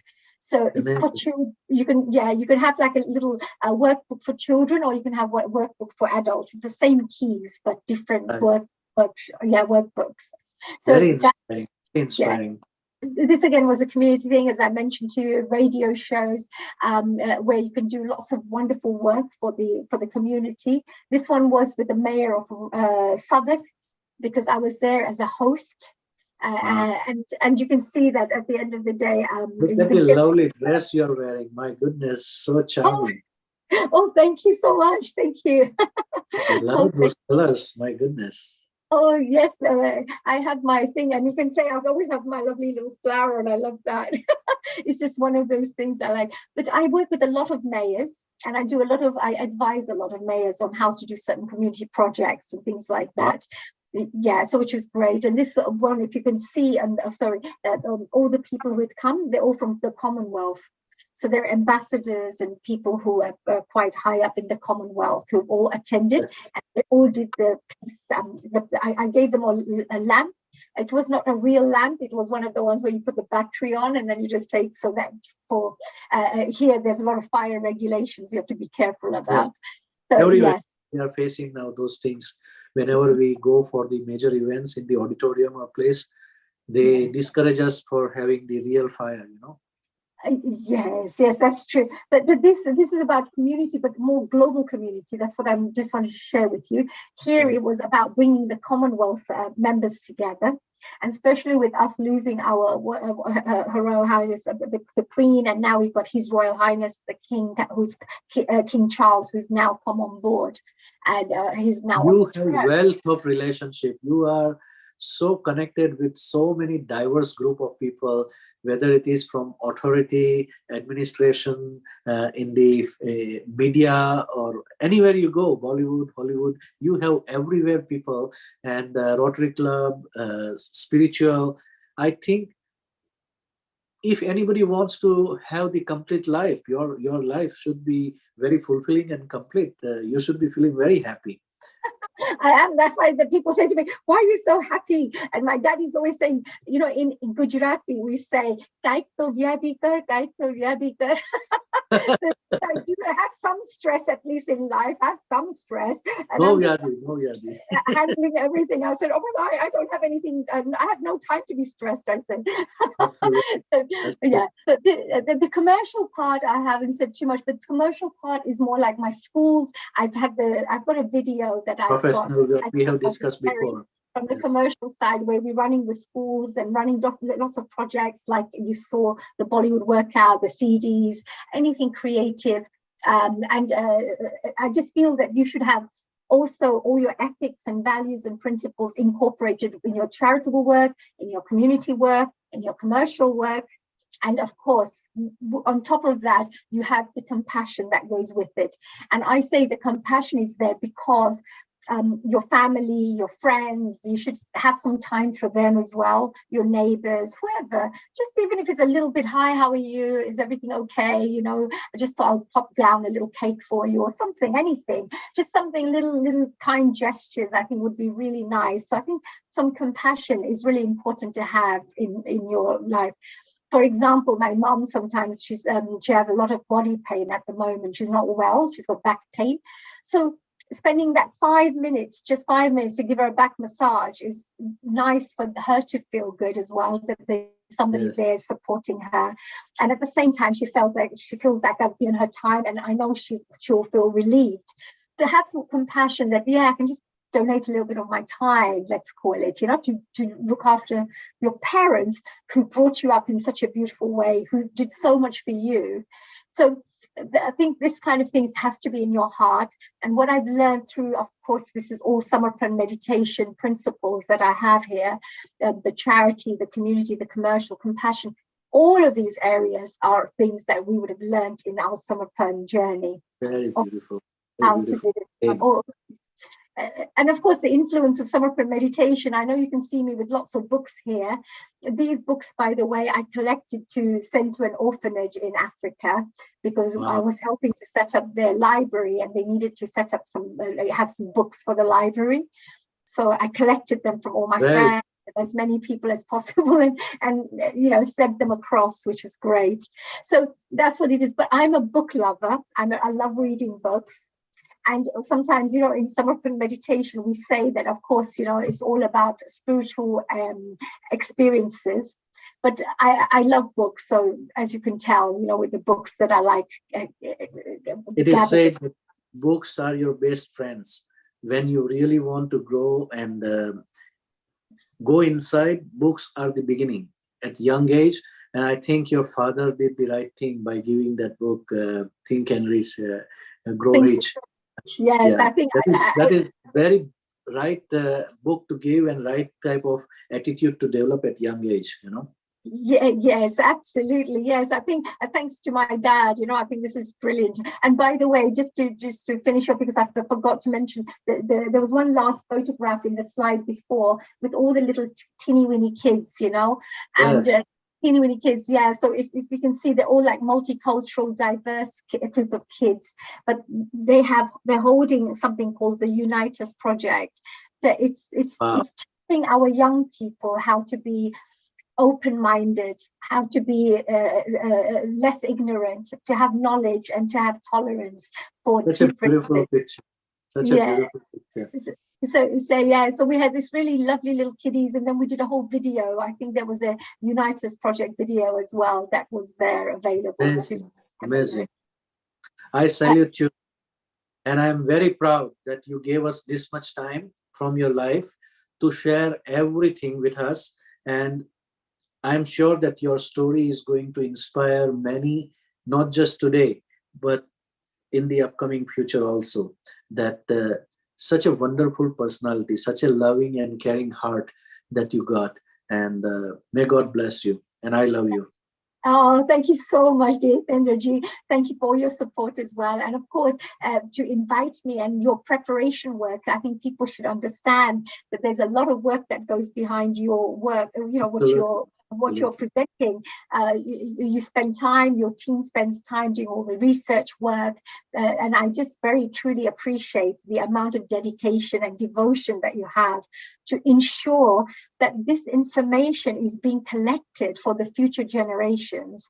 And of course, in the future, anytime, I don't know if there was a Sai Baba type of a TV program done about Swamiji, there's a whole load of real ready-made stories that could be utilized, for and it's like it's literally like a little museum, it's like a little library. It's a documentary of Swamiji's disciples that we are creating through This is Samarpan.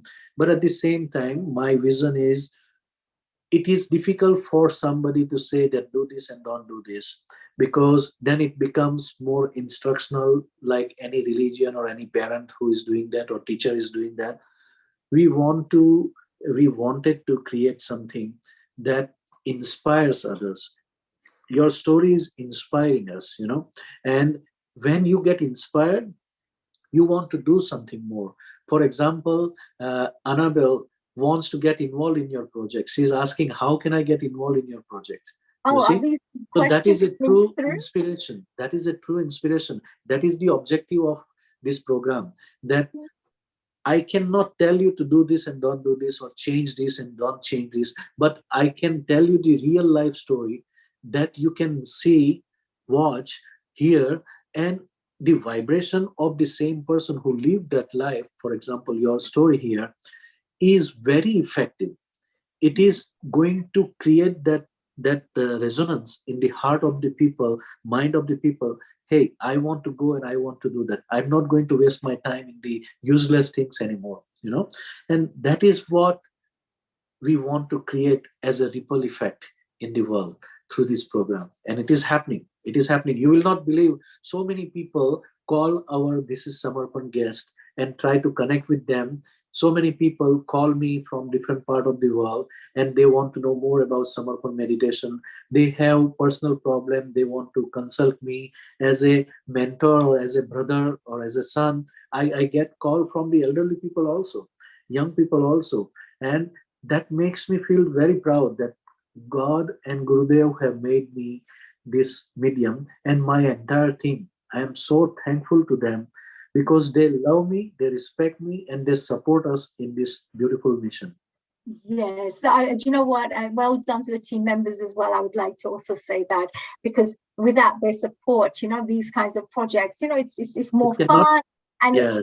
In the research that goes, where did they get that one from? And where did they get that from? and of course, I'm very, very open to any of the, wonderful questions that anybody may have. I think somebody was asking a particular question, but maybe if you wanted me to answer any of the questions right at the end, I can just answer any of the questions that anybody may have. Yes, we are reaching towards the end of the interview, and it will be question answer session next. But from the bottom of my heart, from the bottom of heart of my entire team and Gurudev, I would say that may Gurudev bless you, and we love you, honey, as my soul sister. I love you always, and we will work together for many other projects like this. Yes, I'm really looking forward to it. Thank you so much. I'm also very blessed to have lovely people like yourself, and also the fact that journey together would become so much more fun as well, and wonderful for our spiritual growth together and our life journey. Yes, we grow together, because if one person is talking, only one level of knowledge is there. But when two people are sharing from both sides, we are learning from each other's life. We are learning from each other's experience. And that is what is happening through Soul Satsang. That is what is happening through healing our earth. And we will continue doing this for our community, for our human family. Yes, absolutely. For humankind, as we say. Yeah. Yes, absolutely. I can see lovely Sonal has come back here again. She's been so good and so patient listening to us. We just couldn't stop, could we? We just enjoyed our chat so much. Yes. Jai Baba Swami. Oh my God. What a beautiful journey of beautiful conversation of two beautiful souls who have amazingly beautiful heart. So it just showed on the face and on the session everywhere. And I don't know how you do it, but it's like almost impossible to achieve what you have achieved in one person's lifetime. I think you live many personalities at many different creativity on platform or talent or dedication or for environment. You're achieving all as one honey Kalaria. That is what is mind blowing for us, how you do it. But It's Guruji, as we say, that he started off by saying to me, if you do half an hour extra every day, you get 3 extra hours. Yes, I think that is the key, and we are so inspired that not one single second should be wasted of the day. We should be just giving and giving. So thank you so much for that beautiful thing. I would like to request the amazing team behind this session to turn on their videos. As we would like to give you this tribute and also wish you very, very happy wishes for the future, for the success of whatever vision you have come with on this earth, and may it succeed and give it to many more and reach it to many more. So let's go team, let's bow down to Dr. Hani Kalaria together and wish her all the best for this session and for future any projects that she does. Yeah. Oh, thank you so much, everyone. Thank you. Thank you, Pranav, as well, for helping with the slides, and Surabhi. And I believe there's a few new people there joining us. Rasika Well, and Rasika is there, of course, as part of the whole group. Sonoji, yourself as well, you've been so brilliant all the way through. So kind, so patient, and even with my delays, all just la la la la la, making sure it moves nice and smoothly, adding positive energy to everything we're doing. Yes. So let's play the movie. We will play the video first, and then we can do this announcement because our team is here. If that is okay. Who will play the thank you video? There you go. Thank the previous slide. Yeah.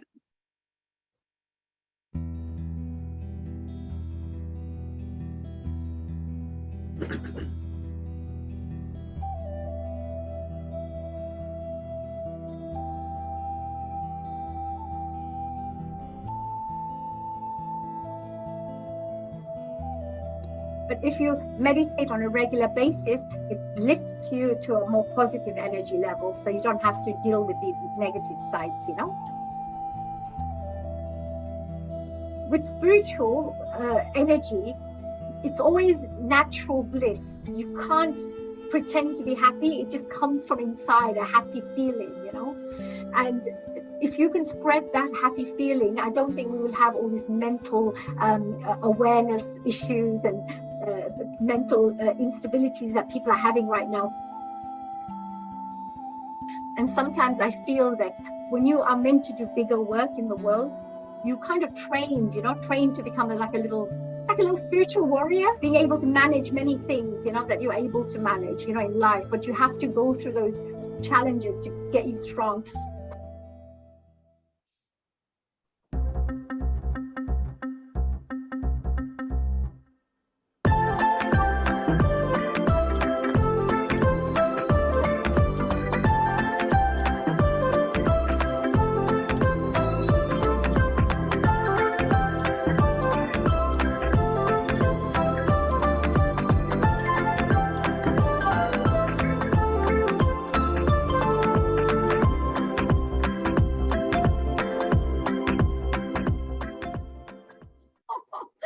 Amazing. Oh, you little monkey. Not yet over. Our Father, who art in heaven, hallowed be thy name. Thy kingdom come, and thy will be done, on earth as it is in heaven. Give us this day our daily bread, and forgive us our trespasses, as we forgive those who trespass against us. And lead us not into temptation, but deliver us from evil. For thine is the kingdom, the power and the glory, forever and ever. Amen. You are the light behind the sun. You are the spirit within the fire. You bless us all with a gift of life.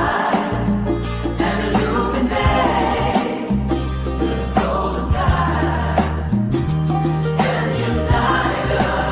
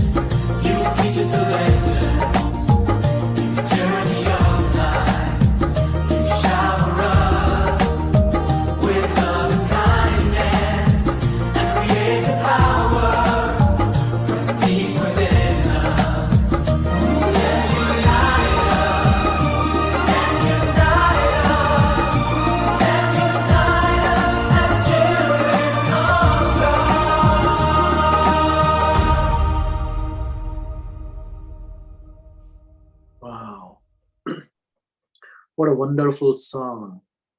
Wow. I hope you enjoyed that. Absolutely. Absolutely. Wow, this is what was I had no idea that I'll be writing a song like this, but it just came through like I said, at the Ajmer Shabir. And the love is your message, peace is your message, and all that. The love is your language, peace is your message. All that words just came, and it's all what Swamiji was. What he is. Absolutely. And whatever. Yes, and I was just feeling whatever the energy was coming through with the wordings there. And I thought Swamiji's one thing is that you work together as one collectively. So that is why we are using always Swamiji's mission as Vasudhaiva Kutumbakam, world is one family. And that is the theme we always carry on as the ultimate goal of spreading the Himalayan Samarpan meditation anywhere we go. And we will keep that, but your vision, your song is so powerful. It is making everybody feel part of it, whether you are Jain or Muslim or Christian, Buddhist, everybody feel part of it, because here their faithful values or their faithful chant or prayer is incorporated in this song. And that really unite us. That really make you feel I am part of it. I want to be part of this family. So we selected this for that reason, and I believe it jive in very well to give the ultimate message of what Swamiji want to give to the world, what you and I want to work together and create together, and what this beautiful faces that you are seeing smiling from This is Samarpan team wants to contribute in our mission. Oh, that's really nice. It's beautiful. Well, I appreciate, all those people in the videos, they were all my students, people who just come in, and this came in and we said, look, just anything you love, whatever your hobby is, whatever you want, meaning uniting is whatever you're interested in, whatever you are, whatever background you come from. It was just showing that people do different things in the world, and whatever's important for them, go for it. Let's add this. So that's how we did that. And actually, the one that was uploaded was the draft version, because we have a more cleaner version, which is all white. It doesn't have the different colors. So like here, you've got the cream and the white, etc. The other one is all whited out. So this one was our first draft, but the gentleman got so excited, he just put it up on the YouTube. And we never got around to putting our one up. So we don't worry, you can provide us the real one and we will change it in our final video here. Oh, yeah, that's great. Yeah, that's great. That's fine. I'll have to find that. Yeah, that's great. But thank you so much, everyone. Was there any questions that people would want? Yes, we have a couple of questions, but just a little bit of the video left. So we want to make sure the credit is given to the people. It didn't finish. Just tiny bit left at the end to play. Yeah, the last credit part. Yes.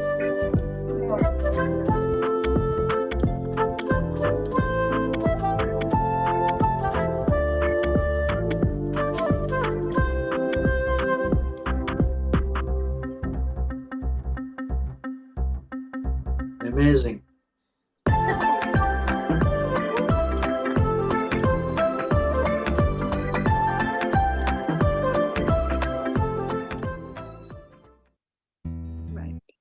So that kind of completes the theme of the today's session is unite us, be together, and then miracle happens. With beautiful, amazing, pure souls like you, Before we go to questions, anybody from our team want to say anything personally to Haniji?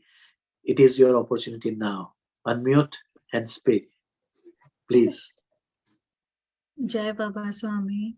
Very, very inspirational and interesting session. I would like to share a small anubhuti. My daughter got up in the morning and was next to me for some time, and she was listening to you. And that time you were telling about your Agya Chakra, and you saw some blue light and everything. So she suddenly started saying, she was not talking before that. She was like, even I see that. So I was like, yeah, you should also come and tell her then. She's 9 years old. Oh my God, it's So I thought I amazing. should just, she got inspiration from you, I guess now. Hopefully, Oh, she shared as Very well. good. Look, it's already in her, you know, yeah.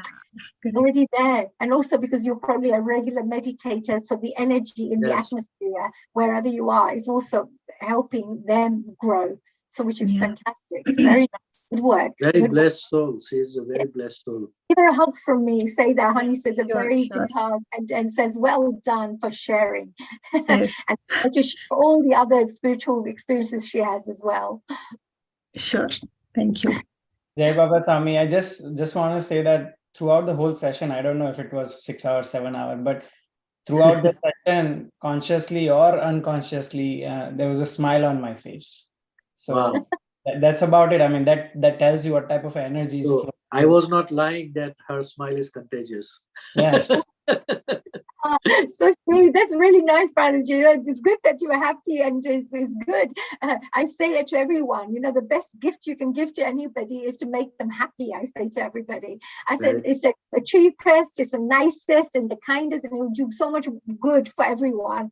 So I say to people, they say, oh, we don't have the money to give to anything good. I said, you don't need to give money, you don't need to give time. Just say something nice to someone, put a smile, tell a little joke, you know, uplift somebody's day, you know, which is the most beautiful gift you can give to someone.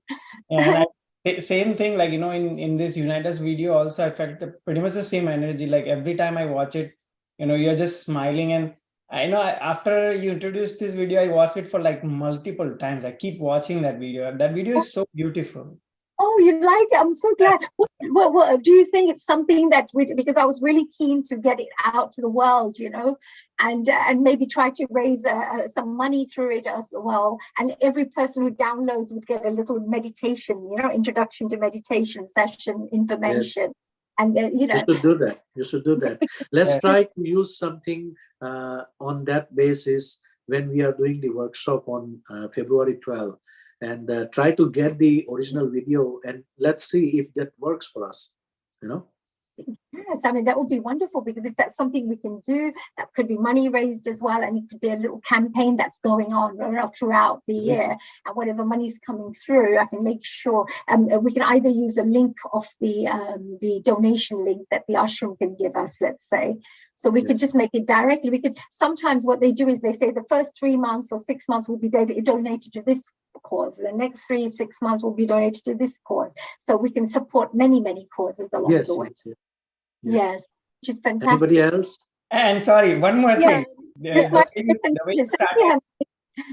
way you started the session, that reminded all my childhood stories and all that.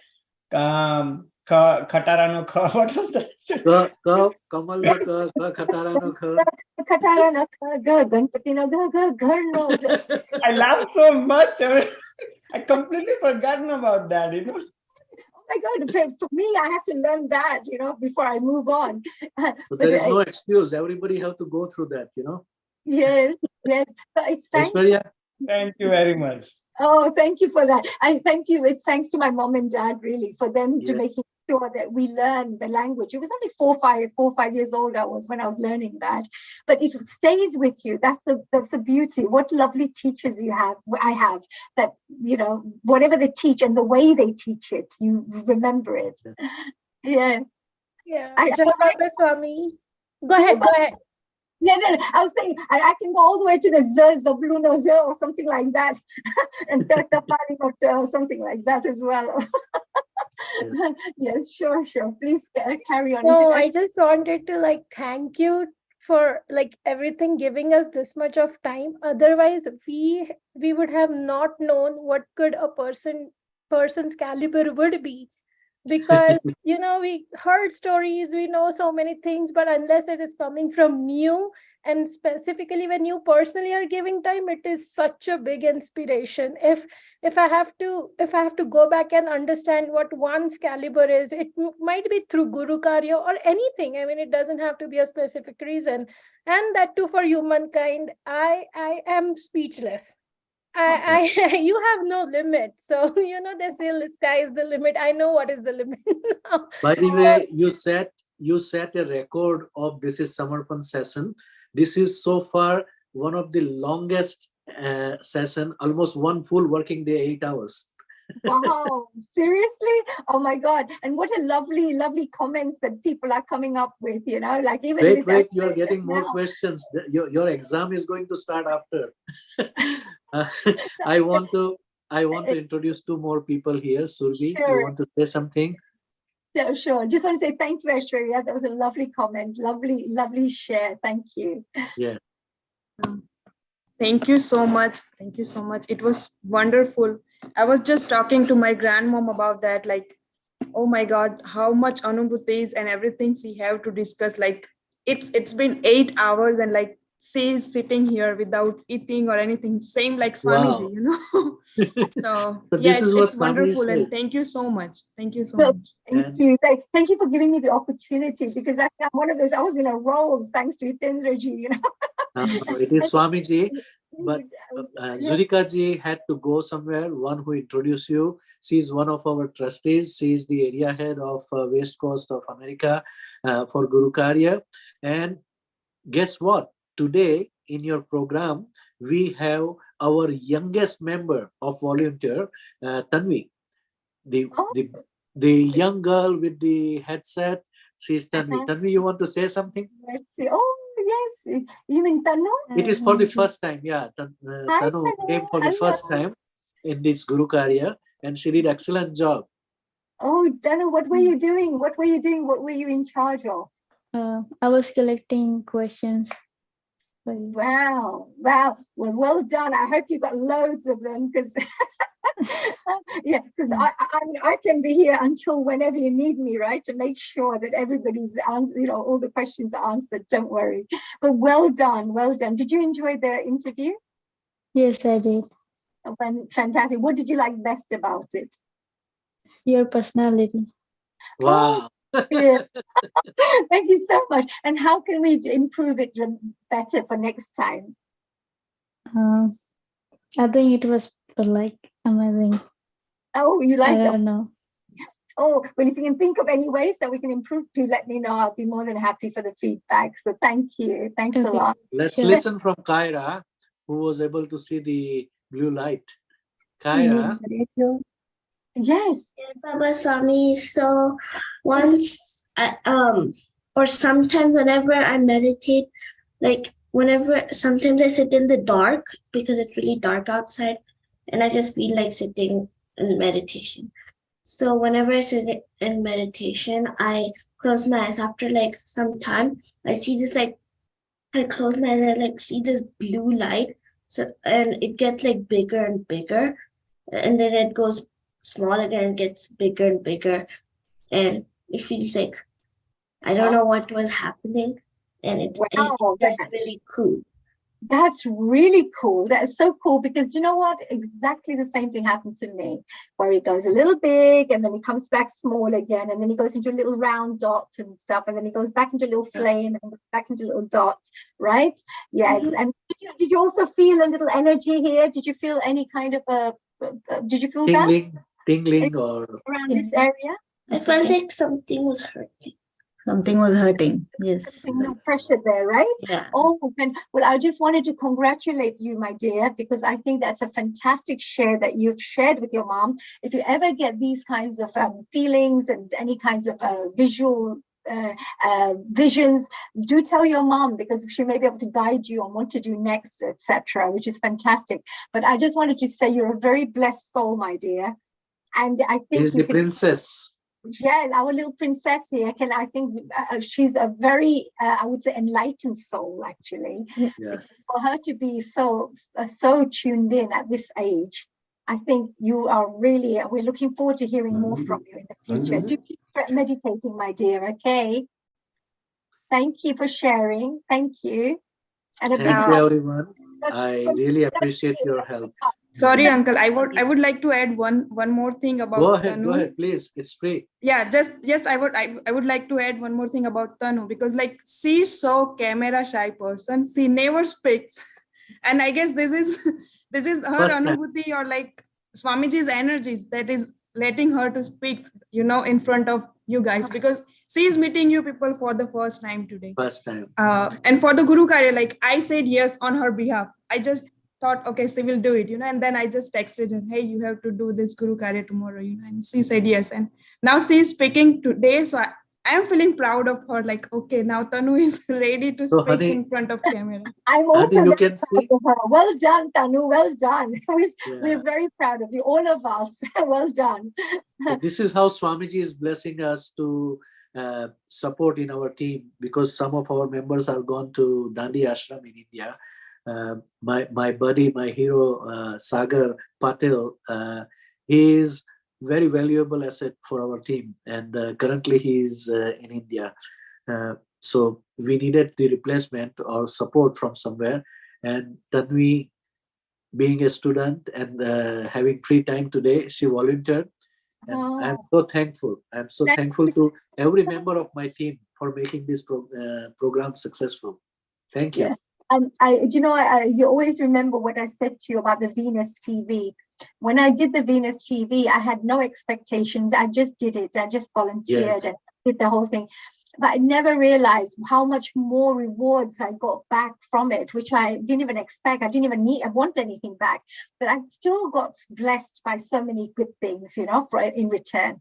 So I just wanted to say that thank you so much. I know you don't do it for any expectations, but I'm sure that you will all, each and every single one of you, and I pray for that, would be showered with Swamiji's blessings. So many, many wonderful things would happen for you. You can do much more good Gurukarya and make a difference in people's lives. So thank you. Mataji. That was a very beautiful wish, and we take it. We need it, because we want to grow in America with more and more people, more diverse people from different demography and people from different background. And it is happening by Gurudev's grace. And your interview is probably going to inspire more and more people to join Samarpan meditation globally. That was the idea, actually, just to help people understand the different areas of it. So it's you nice explained it so well, and I think the energy was flowing so well that whatever the audience wanted to listen, Swamiji was making us communicate.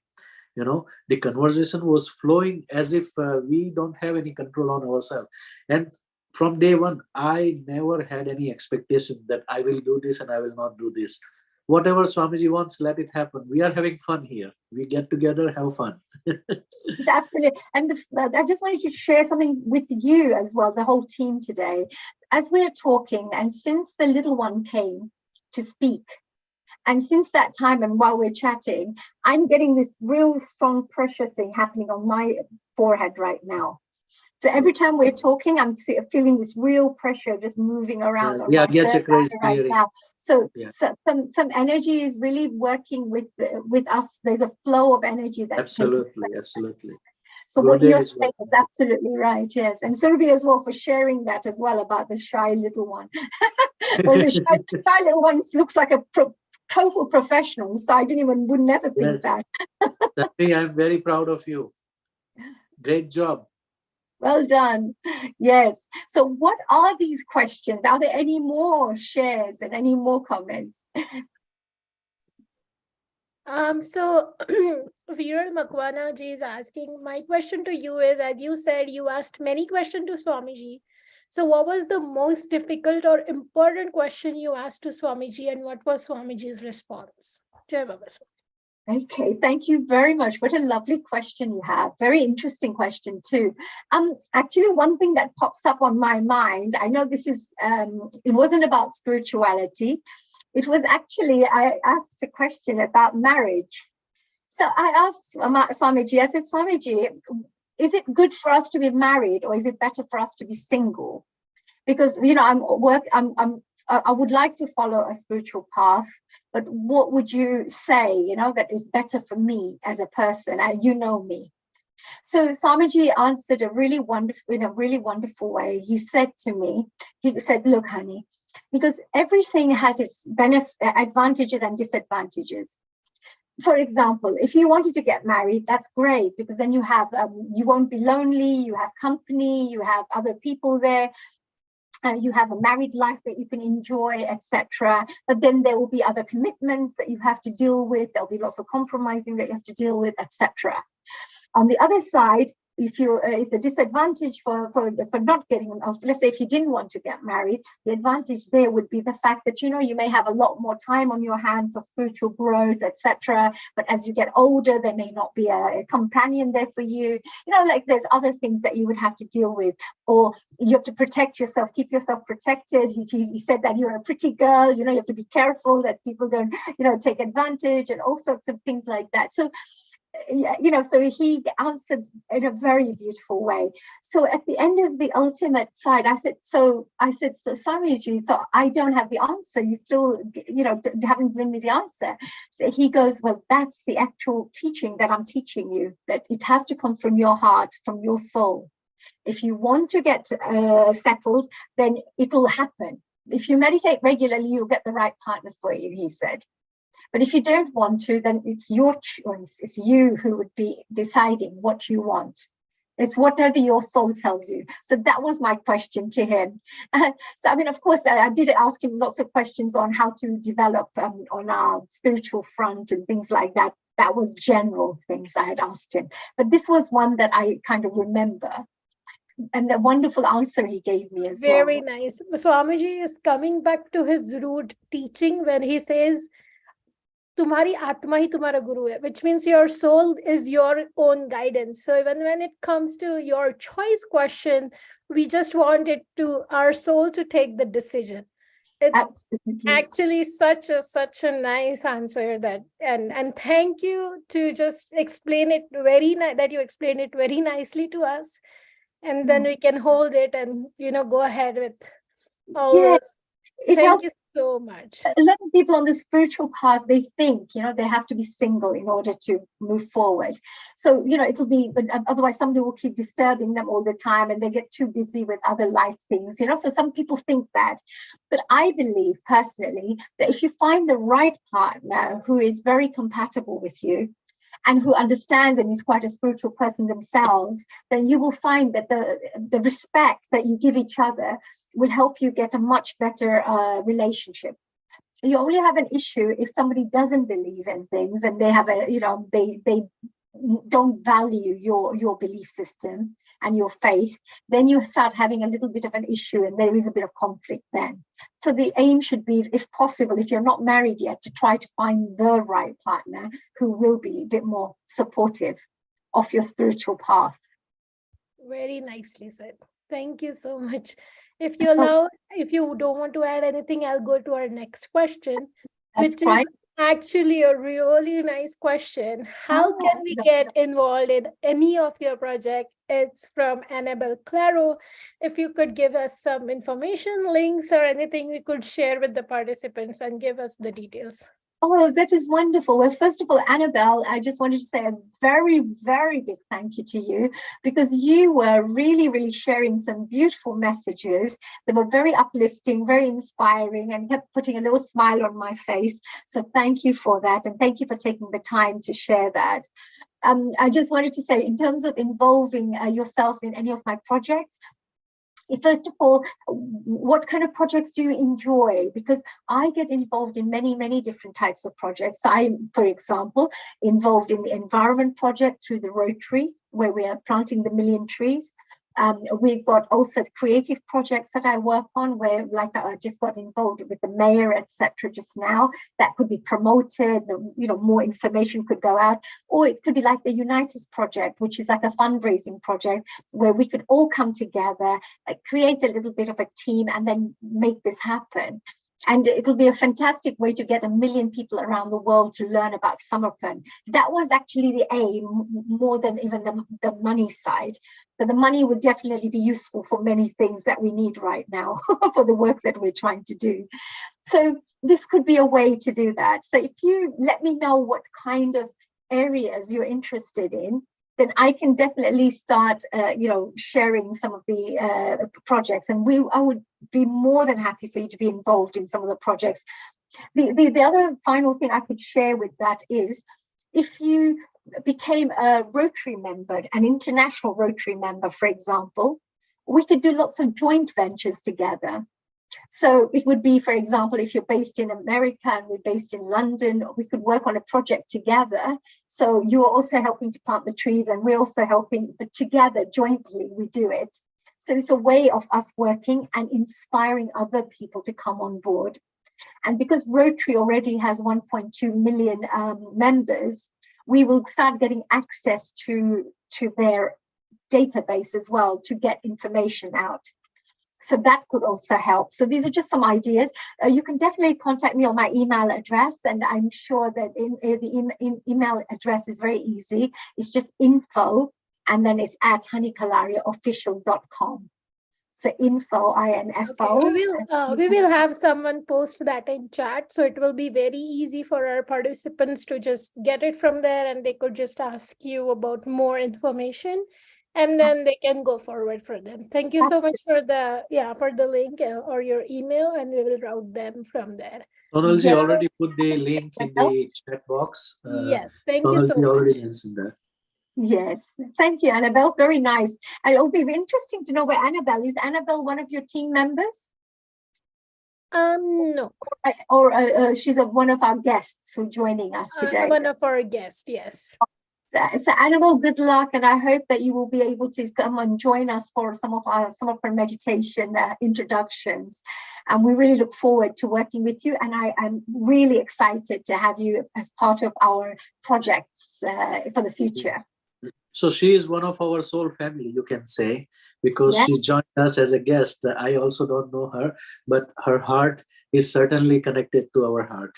Yes, I'm very, very pleased. Thank you, Annabelle. Were there That's any it for the questions? No, we do have few more questions. I would request Rasika ji to share the rest of them, please.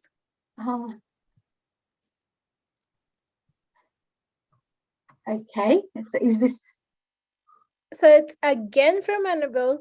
Do you choose your guru or your guru chose you? How do you know is the best guru or practice to you and the right time in your journey? Okay, I can see Annabelle has a very, very deep, I would say, understanding of this, and she wants to get a deeper meaning of all of this. Annabelle, this is a really beautiful question. Thank you. I personally believe it's a two-way process, because a guru is always looking for a good disciple and good sadhaks and good people to pass on their knowledge, people who are worthy of that. And from our side, we are always looking for the right gurus who are going to be, we know are genuine, genuine gurus who really have our best interest at heart, etc. So I think it is a two-way process here, that both have to be ready for each other. I know sometimes they say that it's the guru who invites you to come to them. I do understand that. But I do also understand that sometimes it has to be the individual who needs to be ready to find a guru. Because I had a feeling inside me that I would love to have a really good guru if I had one, that would be great. But I kept looking everywhere, kept going to new courses and new everywhere. But when I did meet Swamiji for myself, I felt that he was the right person because of a few reasons. First of all, he didn't charge anything for the fees for what he was passing on. And a knowledge, divine knowledge, should be, there's no cost, there shouldn't be a fee attached to divine knowledge. So divine knowledge, at the end of the day, if he's giving it to you for free, that means he really is genuinely wanting to pass on this knowledge to you. So that was the first thing I thought. Second thing I thought is because everywhere I've been in the whole of the different places, I have worked with different spiritual teachers and masters. Swamiji was different because everything, I was having a telepathic conversation with him, and it was actually working, because I would every now and again would test him in a way, like, if he's answering all these questions, I wonder if he can answer this one then, like I was like being really like a naughty student, thinking, well, let's check that out. And then suddenly he would answer that question as well. So I would think, oh my God, he's really reading my mind at the moment. So that was the second bit that I think was it just touched me quite a lot, because I felt that, you know, this master has some kind of spiritual capabilities to be able to connect with those who want to connect with him. So I did want to connect with him genuinely, and he was actually connecting with me. So I saw that as well. And finally, when it comes to the actual practice, I tried many, many different types of techniques. I've tried different types of meditation practices, and everything helped me in a little bit, you know, little things. It all helped. It kept on helping me to grow. But there was nothing that felt like, pow, you know, my life has transformed now. My life has changed. But when I started with in a very loyal way, very dedicated way, and with really pure intentions, when I started the 45 days meditation, with the kind of busy life that I led, because I worked 7 days a week for many years without breaks and things, so I worked quite a lot. So to have that half an hour time was really very, very hard for me to find that time. But I still made that time because I thought, okay, let's see. But I actually felt the changes. I actually had experienced the changes. And I actually started having an insight into what the sixth sense means that we read about. That when people talk about that, you'll be connecting to a different dimension.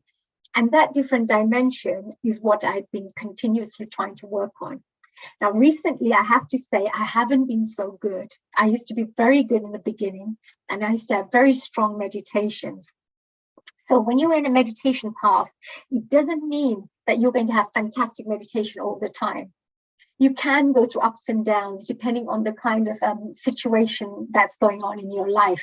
Like my dad's just been to hospital. We've had some issues in the home, this and that. There's a few things happening in the background, which life always throws at you. So it takes away a little bit of your time, but I'm always aware. And if I get a chance when I'm sleeping in my bed, I do my little meditation and then go to sleep. Every time I eat food, I'll always put my hand there and do a little prayer to Swamiji to say thank you for the food. Little things, I keep that connection, but it may not be as deep, the meditations, as I had before. So those kind of things. So I think, you know, the practice is what works for you, because if you see results when you practice, then you know there's something happening there. And with the guru side, I think it has to be a two-way process, because however hard a guru tries to teach you, if you don't want to learn, you're not going to learn. And however much you want the guru to teach you, if he feels you're not ready for it, he's not going to pass on the knowledge to you. So that's my answer to you, dear Annabelle, and I hope that makes sense. It was very detailed, and you just shared every small experiences of yours which connected to your guru and the practice, and you know how you define how you felt, and all those experiences does matter a lot. So that should probably help a lot of people to find their own guru and make a decision. And I do want to ask you, Annabelle has also mentioned about the right time in your journey. Do you have any comments on the right time? Yes, I think the right time that part will come to you. I think you can't force it, because I've experienced that myself, because I was really keen to find something, and I wanted to find the answer, and I wanted to find the meaning of life, and I did so many courses and kept on doing things thinking, right, now I'm going to get my enlightenment here, you know, I may find the right answers here or something, you know, so, and I never did. And it was a very, it was very unexpected when I went to this 7-8 day thing. I went more in selfish reasons, because I thought, oh, this will help me to clear my 7-8 chakra, you know, 7 chakras and things. So this will be great, you know. So it wasn't actually, I'm going there for a guru. I went there more to clear my chakras and felt that this could be a great way to activate my Kundalini, which is what I had been working on and practicing for some time.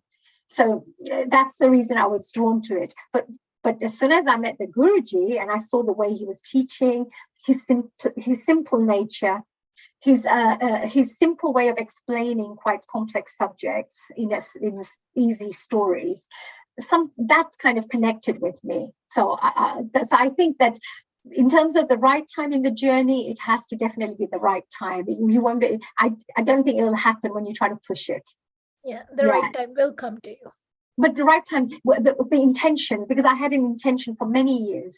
I had an intention inside me thinking that if I get the right master, spiritual master who can guide me, maybe I can grow faster in my spiritual journey, etc. So I had that little feeling beforehand, that I want to find, if I find one, but never connected with any masters except this one. So Guruji was Swamiji was my and then when I'm a loyal person, so what I tend to find is, if you'll find that somebody's gifted you with so many blessings and shown you so many wonderful insights and given you wisdom about how to live life, etc. For me, I just felt a bit more loyal, that I think, this Guruji has done so much for me, passed on so much knowledge, and, let me give it a try. Let me try at least a year, 2 years, 3 years. And then if it's the right time for me to move on, he will pass me on somewhere else, because it's like a graduation process. You may have like a school and then a college and then a university, and then you'll go for your master's degree somewhere to a specialist college. So there may be a time where you have to move forward and move on with somewhere else, but it hasn't happened so far in these 20 years. It actually has turned me into my inward journey rather than me looking for someone and trying to find answers outside.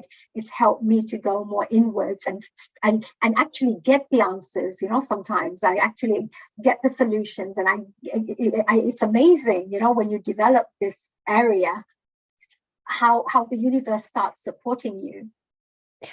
Absolutely amazingly explained. I can't thank you enough. I mean, I know that one person is asking, but this will be helping so many people. We just even don't know. And so, oh wow, there is one more question from Annabelle. You're amazing. I need to take you everywhere I go. I know. Okay, so let me read it out for you. How can you keep so much upbeat and be positive? That is a great gift to the world. How can you keep all of us for so long, learning and enjoying your whole journey? I love every minute of it.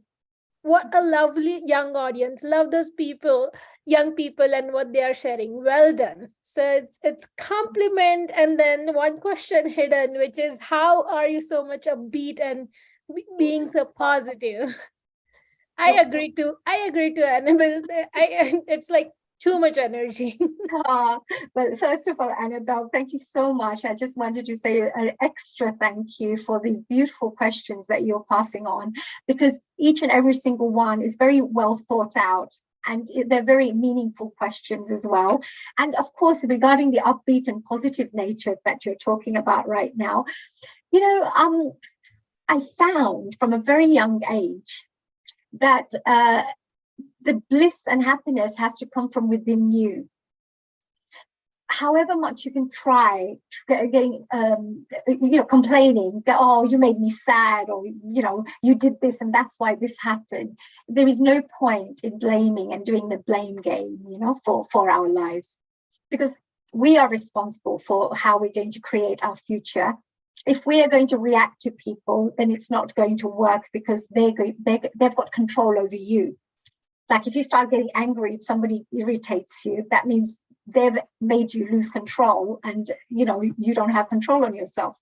So I learned from a very young age that responding to things are more important than being reactive to people. So responding means that I have the power to choose how to be, how to feel, and how to look at life generally. And because I've been through a lot of ups and downs, which everybody has to go through, I'm sure, but I have been through quite a few things that in life, which people will never know, because I'm always smiling and enjoying my life.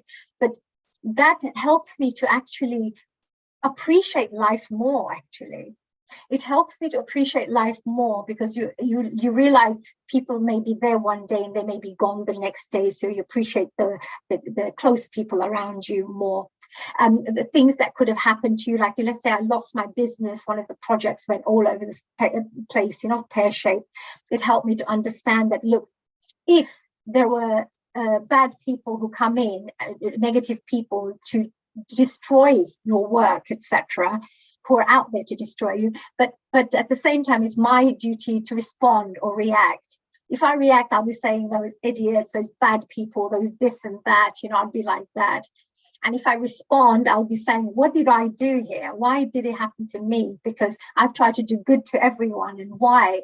Because my work has always been contribution based, never trying to cheat anyone. Why me? And yes, sometimes you become very naive in life. You start, putting down your shutters. You become too overconfident at times that, everybody must be nice, or somebody, your friends may warn you and say to you, I think you need to check up on them because we don't know who these people are, etc. And you say, yeah, no, they're really nice people. They've done this and they've done that. And your friends will then say, yeah, but I think you should just do a little backup check, just in case. But you don't do that.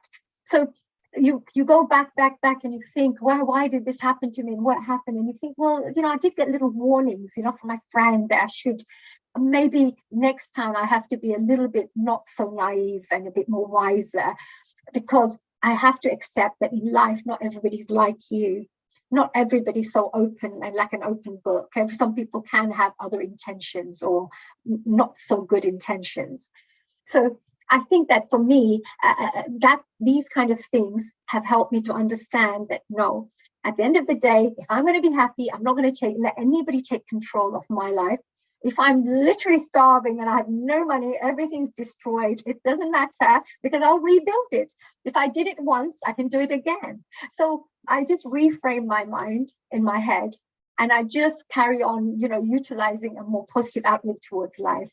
So I think it has become now a habit because I did it for so long like this and kept trying to find good in everything that all of a sudden I tend to mostly see good in everything, So I find it kind of natural. So to keep this upbeat and it is tiring. By the way, I only slept 3 hours last night, just to let you know, because I was trying to prepare the photos and trying to submit those, etc. So I've only slept 3 hours last night. So I must have slept about 9:30 and kind of woke up around 12:15 and then rushed to try to get ready for this, So, but I still feel energized because I think the higher energies are definitely blessing us at this moment in time. I'm feeling very, what would you say? My answers are flowing in a particular way. So you will find when these kind of things happen, there is a higher energy supporting you and working through you. Definitely. So, and it keeps you all energized. So I think that also helps. But definitely, I think that natural bliss and the natural happiness, you will find that anytime you meet me, whether you met me about 20 years ago or now, everyone says the same thing. Oh, honey, you're always so happy. You're always that same thing is there. It hasn't changed. So thank you so much. I mean, sessions like these, we are no one. It is the higher supremacy or Guruji, whatever you call it. It's guiding us. It's doing this. It is the one who is supporting us. They're wanting us to speak. They're wanting us to conduct this. So all thanks to them. And I should mention this, your heart is so pure, your soul is so pure that you just explained how you have gone through everything and all such experiences have made these, positive attitude and being happy come to you naturally. So, and you know the importance now, right? Like, what after what has happened, how important it is just to be happy at the end of the day. If you had not gone through it, you would never know. That's right. But Ashwarya, just to mention as well to Annabelle, it doesn't mean that you're like this like 24 hours a day. Sometimes you're a little tired and you think, okay, I just need a little time out just now. And then if you listen to your body with what it needs, and you give it that, then you'll find that you'll be recharged very shortly again in 2-3 hours, So you just need a little time out because you had a really heavy day or a heavy weekend. So also that part, I just forgot to mention that if you feel you need a day out, you just take a day out. And if you need a nap and sleep in the morning, you just sleep in the morning. It's okay. But what I mean to say is you're the creator of your life. If you're not hurting anybody, if you're not being, disrespectful to other people, and it's just your life, then you can manage it and control it in the way you wish to, in the best way you can. There is astrological things and stars and all that as well. There are other outside influences, but as much as you can, at least. Absolutely, absolutely. How much ever we can do it, and then just not to disrespect or hurt anyone. So we are good. You just mentioned you have only slept 3 hours. I don't want to take more of your time. There's just a very small thing left from our session, so I would have Rasika ji change our slide. It will be really few minutes now, and you have your day. You can rest as much as you can. No problems at all. Seriously, no problems at all. I'm happy to share whatever and answer the questions. It's not an issue. And we are thankful, and we don't have words for that. Thank you, Haniji. One thing I want to add for Annabelle, that try to attend the program on February 5 on our Healing Our Earth channel, and on Soul Satsang or other channels we will promote. You will be able to enjoy the introduction session, and from that point, starting February 18, you can practice this for next 45 days and see for yourself if you are seeing any inner transformation, if it is beneficial for you or not. Samarpan meditation is very simple, but it is not easy, as we discussed earlier. You will go through inner ride, up and down, roller coaster ride.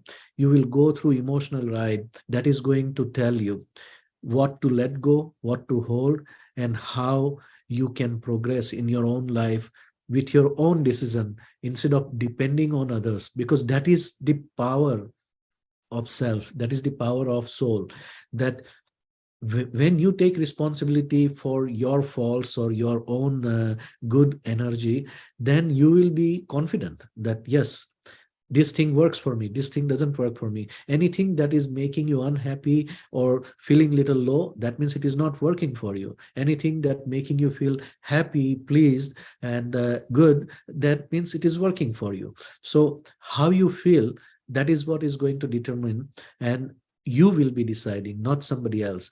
Most of the time we are unhappy because we give the control of our lives, happiness, in somebody else's hand, that if he loves me, she loves me, then only I'm happy. No, you love yourself, then you will be happy. Yeah, absolutely. There's just one thing I wanted to add there, Rajit, that, for Annabelle's, just maybe an example to help you. When I was meditating on a regular basis, I had this funny thing that was happening to me. As I would meditate, I would keep seeing eggs in my head. So I would meditate and I would go into my deep meditation, and suddenly an egg would pop up in my head, like thinking in my thoughts. And I'm thinking, what's this egg keep on coming, in my head? I had no idea, this egg kept coming up. For 2 weeks, that kept on happening. And I had no idea when I was meditating why it would keep happening. Then one day, after about 2 weeks, my mom said to me, to us, to the family, that, oh, let's have some chips, egg and chips today, because we normally have Indian food every day. So she said, come on, let's have egg and chips today, egg, chips and beans or something today. So we said, yeah, sure, mom, that'll be great. And then mom suddenly, she just cut the fried egg, to do that for my brother. And I looked at it and I said, mom, I don't actually feel like having a fried egg today. I think I'm going to have chips and beans. And from that day onwards, I don't know what happened to me. I stopped eating eggs. I just didn't think, I needed eggs. I didn't want to eat eggs. I'm already a vegetarian, but, I used to eat eggs at that time. But your body will tell you what it needs, what it doesn't need. So that's the interesting part here. And with this meditation path, there is some kind of an inner indication, an inner indicator that activates, that kind of gives you a guidance of what is good for you as a person. Now, if I was an athlete running around in the jungles and trying to fight about 50 people or doing a boxing ring, maybe the eggs would be important for me. So I would be eating those, and my soul will not say that, okay, you don't need it. For some reason, it said to me not to have it. So I didn't have it, and I didn't feel like eating eggs anymore. So it was no hard work. It was no effort. It just happened very automatically. So that's why when you're talking about being positive, happy, things like that, it shouldn't be an effort at all. Initial stages, when you go through a tough time, you may not be feeling so happy because you think, oh God, because you're a human, right? You go through emotions of pain as well, that people said something bad or something bad happened or cheated you, whatever it was. So you go through that, but then you do what I always say to people, fake it till you make it. Yes. I'm just going to pretend to smile. I'm going to be happy. I'm going to tell myself some jokes. I'm going to watch some little videos which are funny, and you just uplift yourself back into that, and it kickstarts the process. And as soon as you elevate your energy levels and your frequency, you get back into that. It's when you get down, down, down, down, and just spiral, it's hard to come back up again to elevate your energy again. So I think I just thought I may share that with you. Beautiful. As they say in your world, the show must go on. Yes, sometimes I have to. Yes. Such Annabelle, you're very lucky to get detailed answers, and thank you for staying all the way till the end. You must be a very thirsty soul to get this. So give credit to yourself. Also, Before we end, we want to know from Annabelle which country she's from, where she's from, city and country name. Oh, that's lovely. Yes. What country? You can turn on your video if you like, Annabelle. She's very good, a very wonderful, very good questions. Really nice. Yes. Annabelle, you can turn on your video if you like. We love you. Okay, I can see she unmuted. I'm from Spain and I live in London. Oh, you live in London. I'm based here in London as well, Annabelle. So, so if we ever want to do any work, that will be great, because the Rotary projects or any of the projects that I'm working on, we should have got you involved in the New Year Day parade, the video that you saw. That was really great. And anything that you're interested in, you need to just help to share what you're interested in when you write to me, or it's at info@honeykalariaofficial.com, and I think they've shared it in the chat. I believe somebody would have shared it. But if you do write in, let me know the areas you're interested in, and we'll start getting you involved in some of the projects. Very beautiful. You got another soul sister now. Thank you very much. Thank you very much. Sister Annabelle. Thank you. Yes, I feel I find a new family. You're a new family. Yes, absolutely. And we welcome everybody, with open arms here. So thank you, Annabelle, for coming along and being one of our new family members. Right. So moving on to one little slide where we get our guests like Dr. Hani Kalaria, who was on a TIS forum today. So we would like to have more of such guests who can give to society with share their spiritual journey and inspire others to become like them. So if you know anybody in the audience and people who will be watching YouTube later, which is on Soul Satsang, please share on one of these numbers shared in the slide, so that we can invite them and spread the message and be the medium to share their journey. So thank you very much for that. I'll keep an eye out and see if I can suggest one or two people. Yes. Well, my little diary, if I can find anyone I can. Yes. Every time we interview somebody, Swamiji writes down that guest name. So he's checking. Hani Kalaria, done. Next. Look at that. You can my God, this is so good. It's such a wonderful time to do the actual interview, because as we said, Swamiji, he's giving maximum. He's giving maximum energy out to all the sadhaks right now, and he's actually praying for everybody's growth, spiritual growth right now. The full working day, 8 hours and more. So yes. Now it's going. Yes. Now we will change statement. The showman and showgirl should go away. Thank you so much, everyone. Well, thank you for all the questions. Thank you for your time as well, everyone. And of course, we would like to say, I hope Swamiji keeps on blessing us, as he has been doing, and passing on such wonderful knowledge and wisdom to us. Yes. We want to thank you that you take out so much time of yours and put so much energy and literally showered your love to us, our audience, and our soul family. So thank you, and it is always pleasure to spend time with you on such spiritual topic. Whenever we discuss, we always go more deeper and deeper, sharing everything that we know from inside, and it is fun. It's fun for me. And people learn from our communication, basically. People learn when there is new information coming. I felt that Swamiji was giving the answer to many people who were attending today. Yes, I think so too, because I can continuously feel this energy in my third eye right now. There is definitely some vibrations and some energy, and there are some higher energies supporting our work here. So I think that we each one of us are blessed that we have spent these hours not just with each other, but also getting the blessings showered upon us for this long. So I think it's brilliant. Very true. We have one of the exciting part from our program. I'm going to invite Swamiji to shower his blessings. Oh, please go ahead. आप सबको खूब खूब आशीर्वाद. Can we have that one more time, please? आप सबको खूब खूब आशीर्वाद. Oh, that's so lovely. Thank you. Thank you so much, everyone. Thanks for your contribution. Thanks for the questions. And Hitendraji, to finish off with, I just wanted to say a final thank you to you for putting all this together, for inviting me to help me to really share my story in the best way possible with your guidance.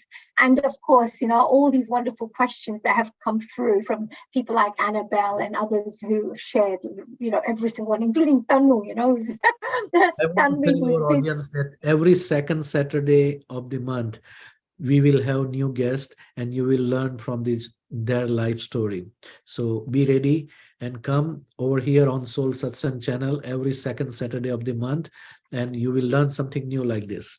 Absolutely. I think it was fantastic. So with that, do we finish off with a lovely little prayer to finish off with? Is that how you normally do it? I will do it, Shantipat.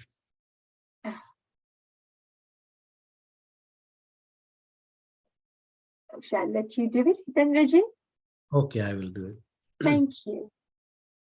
Om Dyo Shanti Antarikshagvam Shanti Prithvi Shanti Apah Shanti Aushadayah Shanti Vanaspatayah Shanti Vishwe Deva Shanti Brahma Shanti Sarvagvam Shanti Shanti Reva Shanti Sama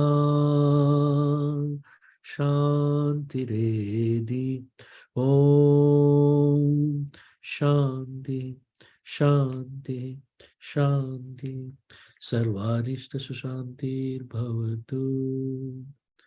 Jai Baba Swami, Jai Atmeshwar. Jai Baba Swami. Thank you so much, everyone. Have a lovely evening. We enjoyed your company, Haniji. We enjoyed your company. Time is not a barrier. Even the country's border is not a barrier. We felt like we were together all this time. Well, thank you to the Zoom nowadays, with COVID. Thank you to COVID that we ended up at least getting something positive out of it, like we all learned how to use Zoom. Take some rest tonight and sleep well. Thank you. I think what I'm going to do first right now is going to have some rotli and dal bashad. I'm sure your mom has prepared beautiful food.